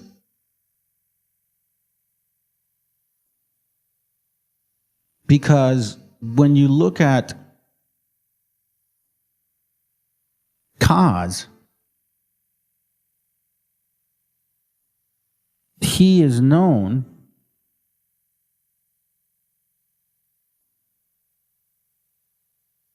Kaz God, unrevealing the mysteries of the Edomite. So the Edomite deity Kaz, worshipped by the ancient Edomites, holds an intriguing connection to the Hebrew God. Despite the mention of Edomites in the Bible, Kaz is curiously absent. So we see here that the Edomites depicted Kaz as a patron god, do now start seeing the connections here. Odin, right? So now, if we read or write Kaz, but in this way, deity of who? Kaz, also known as Quaz, was the national god of the Edomites, associated with archery, and weather. Supposedly considerable to that. Now, I know you guys never heard of that shit. Because now we know. Now we have a very good idea of what this is. The Kaz.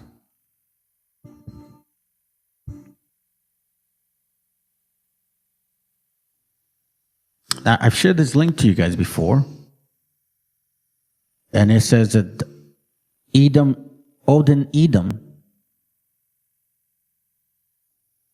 Edomites moved supposedly to the 10 tribes, some shit like that, right? Then it says interesting here, because now here's where I beg to question a lot. When you look at Esau became known as Isus.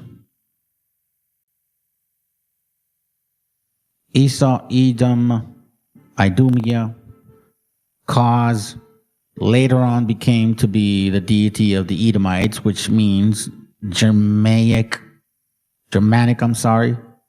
European, Anglo-Saxons. This is your bloodline. You guys are mostly of this Edomite lineage. You're dwelling in the land that you're among other nations, but this is who you guys belong to.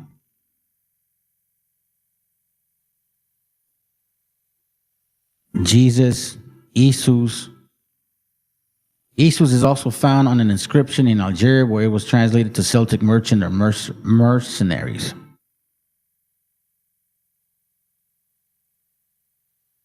Isus became Odin. The worship of Isus preceded that Odin, later the adherent of Odin, like those of Isus, hanging their victims from trees. Woo!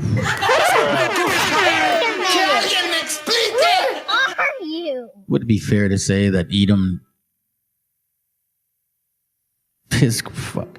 Odin in mythology had hanged himself in a tree to gain wisdom. That's why they worship Christmas. He has sacrificed himself to himself. The name Odin derives from Edom. The name Edom was rendered Odin. The very name Odin was derived from a word root connotating brown or red, as in English word done.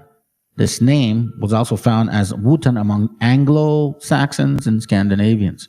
The German Odin was different and not necessarily the same Odin as Scandinavia and England. Odin in Germany was known as the wild hunter, like in Genesis 25:27. Esau also had been a hunter. Another name for Odin was Kaz, the national god of the Idumeans of Edom, southeast of Judah, was also known as Kaz or Kaz, like chaos. This may be a dialectical version of Esau. We thus find both Esau and Odin being named Kaz. Odin being a hunter like Esau, Odin being derived from Isus, the name Odin meaning Edom, Isus coming from Esau.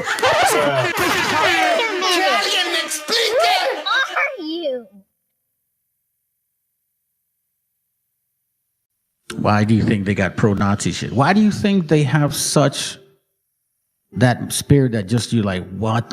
Yeah, man. In other words, Jung identified the Germans with Edom. So Carl Jung, often was a Swiss psychiatrist and psychotherapist who founded analytical psychology. His work has been influential not only in psychiatry, but also in philosophy, anthropology, archaeology, literature, and religious studies.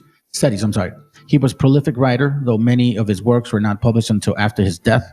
Blah, blah, blah, blah, blah. Anyway, so it says here, the name Odin, Wotan, is another form of the name Odin, Edom. You see that? Do you see what we're reading now? Do you understand why I kind of go back and forth with certain topics, and then later on they start connecting, giving us a better perspective of things, so you won't be so tripped out on all this BS?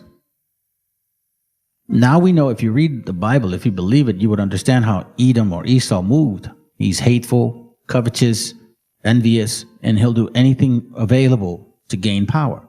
This is all about power.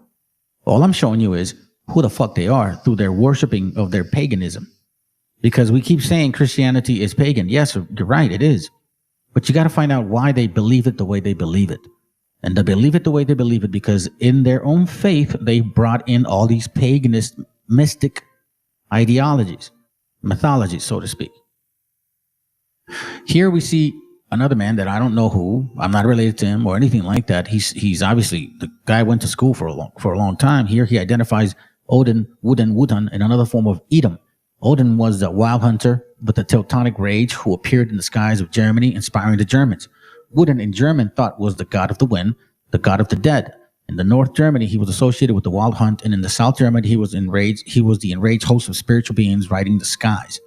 The peasants of North Germany, when they heard a howling in the air, would say, "Woad hunts, wood jets," that is Woden, or Odin marches as of old. Now, at the head of his heroes, accompanied by his wolves. Now, in case you guys don't know, that the Roman mythology is that this wolf fed 2 children, right? Isn't that the Roman mythology? So again, here we see Odin is also Edom. In the years leading up to World War II, numerous Germans reported seeing Odin in their dreams. Holy shit. Psychologist Jung wrote much on the subject. Odin had come to represent the archaic of Germanic racial nationalism. Odin was awakening. Odin was considered some kind of archetype of German nation, which is why I tripped out when the fucking dude, the FBI guy, said at the end, "I'll see you in Valhalla." The note what he's saying is Odin represented something about the German origins in ancient times. He had been half forgotten, changed by Christianity into the devil, and became a ghostly hunter seen in visions of stormy nights. The Jews had replaced him and taken over his role.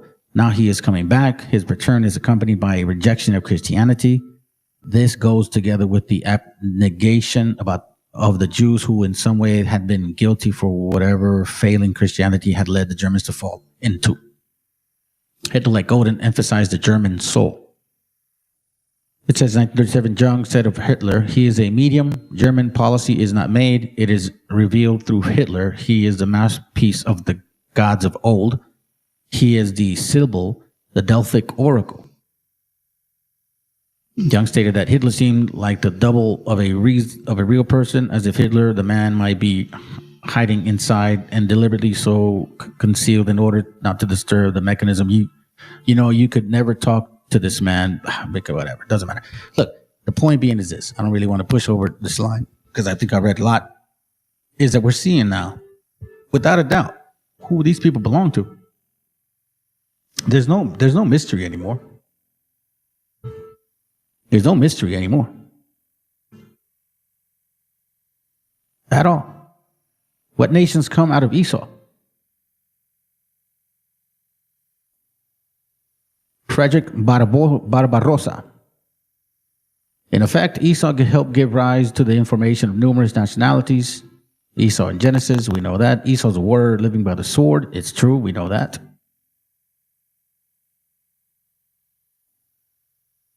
Descendants of Esau gave rise to Sparta in Greece and to other earlier settlers of Rome and Roman Empire. Edomites as well as Israelites, Hebrews were importantly in the early history of Europe. Fascism embodied Edomite principles. Interesting, isn't it? The chiefs of Edom, the dukes of Esau. Interesting, isn't it? English word help may derive from the Hebrew source fascism or Nazism as a political system in effect embodied Edomite principles. And here we see, like Josephus confirmed, here to confirm what I just read, that the name of Kaz, the ancient native Germans called the idol, who was otherwise known as Odin, by the name Kaz. Josephus asserts in the archaeological inscriptions verify that the national god of the small state of Edom, to the south and east of Judah, was called Kaizo or Kaz, also rendered as cows. This name is derived from the Middle Eastern form of name Esau, since the initial Em, translated in E in Esau, could be pronounced with a hard sound. Esau, under the name Kaz, was consequently the supreme god of many, both Idumea, Edom, and Germany. The very name Odom may be a form of Edom. You can't run for this. It's from this, anymore.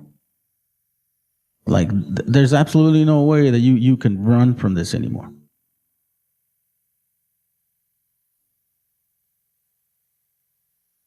Kaz, and here's the interesting part. This is, who Kaz is, right? And what do we see here? What is the first thing we see? The representation of an eagle. The representation of an eagle.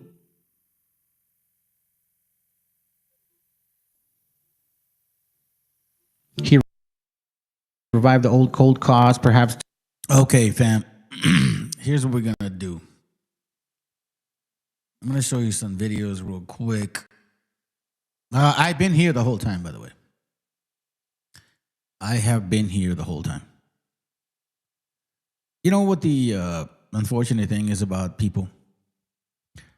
I think they don't understand, I'm confused. Maybe it's just the way it is. You know what I'm saying? I don't know.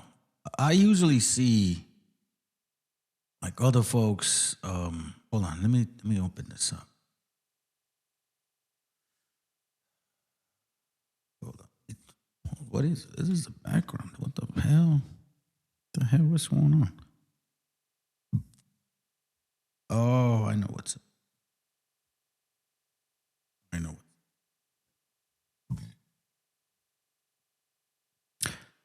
I got some videos to show you, and I'm gonna share something personal from that I do, just to show you. Anyways, I did say Josephus. I said Josephus. Let's see who was here. In case I missed anybody. No, I think I said what's up to you already. Or will be. Oh, hold on, sis. I didn't say what's up to you, sis. If you're still listening, you know what I mean. I appreciate you being here. You know what I'm saying. So can't be all dudes. You know what I mean. Come on, we got to have some sister support here as well. All right, so I said Josephus. Josephus is nah, man. Look, I don't know who would do this unless you really I don't know. But you know me, family. I have a plethora of books, and I'm always reading. And one book will lead me to another book, and it just happens like that. Okay. I happened to run into these couple books here, which I thought I transferred over to the other files, but I guess I did not. Hold on. Okay, I'll go here.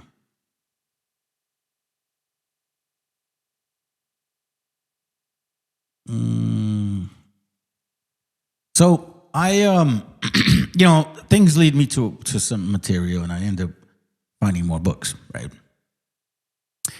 The reason why I said Josephus is not like an Israelite is because it's true. And I'm going to show you right now, okay? I think that I too was in error. I thought that he was maybe at one point. You know what I'm saying? I don't know, bro. I don't know. But this is called the Grand Bible. There's like 6 editions.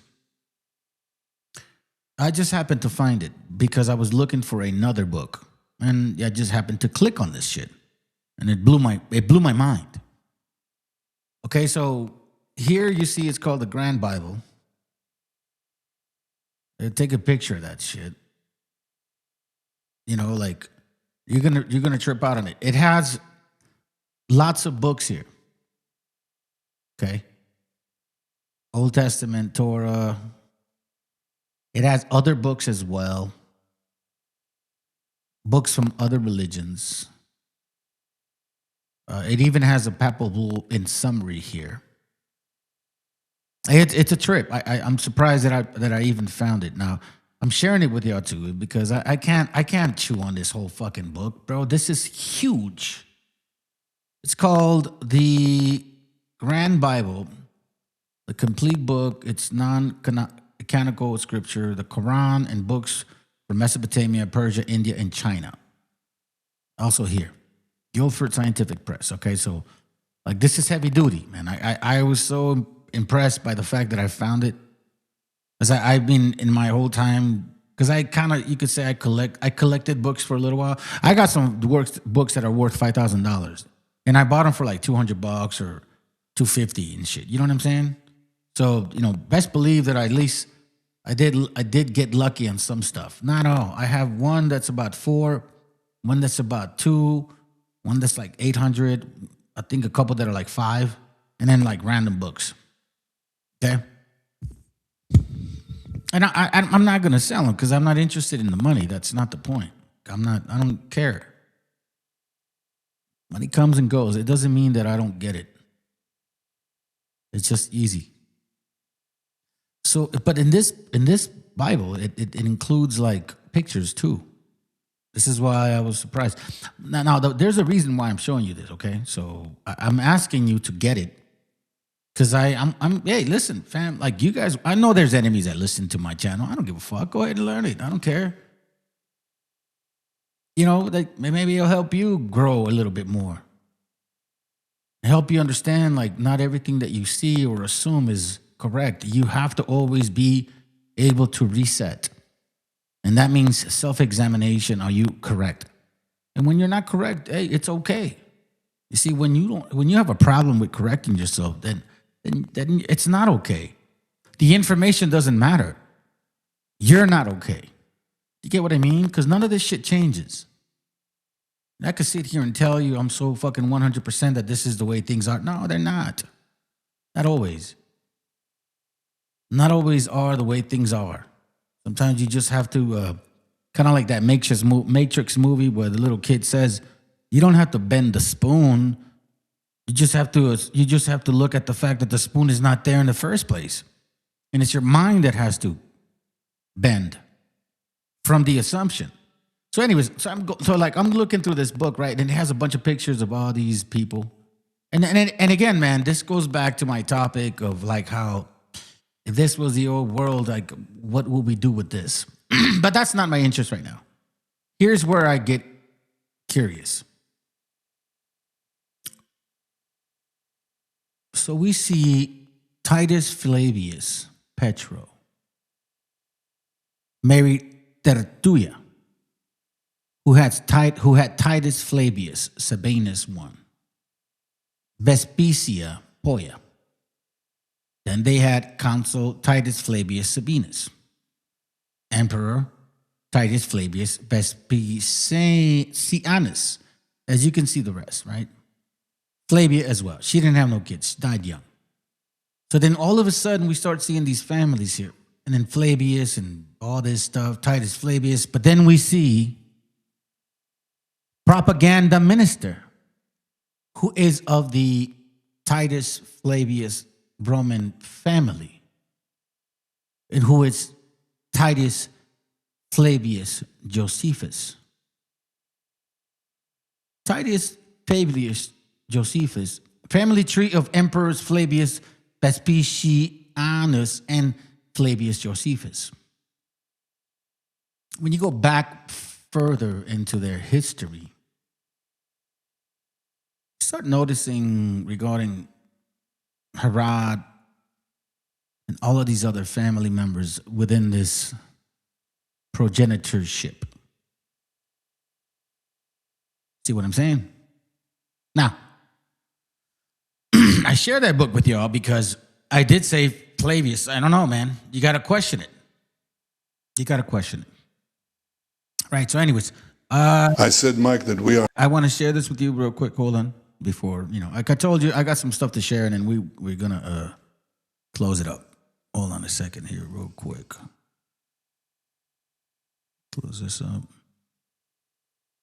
All right, let's go. Fighting today the battle that the Maccabees fought.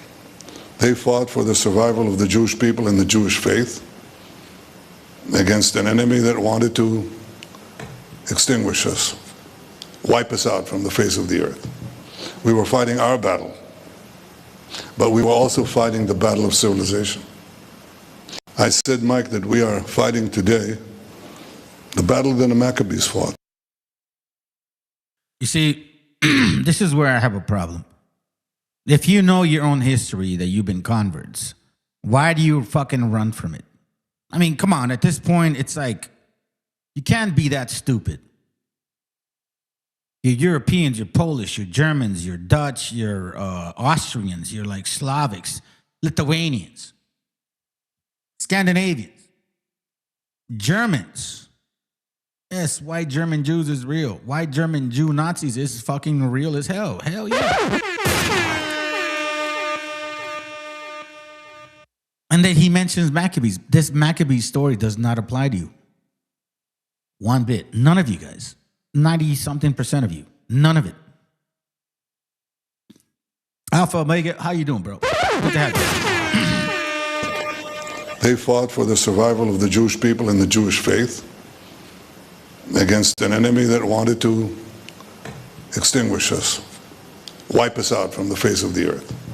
We were fighting our battle, but we were also fighting the battle of civilization, because our civilization is based on the Judeo-Christian tradition. And if the Maccabees had failed, there'd be no Judaism, there would be no Judeo-Christian civilization, there would be no Maccabees, there would be no United States, there wouldn't be the civilization. Wait, what does this government have to do with that? You know? Are you? Okay. Freedom, the respect for our common traditions, our common values, all of that would not happen if it weren't for those 5 brave brothers. They actually made the whole difference. So that spirit animates these brave soldiers that are here today and their comrades who are fighting in Gaza or in Lebanon or in Iran, wherever is necessary to not only preserve the Jewish nation and the Jewish state, but preserve civilization against the barbarians. The barbarians are out there. They did a horrible thing to us on October 7th. They'll never do it again. But they're doing it against Jews in Sydney and Jews elsewhere in America and elsewhere. This is our common battle against the barbarians. We have won it here, we're winning it here, we'll win it everywhere. Chag Sameach, Chag Chanukah Sameach. Your fucking gargajo is sounding horrible language. You can't, the reason they say it like that, fam, is because they can't say the R's. The R, or R soft, or R hard. They can't say that. That's why they say like they're like they're in Sodom and shit. This is funny, man. Watch this real quick. Let's continue with this. I said, Mike, that we are fighting today the battle that the Maccabees fought. They fought for the survival of the... We saw that. I don't want to see that. Haka, haka, haka. I don't want to see that. Oh, this one right here. I should have played this before, but, I think it's time to remind y'all like what we're dealing with, okay? Remember this video? I played it before. Be mindful. This is not a joke.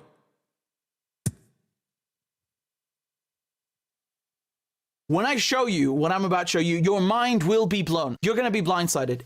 Every single Israeli prime minister has a fake name. Did you know that? I was just talking about Ben Gurion. Do you know what his original name is? It's Grun, Gruen. He changed it to make it sound more Jewish and sound more Middle Eastern. Do you know what Netanyahu's real name is? It's not Netanyahu, it's Milkovsky. I swear to God, go and look it up. You'll find Milkovsky. That's his real name.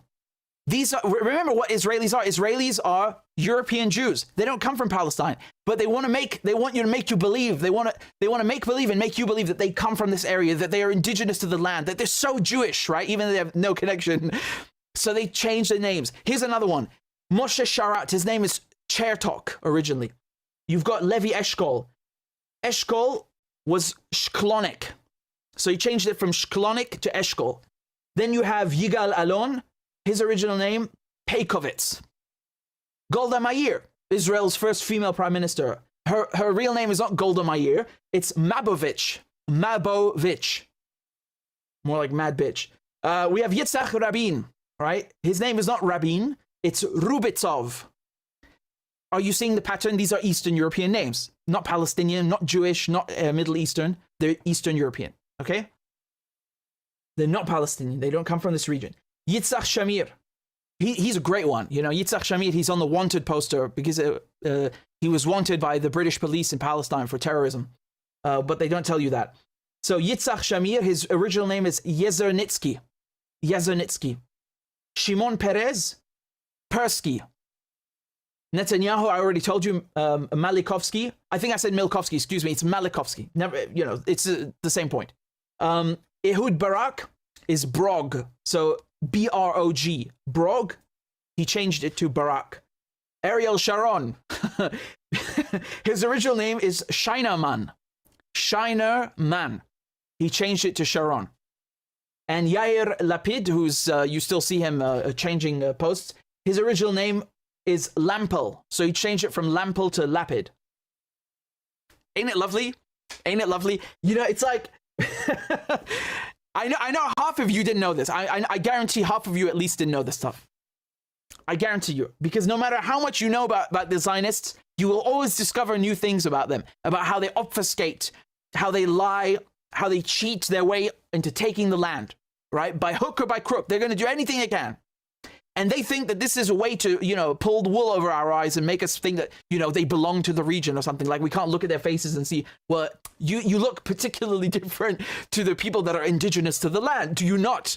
I mean, again, it's you can have all sorts of people in the Levant. You know, you can have gingers and a pale white. It's not about that, but we know that every single Israeli government has always been headed by and the cabinet has been filled by people who are Ashkenazi. They're not Semites. They don't come from the region. They're Eastern Europeans. They're Jews from Europe. They just don't come from this region. I don't know when they converted or whatever, but the point is that they don't come from the region. And even if they did, like let's say you're a Zionist. Let's say you actually believe, yes, this is the land of the Jews. These people are not Jewish. They are not Jewish in the sense that you think they are. They have adopted a religion from the Middle East. That doesn't mean they are the original Hebrews or people that lived there 3,000 years ago. Ironically, if you're looking for the people that lived there 3,000 years ago, guess what? They're still there. They're called Palestinians. Maybe today some of them are Christian. Maybe some of them are Muslim. But they are the original people of this land. And you're killing them and butchering them. So what does that make you? Right? Not to mention the fact, this is why we call Arabs and Palestinians Semites, because they're Semites. They come from this region.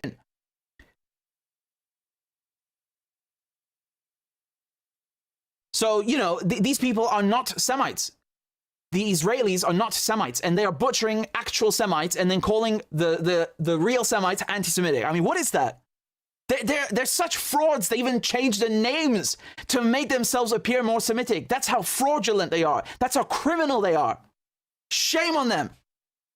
Malikovsky, what a wanker. He said, what a wanker. That shit is funny. Look, I think, quite frankly, it's like we say it often here in this channel. A lot of people project. They're projecting, bro. That's how, you know, we deal with Wabos in the same fashion. They project a lot. They are who technically they criticize. You know what I'm saying?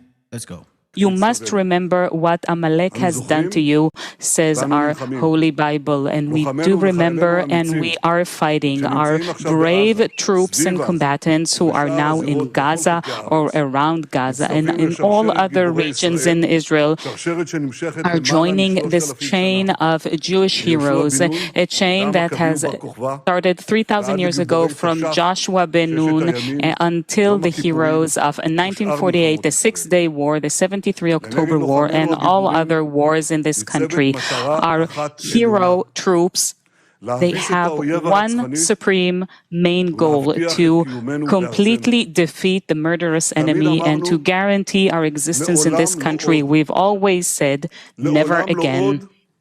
Never again is now. So that's why the earlier video, he's like, if you guys are not those Israelites, who are you trying to kill? You know, like, who are you trying to kill, dude? If you're not those Israelites, you're converts. You know what I'm saying? You're not the people of that land, or at least the history. Regardless who else claims to be of that, right? Exclude us from this picture. You know, forget about what we're talking about. Forget about our opinion or what we believe or if we think we're the Hebrews or not. You know, it's not even relevant right now. The reality is, are these people really from there? You know? Because that's the question we all ask. The other question is, we're always getting this question about this pointing the finger of anti-Semitic. Okay, sounds good. If I'm anti-Semitic, that would mean that I am pro-Japhetic or pro-Hamitic. Do you get what I'm saying? If you're using the word anti-Semitic, then that means that I'm pro-Japhetic or pro-Hamitic. So if you're saying I'm anti-Semitic, accuse me of which angle I'm coming from. Or at least prove to me that you're not Japhetic or Hamitic. Because technically, that's what it falls down to. Like, sometimes I even wonder about our own people, man. Are we ever going to get it? Are we ever going to understand? If you are 18 to 20. Listen to this. This is not a joke. I have a 14-year-old son. Okay? If he was 4 years older right now, I would be worried. And you guys, doesn't matter. You guys don't fucking care. Like I get that a lot in this channel. I get reminded of how often. Like, I think you guys, well, not you guys, not everybody, but I think a lot of people that kind of come to this channel and try to expect something so fashionable, I don't know, like arguments or some fucking anger. Bro, sometimes we got to sit back and just listen to situations that matter to history. And now, everything that we've been saying, and all praises to the Most High for giving us this opportunity to join together in this channel. And with all the brothers and others and some sisters that have contributed to this stuff, All Will Be Revealed kept saying to this channel or to us, like, bro, they're gonna go to war with Iran, and you guys need to say no to the fucking army and shit, no to going to war with them. He was the first one saying that. Say that to me.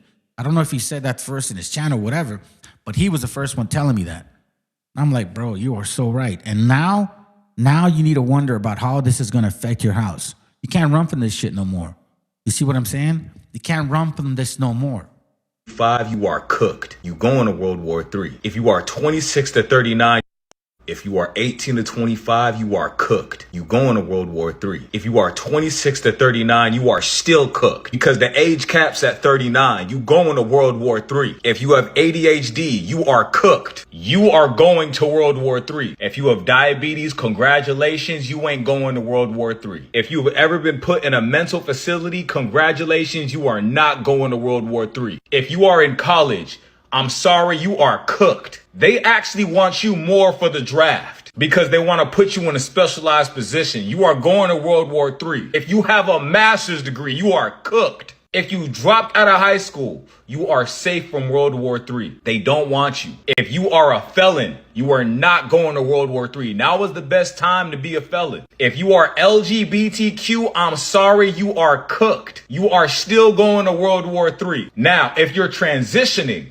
you are safe. You are not going to World War III. If you are your only mother's son, I am sorry, you are cooked. You are going to World War III. If you are a woman, you are only half cooked because men are required to go first, but at any time Congress can change legislation if they need more people. If you have kids, you are going to World War III. But if you're actively pregnant, you are not going to World War III. If you have major depressive disorder or severe anxiety, you got to be able to prove, it got to be documented, or you are cooked. If it's not documented, you going to World War III. It almost seems like that's what is going to happen, bro. Do you want to know why? You want to know why, guys? By the way, I do appreciate you guys that stuck around. Because this stuff is... Iran. You guys are not... I mean, most people are not willing to see what's going on right now. Shit is done, bro. You know, a lot of us talked about this in our households, on lives, on so-called TikToks. I'm not really on them. Facebook. But for the first time, you start seeing it like, holy shit, man. Are we really going to go there? Are we really there? Now look, I don't approve of this guy. He voted for Trump several times.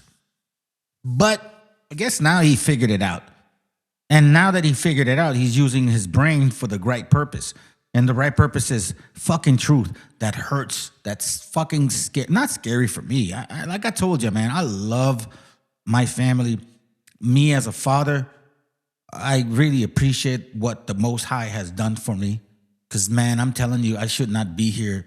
I should not even be talking to you guys.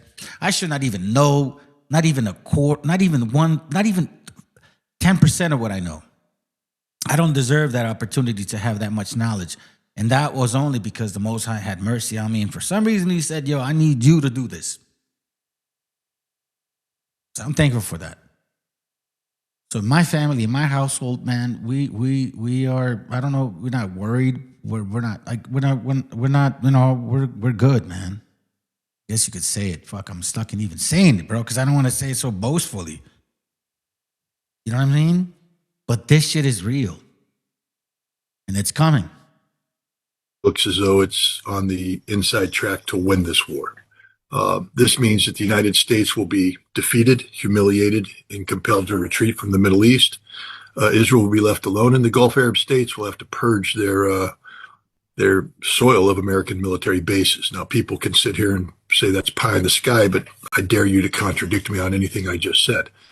If you're the emir of any of the Gulf Arab states, and you have been promised the guarantee of American security, and you're watching your cities and your docks and your airports go up in flames, and there's nothing the United States can do to stop it, prove me wrong.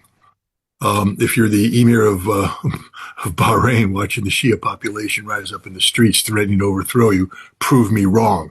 If you are the king of Saudi Arabia, looking at your eastern oil fields ablaze, prove me wrong. If you are the emir of Qatar, looking at your liquid natural gas fields, unable to produce, prove me wrong. If you're an energy producer in the Middle East, unable to ship your energy out of the Strait of Hormuz, prove me wrong. If you're Israel, watching your cities get pummeled every day, every hour, prove me wrong. And look at Iran. They lost the Imam, the Ayatollah Ali Khamenei. And all that did is strengthen them. There aren't people in the streets demanding the overthrow of the government. The Iranian people are rallying around their nation. And the Iranians have shown that they are more prepared for this war than anybody. So prove me wrong. I know it's not a popular position to take, but it's a fact-based position. It's based upon years of geopolitical analysis and military analysis. Unless something fundamentally changes in the way this war is being prosecuted, the United States and its allies will run out of ammunition in a few weeks' time. Iran will not run out of ammunition. Do you guys hear that? Remember I said initially, or at least not initially, that as the class was going on, how it's when you have control of the fight, you are the one that can increase the tension. You are the one that could be like, you know what I mean? You could raise the bar if you want to, and start really whooping some ass, right? You're confident. You're like, yeah, I got control. Not this time. The country that can raise the aggression, the intensity, and guess what? Who is on the opposite end, right? Right. So the only country that's able to do this right now is Iran, cabrones, and they're not gonna let loose. This is why I I laugh at all of these Cracker Barrel bastards all of a sudden saying, "Oh my God, I can't believe, we went to war and then, bro, you guys been acting with this attitude for a fucking long time. You thought that you were going to get away from it? You thought that you weren't, you're the ones that, you proclaim the Bible and apparently you don't fucking listen to it. Genesis 16:9 reminds us through verse 9, 10, 11, and 12. And he says in verse 12, Hagar's son, and he will be a wild man. His hand will be against every man, and every man against him. And he shall dwell in the presence of all his brethren. That's called who? Hagar's son, Ishmael. Okay? You guys claim to read the Bible, but apparently you don't even read the Bible because it doesn't even rock any sense to your head. Surf's up, bro. No. We don't know anything. Second Ezra 15:28. Behold, a horrible vision and the appearance thereof from the east. What are we talking about? Where the nations of the dragons of Arabia, you see the dragons, fiery, angry people, shall come out with many chariots. We're talking about people in the sky, things in the sky that we see. I read it earlier. And the multitude of them shall be carried as the wind upon the earth, meaning with speed. Speed, speed. And that all they which hear them may fear and tremble. Are we not paying attention? Did you guys not know? All of a sudden now, you're trying to figure it out? It almost seems to me like, bro, I don't even understand this no more. This is what you put us through. I'm gonna be real with y'all, man. I'm gonna be very sincere. We don't know not even the capability. We know the capability, but we don't know how far these people are willing to go. The scriptures talk about that the shit's gonna end and it's gonna be, and some people are gonna get to live and they're gonna suffer. The first ones that are taken, you don't want to be. The second ones that hang in there, man, fuck, you guys are fucked. I'm serious. Read the Bible. You guys have no idea what the book is saying. Some of you guys say, oh, I'm going to be looking forward to be taken. No, the Bible says that if you're taken, you're going to that's the worst. Then it says the ones that are left behind are going to have it really bad for a long time. That means like bombing, like what these people are saying. Pay attention, man. Look, listen, I've had this channel for since 2022. I hardly ever had any subscribers in the first year or year and a half. Hardly any. Some dude came over here to make fun of my channel and saying, oh, after these many years, you only have so-and-so. And I'm like, bro, quality over quantity, right? To me, it's all about the fact that I've never lied to anyone in this channel. Everything that I share is from the shit that I read and that I confirm. I don't just throw things out. I don't just believe it and then have holes in the belief. Nah, my shit is solid. So hopefully maybe this is going to wake you guys up a little bit, maybe. A nuclear missile landed on us right now in Midtown Manhattan. What would happen? A 1 megaton thermonuclear bomb hits with such a force. First, it's a blinding light. It's 180 million degrees worth of light. It's a pulse. Everything within miles is in a line of sight is set on fire. So you have 1 mile radius of fire.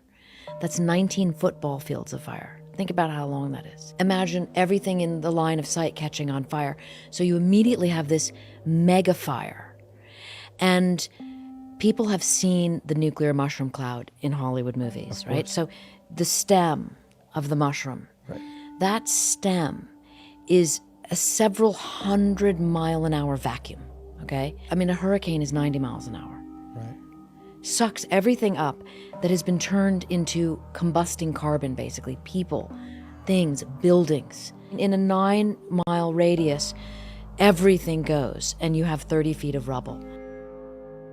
The nuclear mushroom cap, this 10, 20, 30-mile wide cap, is what's left of people. That's like debris of humans up there.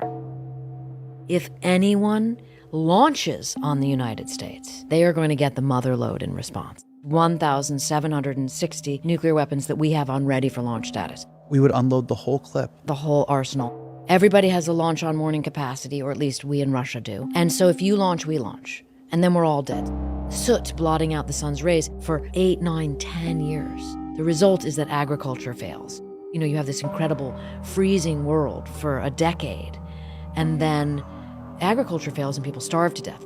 72 minutes from nuclear launch to nuclear winter. And I describe it in great detail, like from Defense Department documents, by the way, like scientific facts about what happens, which should terrify everyone that we actually know such horrors, but we do. We do. See what I mean? You see what I'm talking about? But that's not something to laugh at. Jeez, man. I'm gonna tell you something, man. This is a actual weird time to be alive in. I thought that this may not have happened so soon. 50 years from now, when I'd be like another 20 years older. Nah, this shit is now, and it's very, very speedy.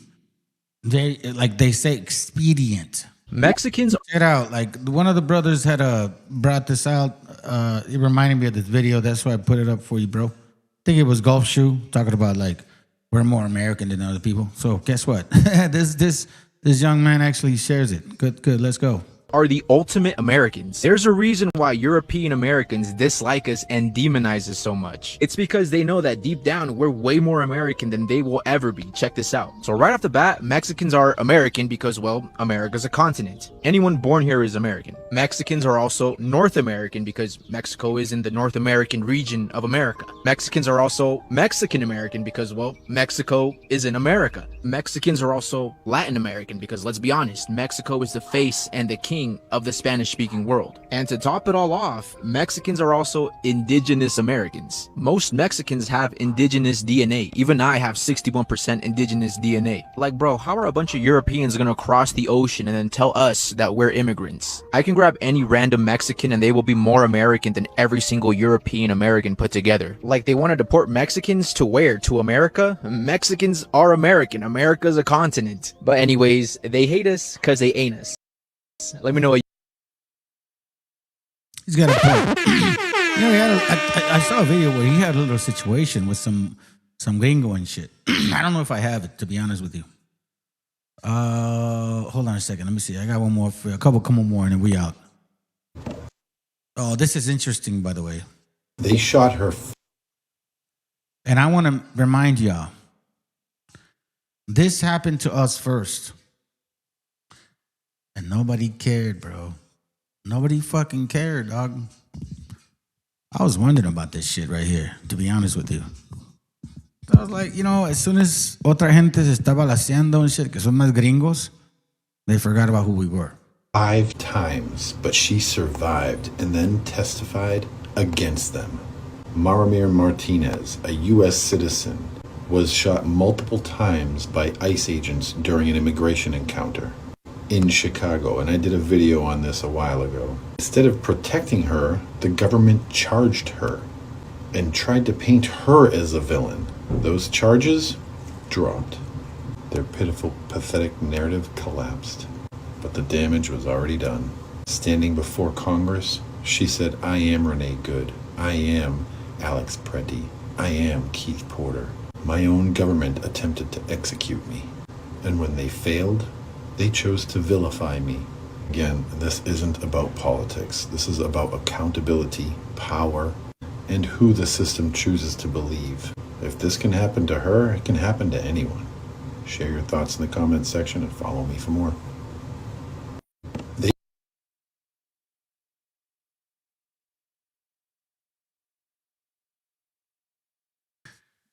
So, as you can see, they never even at any moment reminded us of that, did they? What was their motive? What was their whole intention? And no offense to that. No, nobody wants to die that way. That young lady that got shot, boom, boom in her face, 37 years old. The other guy, the nurse dude, got shot in the back. You know, like they were really publicized.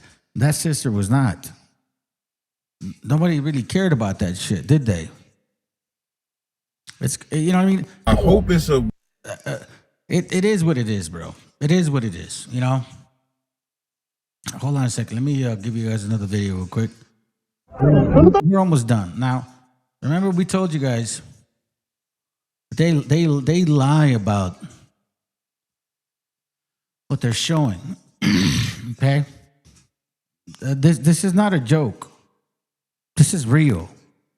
You know, this government is at war with the government of Iran or the people of Iran. The reason I say this government is at war with the people of Iran is because this government is not being supported by everybody in this continent, let alone this land. Most people don't agree with this shit. All they want is what? Control. There's no other purpose. But guess what? This is the stuff that they're leaving out to you guys. They want you to think, no, we're good. We're going to go in there and kick ass. No, bro. If you show up over there, if you sign up to this shit, I'm not talking to the unfortunate ones that are like locked up right now or the ones that are in concentration camps. They're probably making you sign a form to be like, hey, listen, go to war for us and we'll make you a U.S. citizen. Don't fucking sign that shit if you can hear this message. But I don't think you will. I think you're going to sign up to this shit. I think this is what's going to happen. You're going to sign up to this shit because immigrants go first. It doesn't matter whether you're legal or not legal. When you're locked up and you got to go to war, bro, you're going to war. Why do you think they locked up a lot of you people?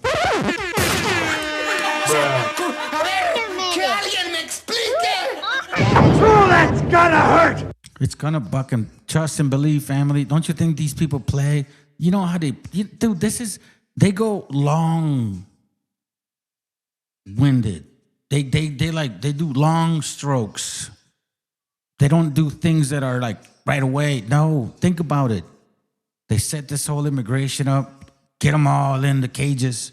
We're going to go to war. Now we got to obligate them to go put a fucking rifle in their hand. I don't know if that's going to happen. But guess what? Some people will be willing to. Because, you know, raza, we're crazy too. But listen, if you get this message, I hope you don't go, bro, because this is what's going to happen to you.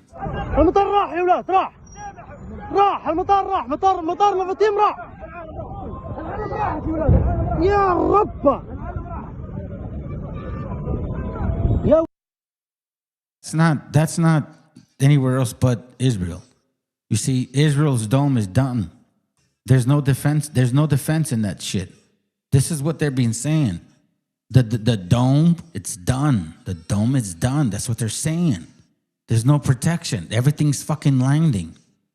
And they're trying to make you guys think that it's not. That's what they're really trying to do, fam. For real, bro. They're making you think that this is just not real, right? That you're going to be the oppressor and you're going to have some chance over other people. And all of a sudden now they're going to be all righteous and shit. Now, fuck no. You're going to get burned up, bro.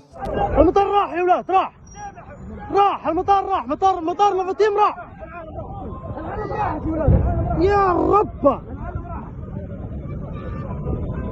يا أولاد ما طربت امرأة يا رب يا الله يو نفيلة لو مامين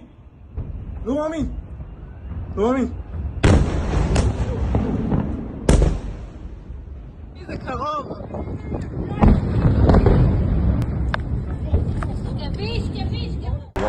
Imale masa. Yo, Imale, yo. شوف الفطاط شوفوا المطر راح يا ولاد راح Understand what that kind of firepower means? Imagine if that shit kept hitting us. A lot of you guys would be shitting bricks.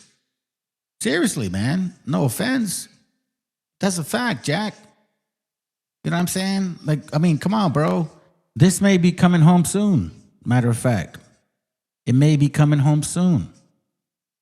Now, let me say this to y'all, bro.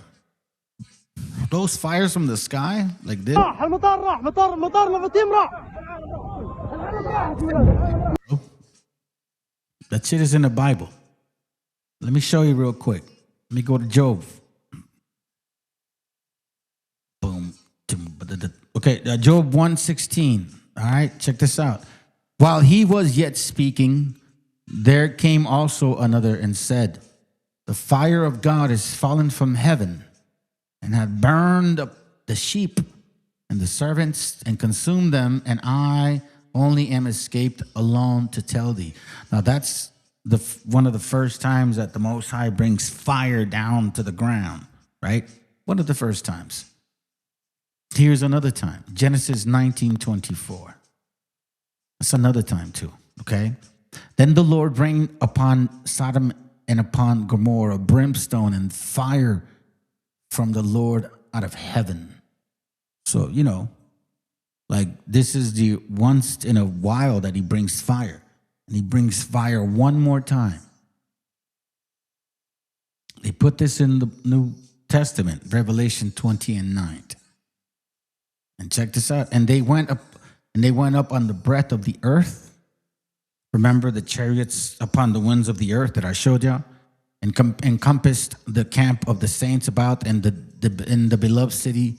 And a fire came down from God out of heaven and devoured them. So when we see stuff like يا رب يا أولاد ما طربت امرأة يا رب يا الله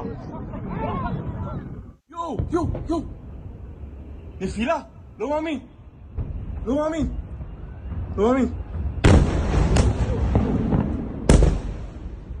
إذا كغام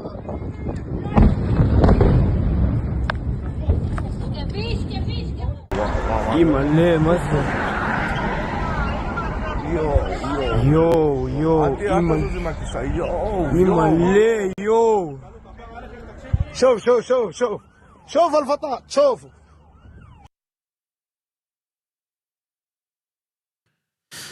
Okay. All right. So we're almost done, family. Listen, I got to show you guys this video. Okay. So this is where. All right. So I had Brother Vega come to the channel, showed us a good example of how he believes this is the old world. And I really appreciate that, man. I really do. Me personally, I never really believed it. And that's why I invite people now to be more not open-minded, but just more expanding, right? Just try to show love to our people. This is one of the reasons why me personally, I am cautious about the stuff that I teach, because I believe sometimes people will use that against you. You know what I'm saying? And then, not that it's like, it's bad in some cases, because it kind of maybe wakes you up a little bit, but in other cases, when they're battling within their own selves, like, you know, Canaan tries to prove a point, then you start realizing, like, okay, you see what I mean? I do not trust anything that Canaan says. I don't trust anything that Moors say. I don't trust anything that Egyptian believers say. I don't trust none of that. For me, that's where I stop. And I'm sharing this with y'all because, you know, again, I got a lot. I hope it's a cover. Like right now, we're taking care of Khazars, but I want to get to this point because it just doesn't sit well with me, man. You know, like this is like very distasteful because if it wasn't for the stuff that people teach, other people wouldn't like take that angle all of a sudden.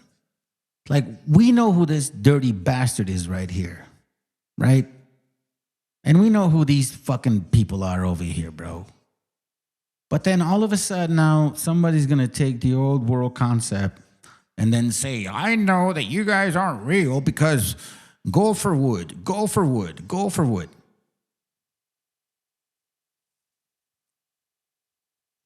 Like I said, I want to make sure that my belief is solid with no holes, or at least if there are some, there's very few. But this is that now there's too many questions.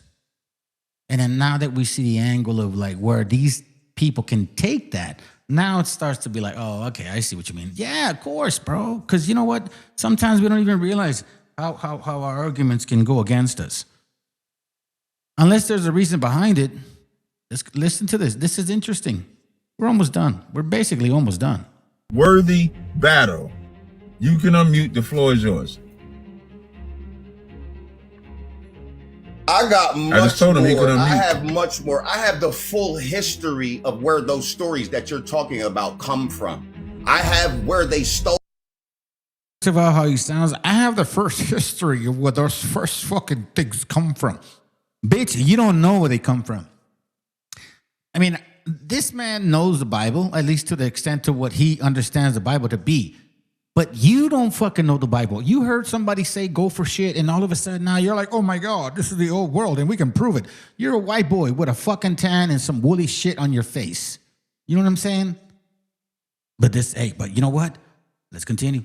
Them. I have the people who stole them and everything. So I'm asking you a simple question. Where was Noah's boat? What was Noah's boat made out of? I would have to read it. I don't know if the time. I have the document. I'll pull it up.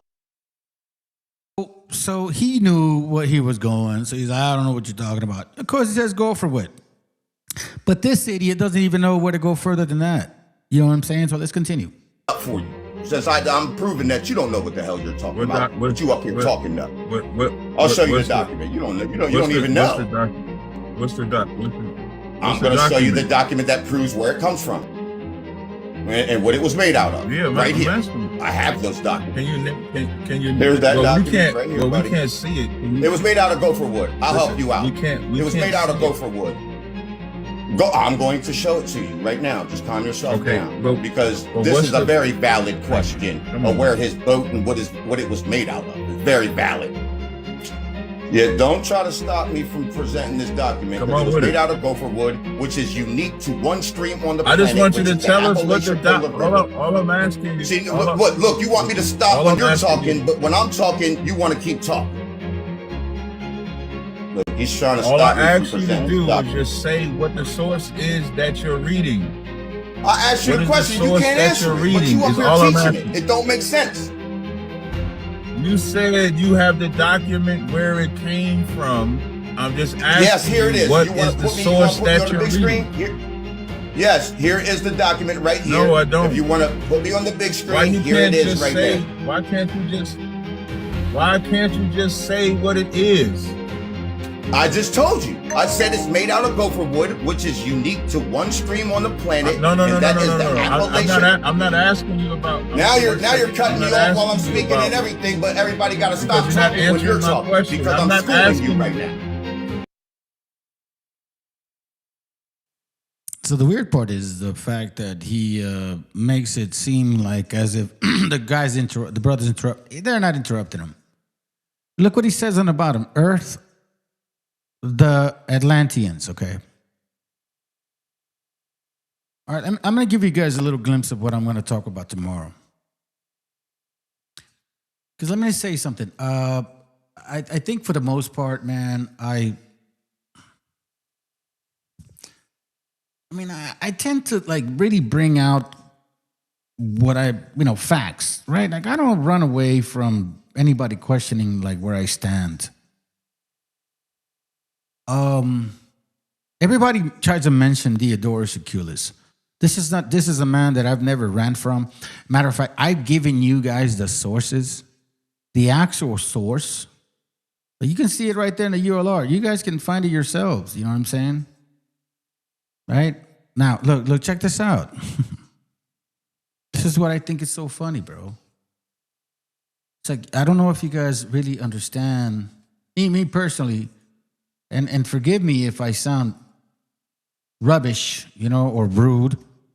I don't mean to be. I just kind of talk like that. I just don't understand. Okay? I'm going to show you this right here. Look, watch this. Bro, Atlantic. Or Look, watch what it says right there. Diodorus Siculus, okay, once again, has a word called Atlanteans. Atlanteans. This is Diodorus Siculus from 16 BC, who is aware of Egyptians, who is talking about Babylon, who is mentioning Ethiopians, who is also saying Libyans, and the people known as Atlanteans. Who are you? So this name Atlanteans, this is not Amazon here in the Americas. This is over there, known as the Atlanteans. Many times have these people been called Atlanteans.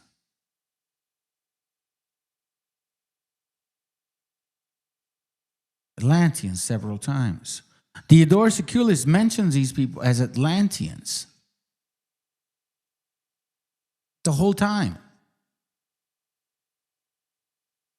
The whole entire time, talk to them and Pleiades, the fucking, you know what I mean? Like, if you look at, for example, if you want to reference Plato, then that means that you have to understand where Plato heard the story from. Plato heard the story from Solon. And now you have to understand where he got the story from.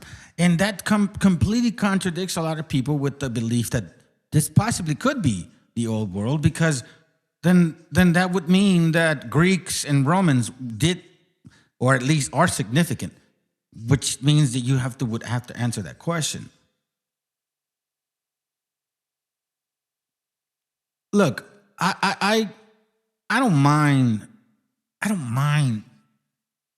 people teaching us, but when it comes to this Moorish concept, bro, this is when it gets, to me at least, it makes me, and I don't know, bro, it makes my stomach sick. Especially when I hear somebody like, oh, well, what about the gopher wood? Fuck you, shut the fuck up, bro. Your mom is white, first of all. But if we're going to use sources, at least me personally, me, I want to make sure that my sources are strong. So we got to go to Diodorus Siculus, we got to go to Plato, and now we got to go somebody further than Plato, because it was a man that he was learning from. Herodotus heard about him too, and listen, I'm going to show this to you guys tomorrow. And then we're going to be able to tackle the whole subject of like what I'm saying. I don't know, man. Me personally, I want to make sure that I can be very clear about this, because that shit disgusted me. Seeing that guy using our fucking history to supposedly feel, bro, fuck no, man. Like, nah, hell no, dude. That made me sick. Maybe that's what it is. You know, forgive me, bro, if I'm too harsh. Anyhow, look, all I'm saying is this. Atlanteans were very well known in the old world. Atlanteans. They were hopeful. And those Atlanteans were in Africa, by the way. So we're going to talk about Plato. We're going to talk about Diodorus again. We're going to talk about the actual people that learned from Plato, that Plato learned from and Herodotus learned from as well. And supposedly this guy learned from the Egyptians. So we're going to go back to the Egyptians. We're going to come back again. We'll bring up some real documented history, hopefully, that can give us an answer about some real shit. 2 books that I want you guys to look up, actually. It's called Anacalypsis Volume 1 and Volume 2. Anacalypsis Volume 2 more likely will be the one we're going to talk about tomorrow as well. Like I said, tomorrow we're going to go deep into this shit. There's one thing I don't want to leave behind is this.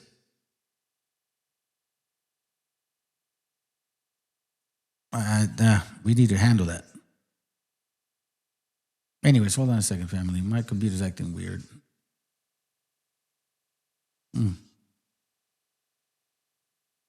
That's weird. Hey, what up, sis? YT did not give me notification for that. Yeah, they never will. Apparently, they just don't do that no more. Anyways, yeah, have a good night. Tomorrow, we're going to tackle this. I hope you guys can actually have some time for it. Have a good night. I'm only going to play one song. I'm going to go kind of long and shit. Kind of like this. So, you know. You guys don't like it, whatever. Have a good night.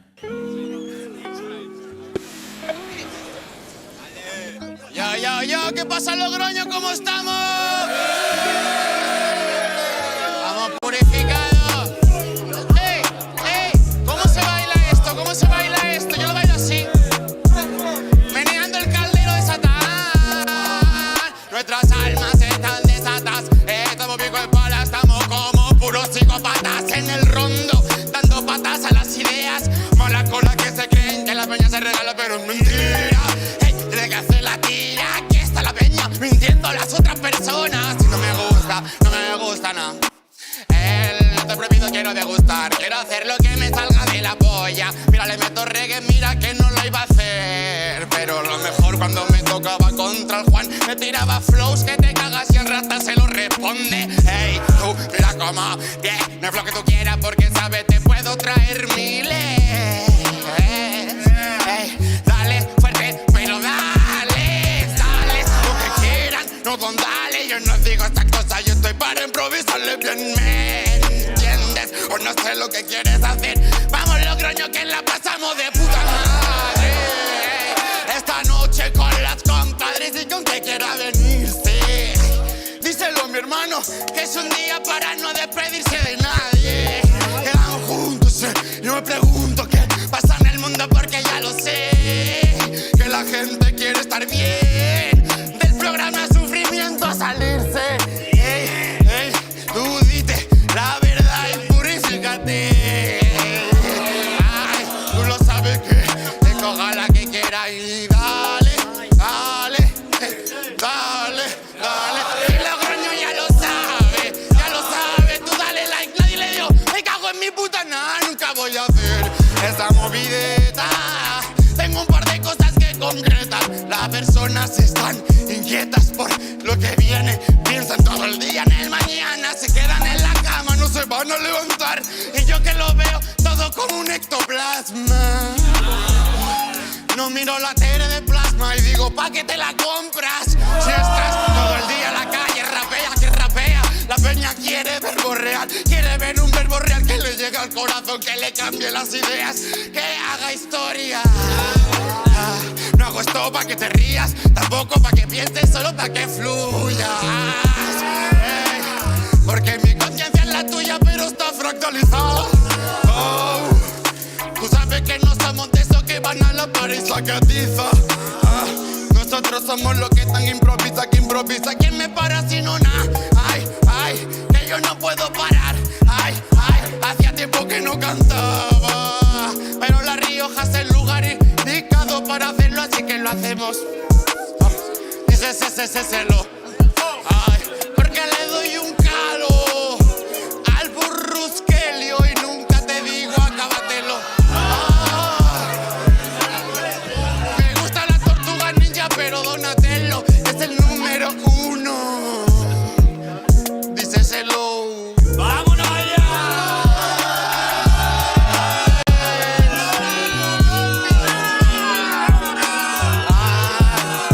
¡Vámonos, chavales!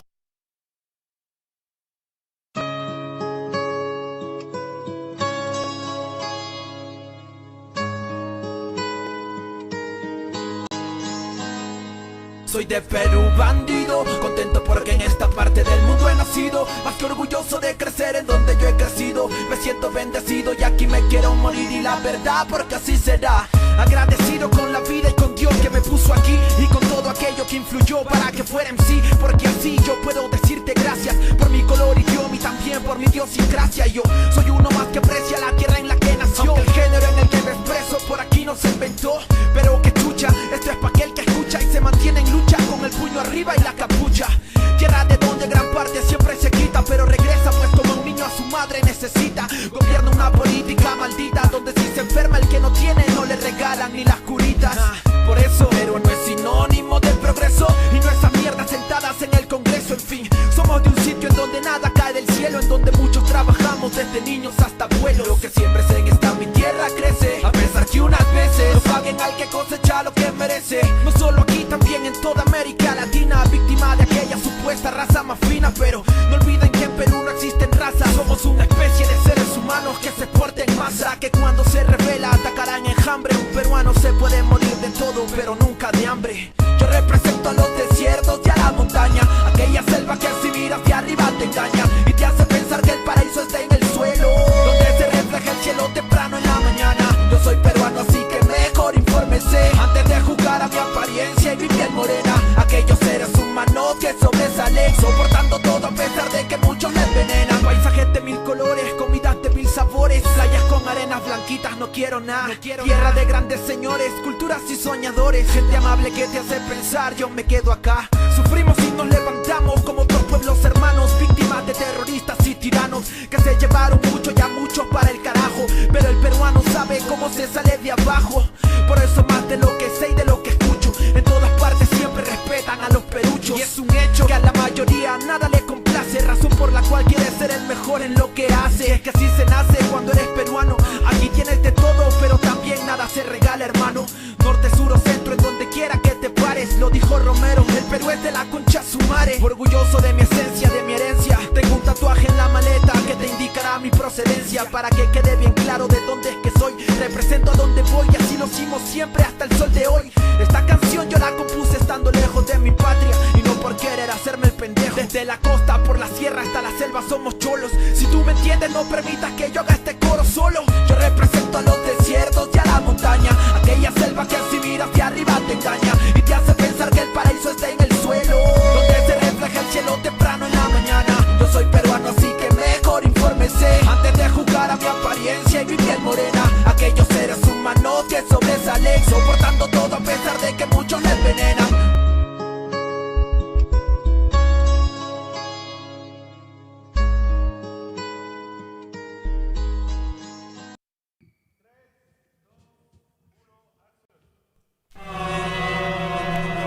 Yo, comentando, ¿qué dicen? Sí, ¿qué cuentan? Ya, escúchame, ya. Los medios cuentan que si hay libertad de prensa, la mordaza es cosa escasa y todos dicen lo que piensan. Y esa sutil es impresa y repetida diariamente, tiene contenta tu mente con yo soy combate y fiesta. Presta el control, Tarantino no es tan gore como los crímenes de amor que a toda hora se nos muestra. Pues tal vez la estrategia impuesta, pánico en el público y manejarás el cuesta pal. Político en vez de patrullas en vez de camilla para un hospital, como si esa mierda de tombo no diera seguridad. No será casualidad que el otro dueño del canal sea el sacro sobrino peruano de un primo hermano pariente papá, que se nota el que Ya no es noticia, su codicia se evidencia. Propicia violencia y plástico, panémicas, belleza. Fútbol, patriotismo, falso, culo, vasos de cerveza. Pele cáncer pa' tu mesa y el domingo en misa pesa. Sobre su cabeza pesa el atraso mental del pueblo. Oposición vendió trasero, dictador, grupo Romero. Pero se confundieron acá, la palabra es cruda. Autoeducación, mi camino se enfoca la lucha a través de cultura. Es como genera de uno, tal vez otro loco se suma. Ya saben, cortina de humo que explota la mina que mata la cuna. Primo, vengo que trate la friuna, no una pura canción de aventura. Así no censura, emite basura, no le conviene que sepa verdura. Hay extorsiones, violaciones, robo, llanto y más. Con tanto muerto el morbo están alimentando, ves, no hay paz. Solo un odio contenido en bilis para que vivan en la fantasía y algún día cambiará. Hay extorsiones, robo, violaciones, llanto y más. Con tanto muerto el morbo están alimentando, ves, no hay paz. Solo un odio contenido en bilis para que vivan en la fantasía y algún día cambiará. Sensacionalismo, amigo eterno de la prensa, el mismo que forjó al humano sumiso, callado y muestra. En el noticiero, en el artículo del diario, la vida de una bebé que poco invierte al vecindario. Sirven como fieles feligreses a oscuro intereses, mienten todo el día, crían, crean solo estupideces. La historia afirma, indica que siempre negaron información alternativa que todo pueblo merece. A cada instante pareciera su labor asesinar una memoria colectiva que hace una nación, con una prensa cómplice que juega con humor, desconociendo ese dolor que nos dejó ese dictador. Cortina de humo es su mejor función, para apartarte de la fuente harán de todo, pues miró hoy como venderte el culo de Sharon Stone, cagándose en tu derecho a la objetiva información. El narco, el almirante, el presidente, el congresista, algún ministro, algún legado, de seguro es el patrón de ese periódico morboso y amarillo que al leerlo 2 minutos te vuelve en un show. Los medios son culpables, responsables de toda propaganda basura que te ofrece la TV. Pues será mejor que se autoeduque, pues my friend, porque el comercio de los medios te carcome hasta las 100. Hay violaciones, extorsiones, robo, llanto y más. Con tanto muerto el morbo están alimentando, ves, no hay paz. Solo un odio contenido en bilis para que vivan en la fantasía y algún día cambiará. Hay extorsiones, violaciones, robo, llanto y más. Con tanto muerto el morbo están alimentando, ves, no hay paz. Solo un odio contenido en bilis para que vivan en la fantasía y algún día cambiará. Que algún día cambiará. Que algún día cambiará. CPF. Pues otro beat me han dicho que pum. 400 kilómetros para que se esté echando un free. Vamos, fuerza, hermano.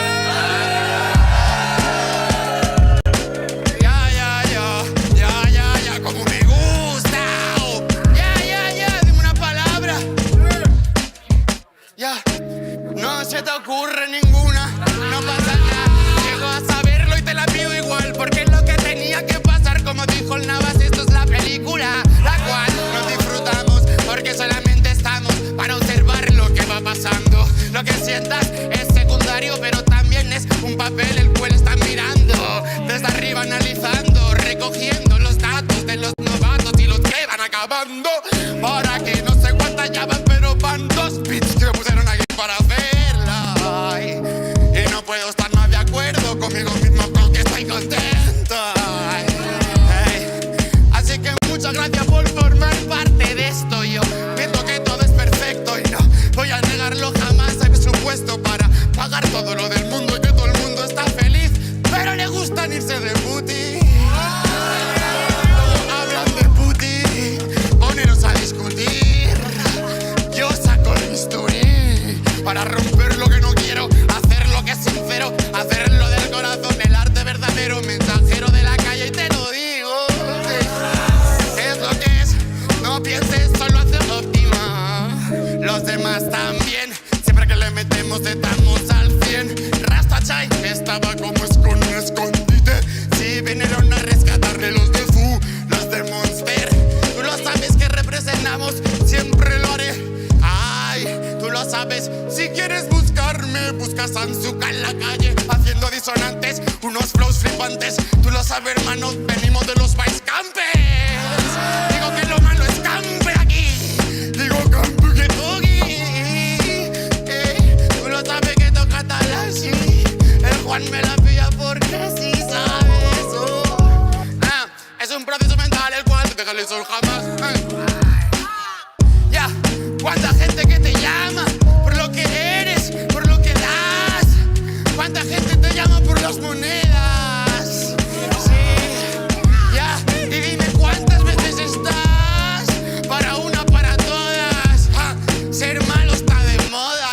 coño, quiero eso. Ya, muchas gracias.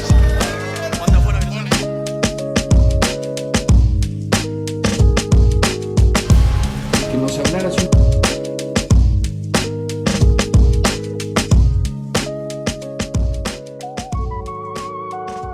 Yeah. Nos llaman indios. Yeah. Nos llaman indios como insulto, mírate bien criollo. Llegaste con acero, viruela y despojo. No fue encuentro de mundos, fue violación de territorio. Vientres forzados, linajes rotos, memoria en el abandono. Le pusieron mestizaje al trauma repetido para que el crimen histórico pareciera con sentido. Quemaron códices, dioses, calendarios y luego dijeron que aquí no había civilización ni sabios. Trajeron la cruz con sangre todavía fresca, oro rumbo a Castilla, pueblos hechos mercancía. El maíz alimentó imperios que jamás sembraron y aún hoy viven del trabajo indígena que despreciaron. Se burlan del color, del guaracho y la lengua, pero su riqueza nace del sidor que niegan. Hablan de civilización desde tierras robadas, pero la raíz más pura sigue en la sierra olvidada. Presumen apellidos, linaje español, pero Oaxaca conserva lo que les falta hoy. No es orgullo blanco, es miedo a recordar que sin pueblos originarios no hay país que nombrar. País que nombrar. País que nombrar. País. Yeah. México no nació en 1521, ni en un palacio. Ya había ley, ciencia, escritura, observando el espacio. Olmeca, maya, zapoteca, mixteca. No eran tribus perdidas, eran naciones complejas. Pero el Estado aprendió a borrar con discurso. Todos mestizos para tapar el genocidio en curso. Te enseñaron a aullar tu piel y tu acento, a reírte del abuelo para encajar en el centro. Te dijeron, si vives en ciudad ya no eres indígena. Como si el concreto borrara la sangre que sigue viva. Mestizo no significa ablesia ni negación, significa herida viva sin reparación. Se llaman blancos en un país de maíz, aspiran a Europa mientras niegan su raíz. Hablan de pureza con la boca manchada, pero la continuidad genética vive en la comunidad marginada. No es atraso defender la tierra y el agua, atraso es repetir el mito que la élite propaga.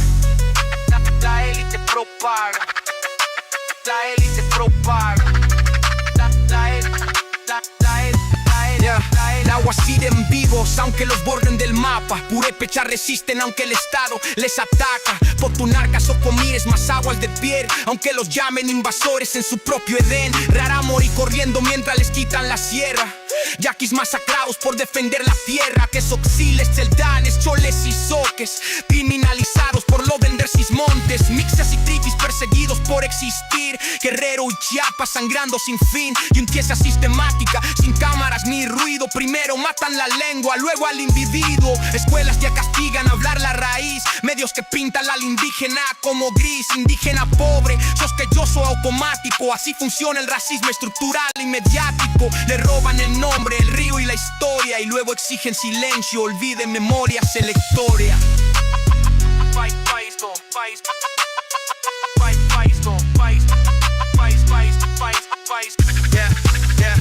Se ríen del copal, del rezo y del telar, pero comen tacos y símbolos pa' lucrar. Folclorizan la cultura pa'l covista extranjero, pero ignoran al niño indígena muriendo primero. Celebran pirámides, niegan a la gente. Aman la piedra muerta, odian al viviente. Usan día de muertos con marca nacional, pero desaparecen vivos sin escándalo oficial. Hablan de vida con memoria mutilada, una patria levantada sobre sangre legada. Ser indígena no es disfraz ni museo, es presente vivo aunque les quena el espejo. La piel morena no es error ni retraso, es código antiguo sosteniendo el espacio. No me hablen de unidad sin justicia real, no hay nación sin verdad, así escucha. México, deja de huir de ti. No eres Europa aunque lo repitas 1000 veces así. Tu raíz es maíz, obsidiana y barro, no apellido importado ni linaje prestado. Deja de odiar al espejo que te formó, al indígena vivo dentro de tu voz. Mestizo no es blanqueamiento ni traición, es aceptar la herida y sanar la nación. Mientras el sistema borra, el pueblo recuerda. La sangre no se borra aunque la niegues entera. No somos atraso, somos continuidad. Para esos hispanistas que venden la tierra y la historia, que besan la mano blanca y le llaman memoria. Cambian maíz por corona, raíz por apellido. Se dicen herederos del que siempre fue invasivo.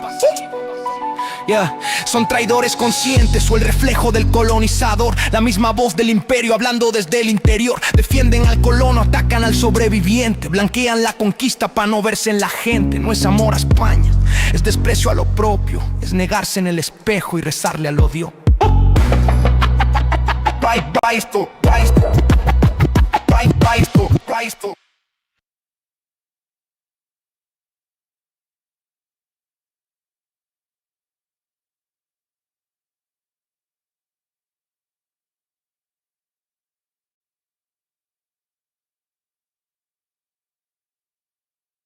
Antes del nombre América, antes del hierro y la cruz, había pueblos que hablaban con la tierra y con la luz. No era un mundo vacío, era ciencia y corazón. La historia empezó aquí mismo, aunque el invasor no pida perdón.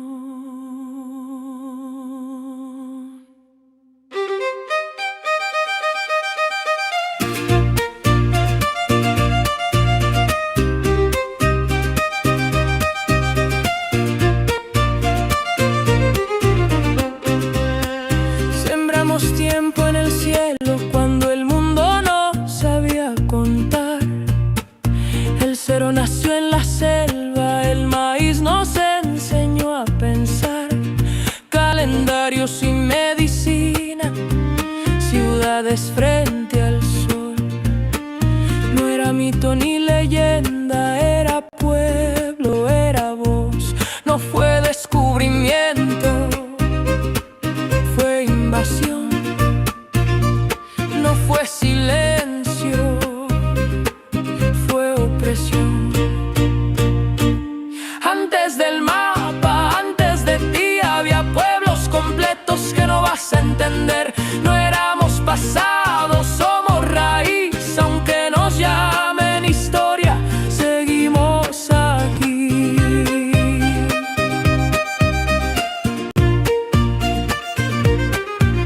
Desde el barro del origen hasta el jaguar ancestral, desde la selva profunda hasta el águila solar, ciudades que eran mundos cuando Europa se partió, capitales que flotaban mientras el viejo mundo ardió. En la montaña aprendimos a vivir sin dominar, sin rueda y sin bestias, pero sabiendo gobernar. Caminos y comunidad, trabajo como misión. El poder no era conquista, era responsabilidad. No fue progreso, fue despojo. No fue fe, fue antojo. Antes del mapa, antes de ti, había pueblos completos que no vas a entender. No éramos pasado, somos raíz, aunque nos llamen historia, seguimos aquí. Hey. Hey. Hey. Hey. Hey. Quemaron nombres, vendieron memoria, alzaron fronteras sobre nuestra historia. Nos dijeron atraso para robarnos la voz, civilización a balazos y la fe pa'l control. Pero la tierra recuerda, la raíz no se rinde, aunque cambien las banderas, la herida no se extingue. De norte a sur somos la misma raíz, la misma herida que se niega a morir. De norte a sur nadie sobra aquí, Latinoamérica sigue y no va a pedir permiso para existir.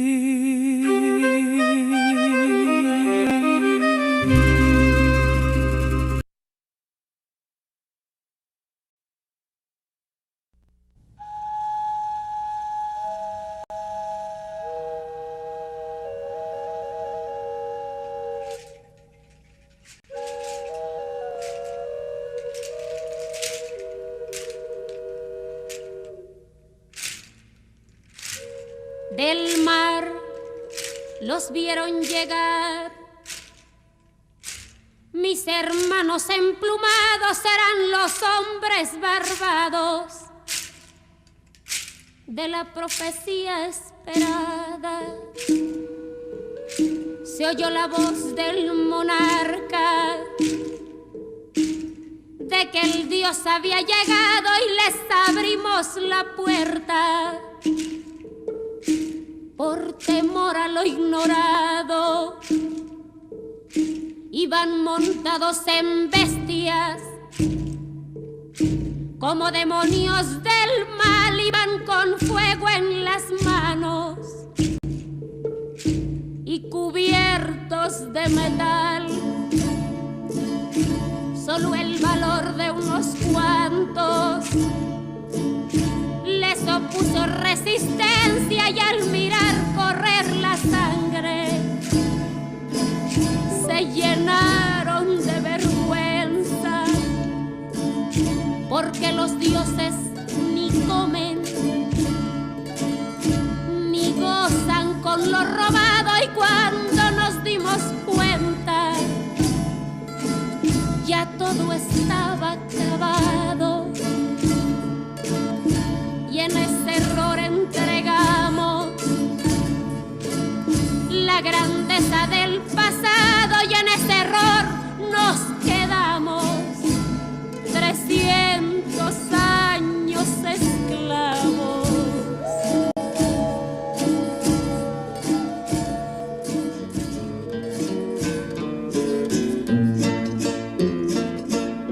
Se nos quedó el maleficio de brindar al extranjero nuestra fe, nuestra cultura, nuestro pan, nuestro dinero, y le seguimos cambiando oro por cuentas de vidrio, y damos nuestras riquezas por sus espejos con brillo. Hoy, en pleno siglo XX, nos siguen llegando rubios y les abrimos la casa y los llamamos amigos. Pero si llega cansado un indio de andar la sierra, lo humillamos y lo vemos como extraño por su tierra.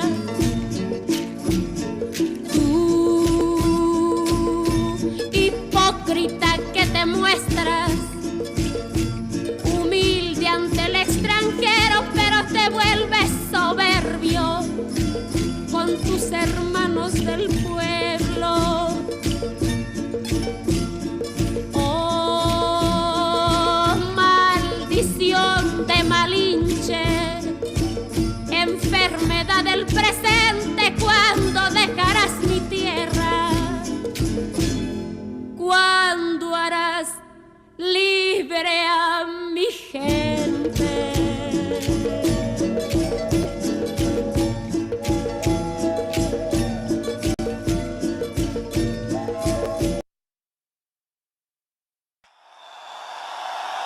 ¡Fuera! ¡Fuera! ¡Fuera, yanquis de América Latina!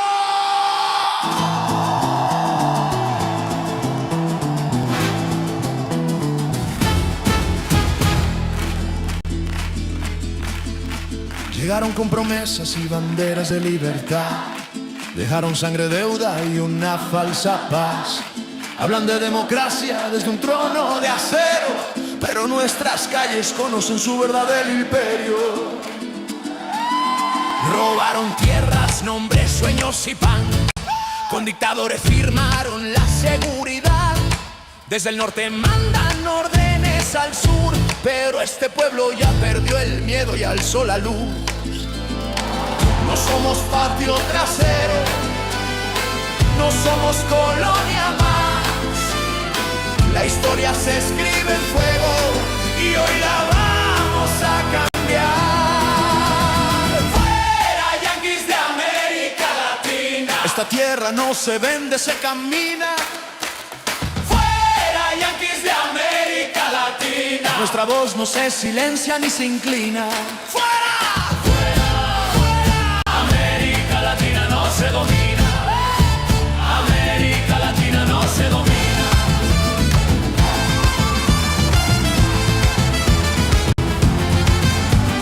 Países militares sobre pueblos sin voz. Corporaciones mandando más que Dios. Llaman ayuda al saqueo legal, pero la dignidad no la pueden comprar. Desde el río Bravo hasta la Patagonia, un mismo grito rompe la hegemonía. Indígena, obrero, estudiante y canción, somos millones latiendo en revolución.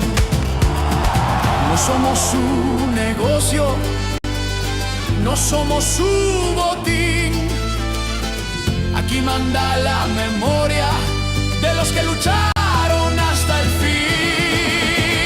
Fuera yanquis de América Latina. Ni bloqueos ni balas nos arrodillan.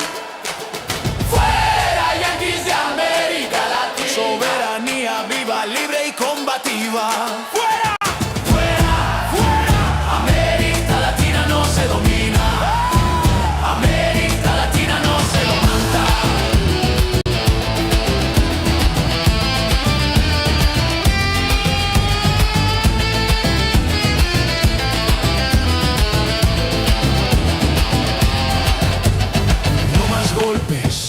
No más mentiras, no más imperios sobre nuestras vidas. La patria es grande, la lucha también. Si tocan a uno, respondemos 100. Fuera yanquis de América Latina. Desde el barrio hasta la cordillera. Fuera yanquis de América Latina. Este continente ya decidió su bandera.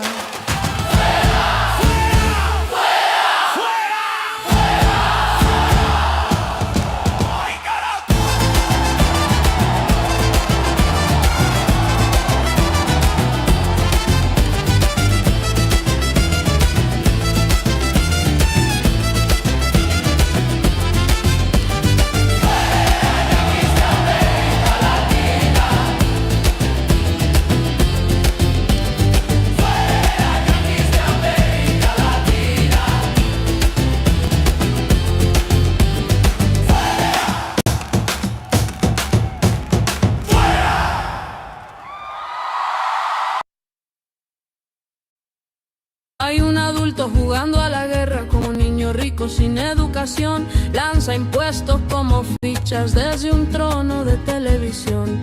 Nunca pisa la tierra que quema, nunca paga su destrucción. Manda bombas por berrinche y le llaman decisión. No es carácter, es violencia, no es poder, es corrupción. Cuando manda el capricho ajeno, tiembla el pueblo pero alza la voz. Deciden el interés nacional sobre tierras que no son suyas. Boca llena de riqueza, manos blancas, balas sucias. El muerto siempre es el pobre, el botín no cambia de dueño. 20 años de invasiones, repiten el mismo cuento. Prometieron libertad, llegaron con ocupación.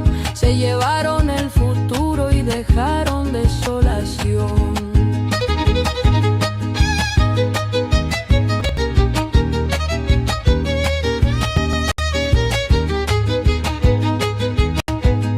Tengo rabia contra el imperio, un lamento con razón. Cuando un pendejo con dinero juega a ser Dios con un botón. No hay guerra que sea juego, no hay misil que dé razón. Solo madres enterrando lo que el rico no lloró. Por Venezuela alzó el grito, no la uses de distracción. Que decida su camino, sin bloqueo ni invasión. Que no repitan el cuento de salvar con ocupación. Ya sabemos cómo acaba, con pobreza y represión. Que se escuche desde el cerro, desde el barrio y el solar. Los pueblos no son juguetes de quien no sabe mandar.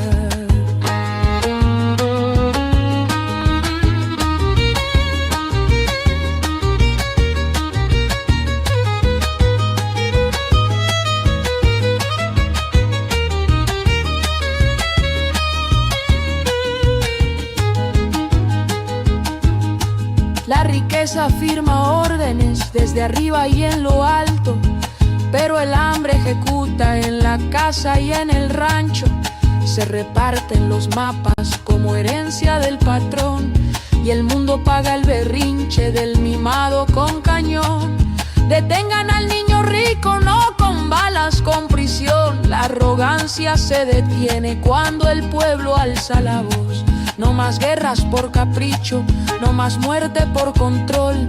Que el poder baje del trono y responda por su horror. Que decida quién trabaja, quién resiste y quién nació. La autodeterminación no se compra con terror. El respeto al derecho ajeno es la paz, no imposición. Si el poder vende la vida, que retumbe el corazón.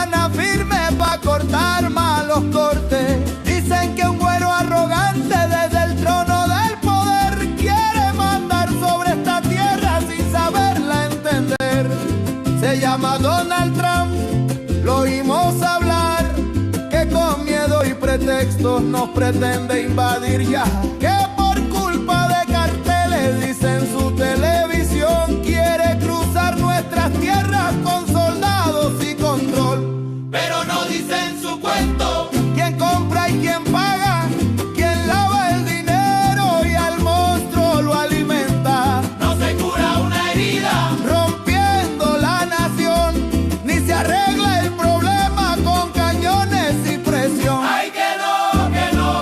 No te equivoques, vecino. Los problemas no se arreglan pisoteando el camino. Ay, que no, que no, que no. México no es botín, no se invade con mentiras ni con miedo disfrazín.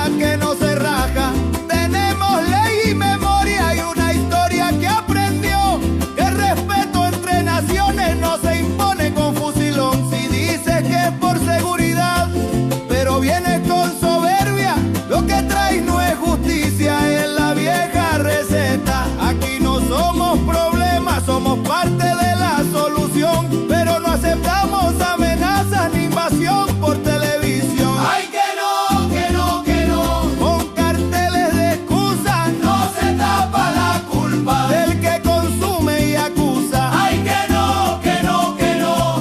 Que lo escuche el extranjero, esta tierra se respeta o se canta más recio. Que lo sepa el mundo entero. De Veracruz el mensaje.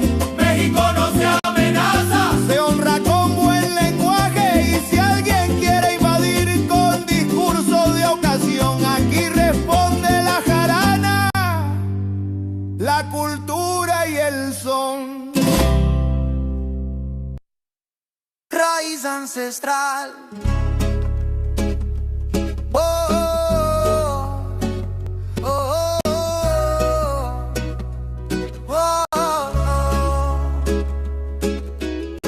Desde el tiempo del fuego y la obsidiana, cuando el sol era Dios y la luna hermana, nació esta tierra de maíz y de palabra. México viejo, México que nunca se acaba. Somos hijos del agua y del cerro, del jaguar que camina en silencio, del copal subiendo al cielo abierto y del tambor marcando el tiempo. Aquí el abuelo habla con él.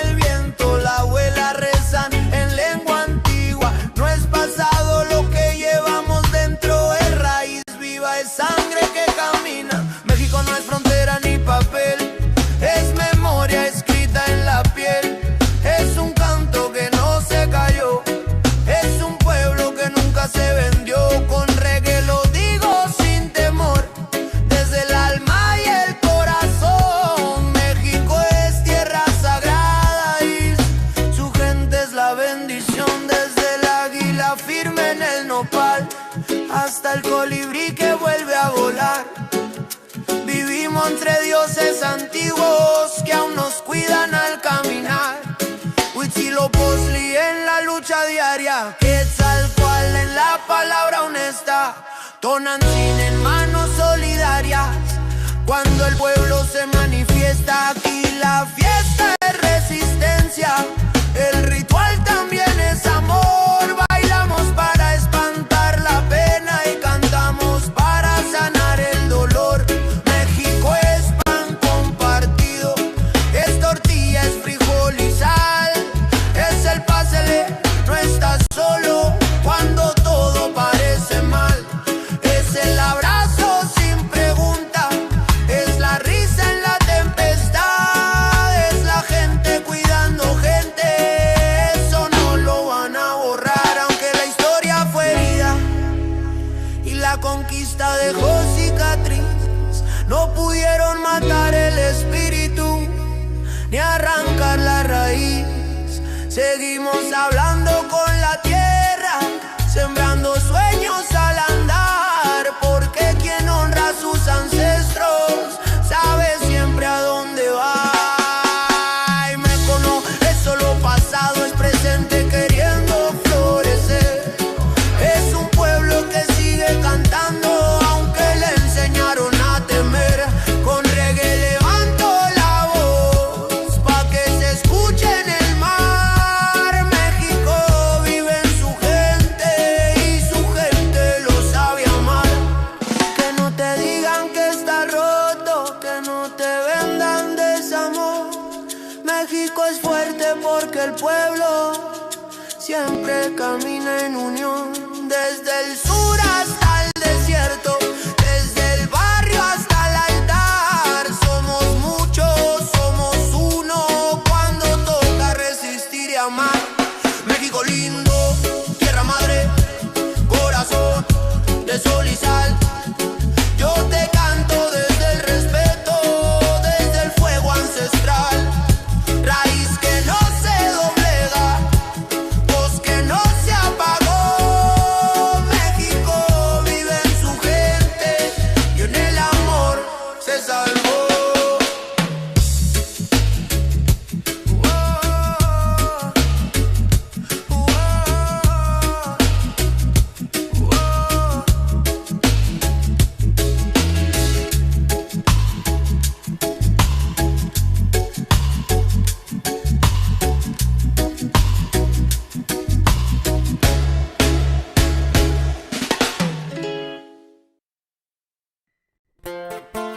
Mi gente, por ahí andan las noticias que según quieren deportar a toda la raza trabajadora y les hicimos este corrido, compa Kevin.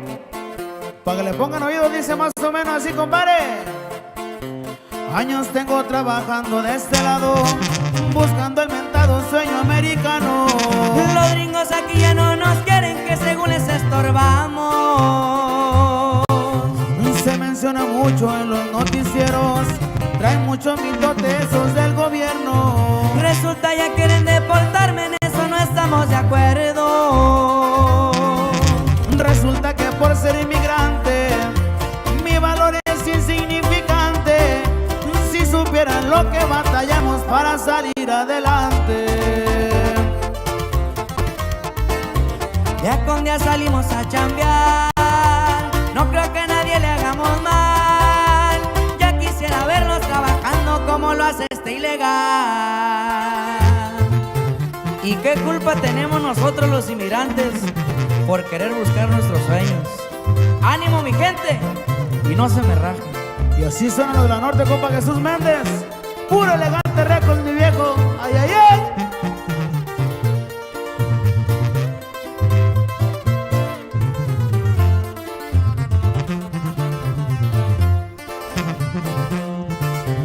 Unos días no duermo y otros como mal, pa' que a mi familia nada le pueda faltar. Se murió mi madre y a mi padre, espero volverlo a mirar. Canto por mi gente, no se vayan a agüitar, que Diosito es grande y de esta ley nos va a salvar. Nomás acuérdense de Florida, nos volvieron a ocupar. Resulta que por ser inmigrante mi valor es insignificante.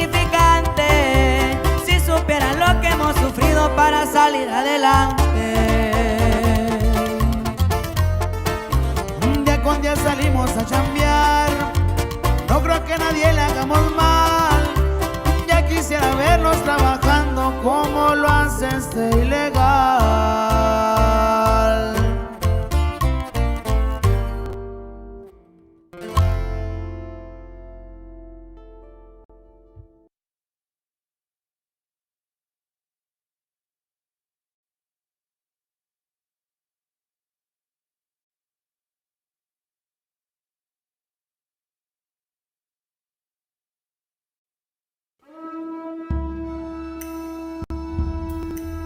Mesta isukame Claudia Shemo ya utayu.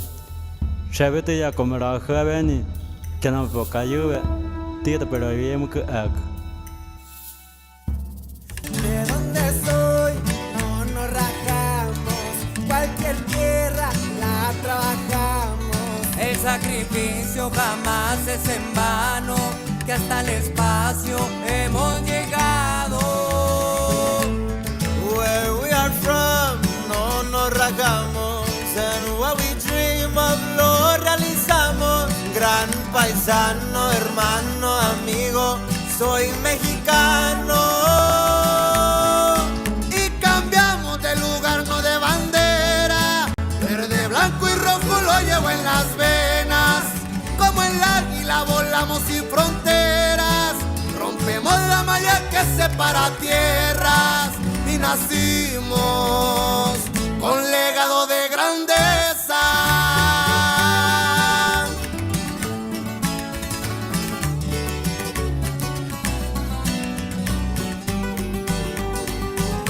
Extraño mi rancho, también mi familia, pueblo querido que no se me olvida. Aunque de este lado me trajo la vida, siempre paradela como Pancho Villa.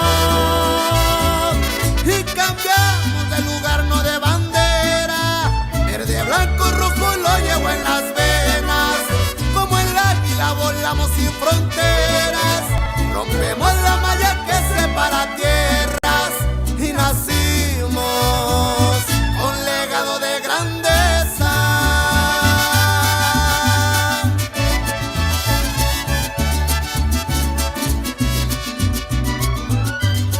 A nuestras mujeres y madres inmigrantes, un ejemplo de fuerza y valor. ¡Y que viva México! Y aunque el acta diga americano, hay en puro mexicano. Y cambiamos de lugar, no de bandera. Verde, blanco y rojo lo llevo en mis venas. Como el águila volamos sin fronteras. Rompemos la malla que separa tierras. Y nacimos con legado de grandeza.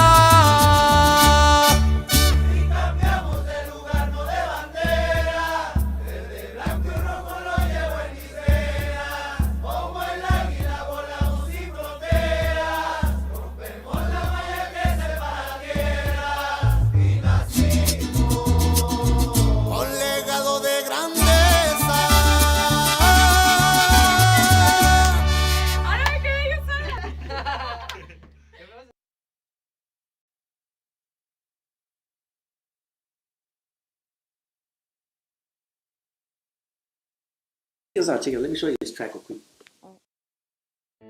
Chicanos killing Chicanos is what they want. Blacks and Chicanos killing each other is what they want.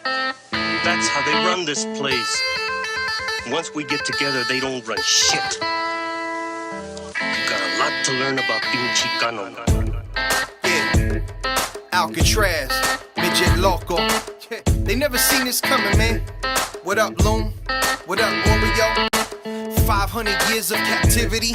What else? Now they try to tell us how we supposed to be, how we supposed to act, how we supposed to rap. How I'm brown but my flow too black. Come on, y'all kidding me, right? Nike Air Flights fitted cock back fresh. Representando mexicanos on the map. No estoy jugando, got bars like I battle on smack. But hold on, I'ma bring it right back. My people indigenous. I'm not sure if you getting this. By the time I'm done, you gon' be feeling this. I come from the people they call Mexica. I've been to the motherland, Chichen Itza. Seen the Mayan ruins, intellectual architects. Men in the cenote seen ancient artifacts. Really? Cali is Mexico, those are the facts. They raped women, gave elders heart attacks. It was a battle, our people were outgunned. Took life and cattle, we were outdone. However, 2 wars proudly we take to the grave. Those we call our Independence Day. It's time to stand up, educate our people. Stay on our ground, let them know that we equal. We see your plan, but your plan is see-through. You can't stop my people. Mexicano, I'm brown and proud. Mexicano, I'm brown and proud. Mexicano, I'm brown and proud. Mexicano, I'm holding it down. Yeah. Story with Mexicano. Gave birth to the word that we know as Chicanos. Aztec warrior, man, it's all in my blood. From the Tenochtitlan, that's the heart of the love. Now I'm Mexico City, that's a modern day name. Don't let the books confuse it or be a modern day slave. Gotta get your facts right and study the culture. Don't be like Cortez, he came like a vulture. Came to just steal and take away the land. He seen what we got and he was like, damn, who would've guessed it had to be a white man. Damn again, now we got stolen lands. They say go back to where the fuck you from. Man, this is my land, that's what you stole from us. I'm not Hispanic or Latino, I'm a Mexican. Man, fuck La Milicia, you can have that bitch. It's time to stand up, educate our people. Stay on our ground, let them know that we equal. We see your plan, but your plan is see-through. You can't stop my people. Mexicano, I'm brown and proud. Mexicano, I'm brown and proud. Mexicano, I'm brown and proud. Mexicano, I'm holding it down, yeah. Y va de nuevo mi tono. Mexicano bandido, todo el barrio prendido. Siempre ando bien juido, siempre poniendo ruido. Mexicanos al grito de guerra, yo defiendo mi tierra. No me dejo de nadie, yo cuido a los míos, mi raza se aferra. Soy mexicano, esa es mi bandera, yo la levanto por donde quiera. Verde, blanco, rojo hasta que muera. El barrio prendido ya quemó afuera. Soy mexicano, esa es mi bandera, yo la levanto por donde quiera. Verde, blanco, rojo hasta que muera. El barrio prendido ya quemó afuera. Me voy tendido, me voy empinando mi bote. Un poco mareado por la bebida y el borlote. Me tiene hasta la riata la gente con su mitote. Pero me despreocupo, me pelan todo el garrote. Me para la chota, ya es por mi apariencia. Que hay tantos delitos, que hay tanta demencia. Yo no cargo nada, no más mi presencia. Pinche puerco joto, atente a las consecuencias. Si no topa el poli en breve nos para en la calle. No puede salir uno conmigo porque ya hay detalle. No quiere que conteste, quiere que yo solo calle. Quiere mi dinero pero que chinga su madre. A la dica este sistema nos quieren ver abajo. Pero tumbar gente, quien les dijo que es trabajo. Puro chingar al indio, váyanse mucho al carajo. Loco no me rajo, lo bueno porque se armó la alianza más pesada del país. Todo el mundo ya conoce las rimas de estos MCs. Pa' ponerme más feliz, unos paisas de hachís. Mis paisas en el gabacho, bien truchas con la polis. Loco en Guanajuato, con los ojos bien tumbados. De coto con el quesada, rifando por todos lados. Atento si prendo un blunt en cabina cuando grabo. Represento Nuevo León, junto a mi carnal el Davo. Cuando voy pa' Jalisco, el pasado está olvidado. Con el perro de la C, bien grifo, pedo y enfiestado. Chécate mi banderón, unido como había soñado. Bien bajado ese balón, compa Lefty bien bajado. Puro hip hop mexa, hasta que amanezca. Pásenme un mezcal y que no se apague la yesca. Ya saben que aquí andamos pilas pa' lo que se ofrezca. Si escribo estas rimas es pa' que se enorgullezca. Verde marihuana, blanca cocaína, roja la sangre que escurre de una nueva herida. Yo salí de la ruina, nunca se me olvida. Con disciplina y respeto sigo en siempre la movida. Ando bien high, la vida es un freestyle. Disfruta lo que hay, vivo entre el bien y el mal, carnal. Crazy life todo el día, vienda live. Pinto tu barda con spray, lo que canto es real. Azules y rojas las sirenas que me persiguen. No suben pa' la virgen, salen todos cuando chifle. Mi barrio no lo pisen, que andamos todos grises. Maldito policía, no quiero que me revises. Prende la mota en canal o en hitter. Ando con mi flota y el dealer.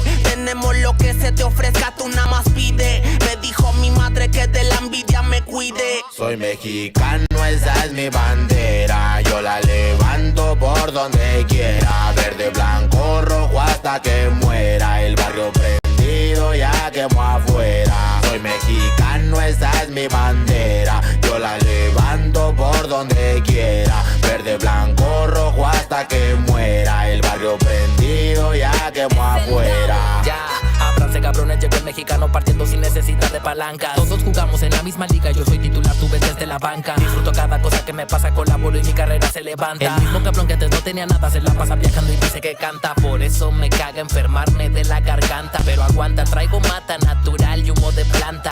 2, 3 cabrones dando lata y yo haciendo más plata. De esto la vida se trata y pa' que sepas no es barata. MC da bolos desbarata con cada escalón que sube. Yo tuve la suerte de hacerme fama en YouTube. Hay 2, 3 raperos de antaño que me bajé de su nube. Los mandé pa' su casa y de premio hasta les pagué el Uber. Si alguien me tira es porque sabe bien que domino el negocio y quiere de mi parte. No quiero darlas de grande, pero si me tiras la neta me toca humillarte. Soy capitán, llevo el estandarte. Somos muy pocos los que hacemos arte. Este flow si es de Marte, tú dale like y comparte. México lindo y bandido, diario a Diosito le pido que me cuide a la familia si un día el cora ya no late. Estoy bendecido porque me cuidan los míos, orgullosamente me exatamos locos de remate. Jaque mate, no hable de volar si viene gateando. La cosa por la frontera se pone violenta, no importa el rango. Toda la raza jalándole duro, si hay algo seguro es la muerte en donde ando. El sudor y la sangre en la frente, los de alzada controlando. Se roban la atención, ya saben quiénes son. Vatos locos con sazón como el de un corridón. No quiera tomarme el pelo si ando todo pelón. Levantando la bandera, viva México, cabrón. Es el perrito de la selva. La bandera con un águila, Simón, mi tierra es esta. Me vale si mi piel o si mi acento les molesta. Acá jalan horas extras, nunca duermen la siesta. Están los que van pa'l jale y los que la viven de fiesta. Otros que en el pintón se tatúan de corazón. 3 colores en el pecho, morirían por su nación. Aunque su puto gobierno los puso en la situación de no terminar la escuela y terminar en la prisión. ¡Viva México, ladrones! ¿Qué hubo el presidente? Ya saben que por mí policías chinguen a 20. Y ahí están mis 20 pa' la cagua. Aguas, que es tierra caliente de Chiapas hasta Chihuahua. Wow, wow, wow, yipi yo, yipi yucas. Guanas, Montequín, Aguas, Tijuas y San Lucas. San Luis Potoyes, Mataulipas, La Puebluca. Dime si o no, loco, acá tienen lo que buscas. Soy mexicano, esa es mi bandera. Yo la levanto por donde quiera. Verde, blanco, rojo hasta que muera. El barrio prendido ya quemó afuera. Soy mexicano, esa es mi bandera. Yo la levanto por donde quiera. Verde, blanco, rojo hasta que muera. El barrio prendido ya quemó afuera. Puro hip hop mexa, perros, 2023. Ey yo, ey yo. Somos la santa carnal. Ey, ey, Los machidones de la plaza. Oye, DJ Dundee que en los scratches. Desde alzada, mi perro. No saben quién soy o sí. Oye. Viva México, cabrones.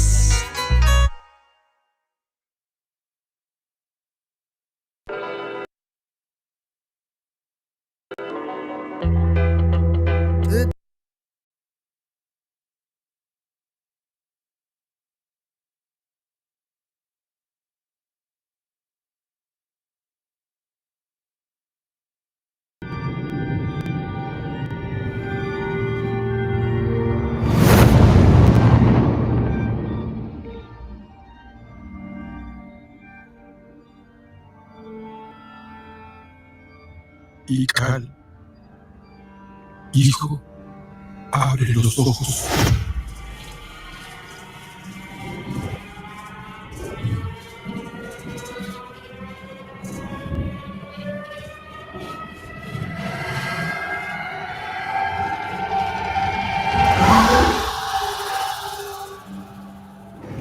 Tu cuerpo se queda con nosotros, pero tu espíritu debe seguir.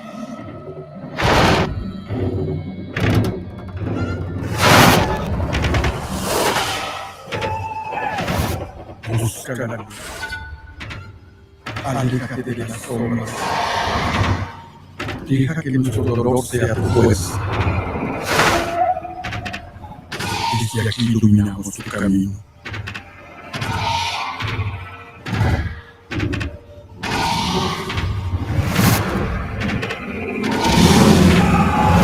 Lucha como nosotros antes la pena tan grande. Yo soy tú eres yo.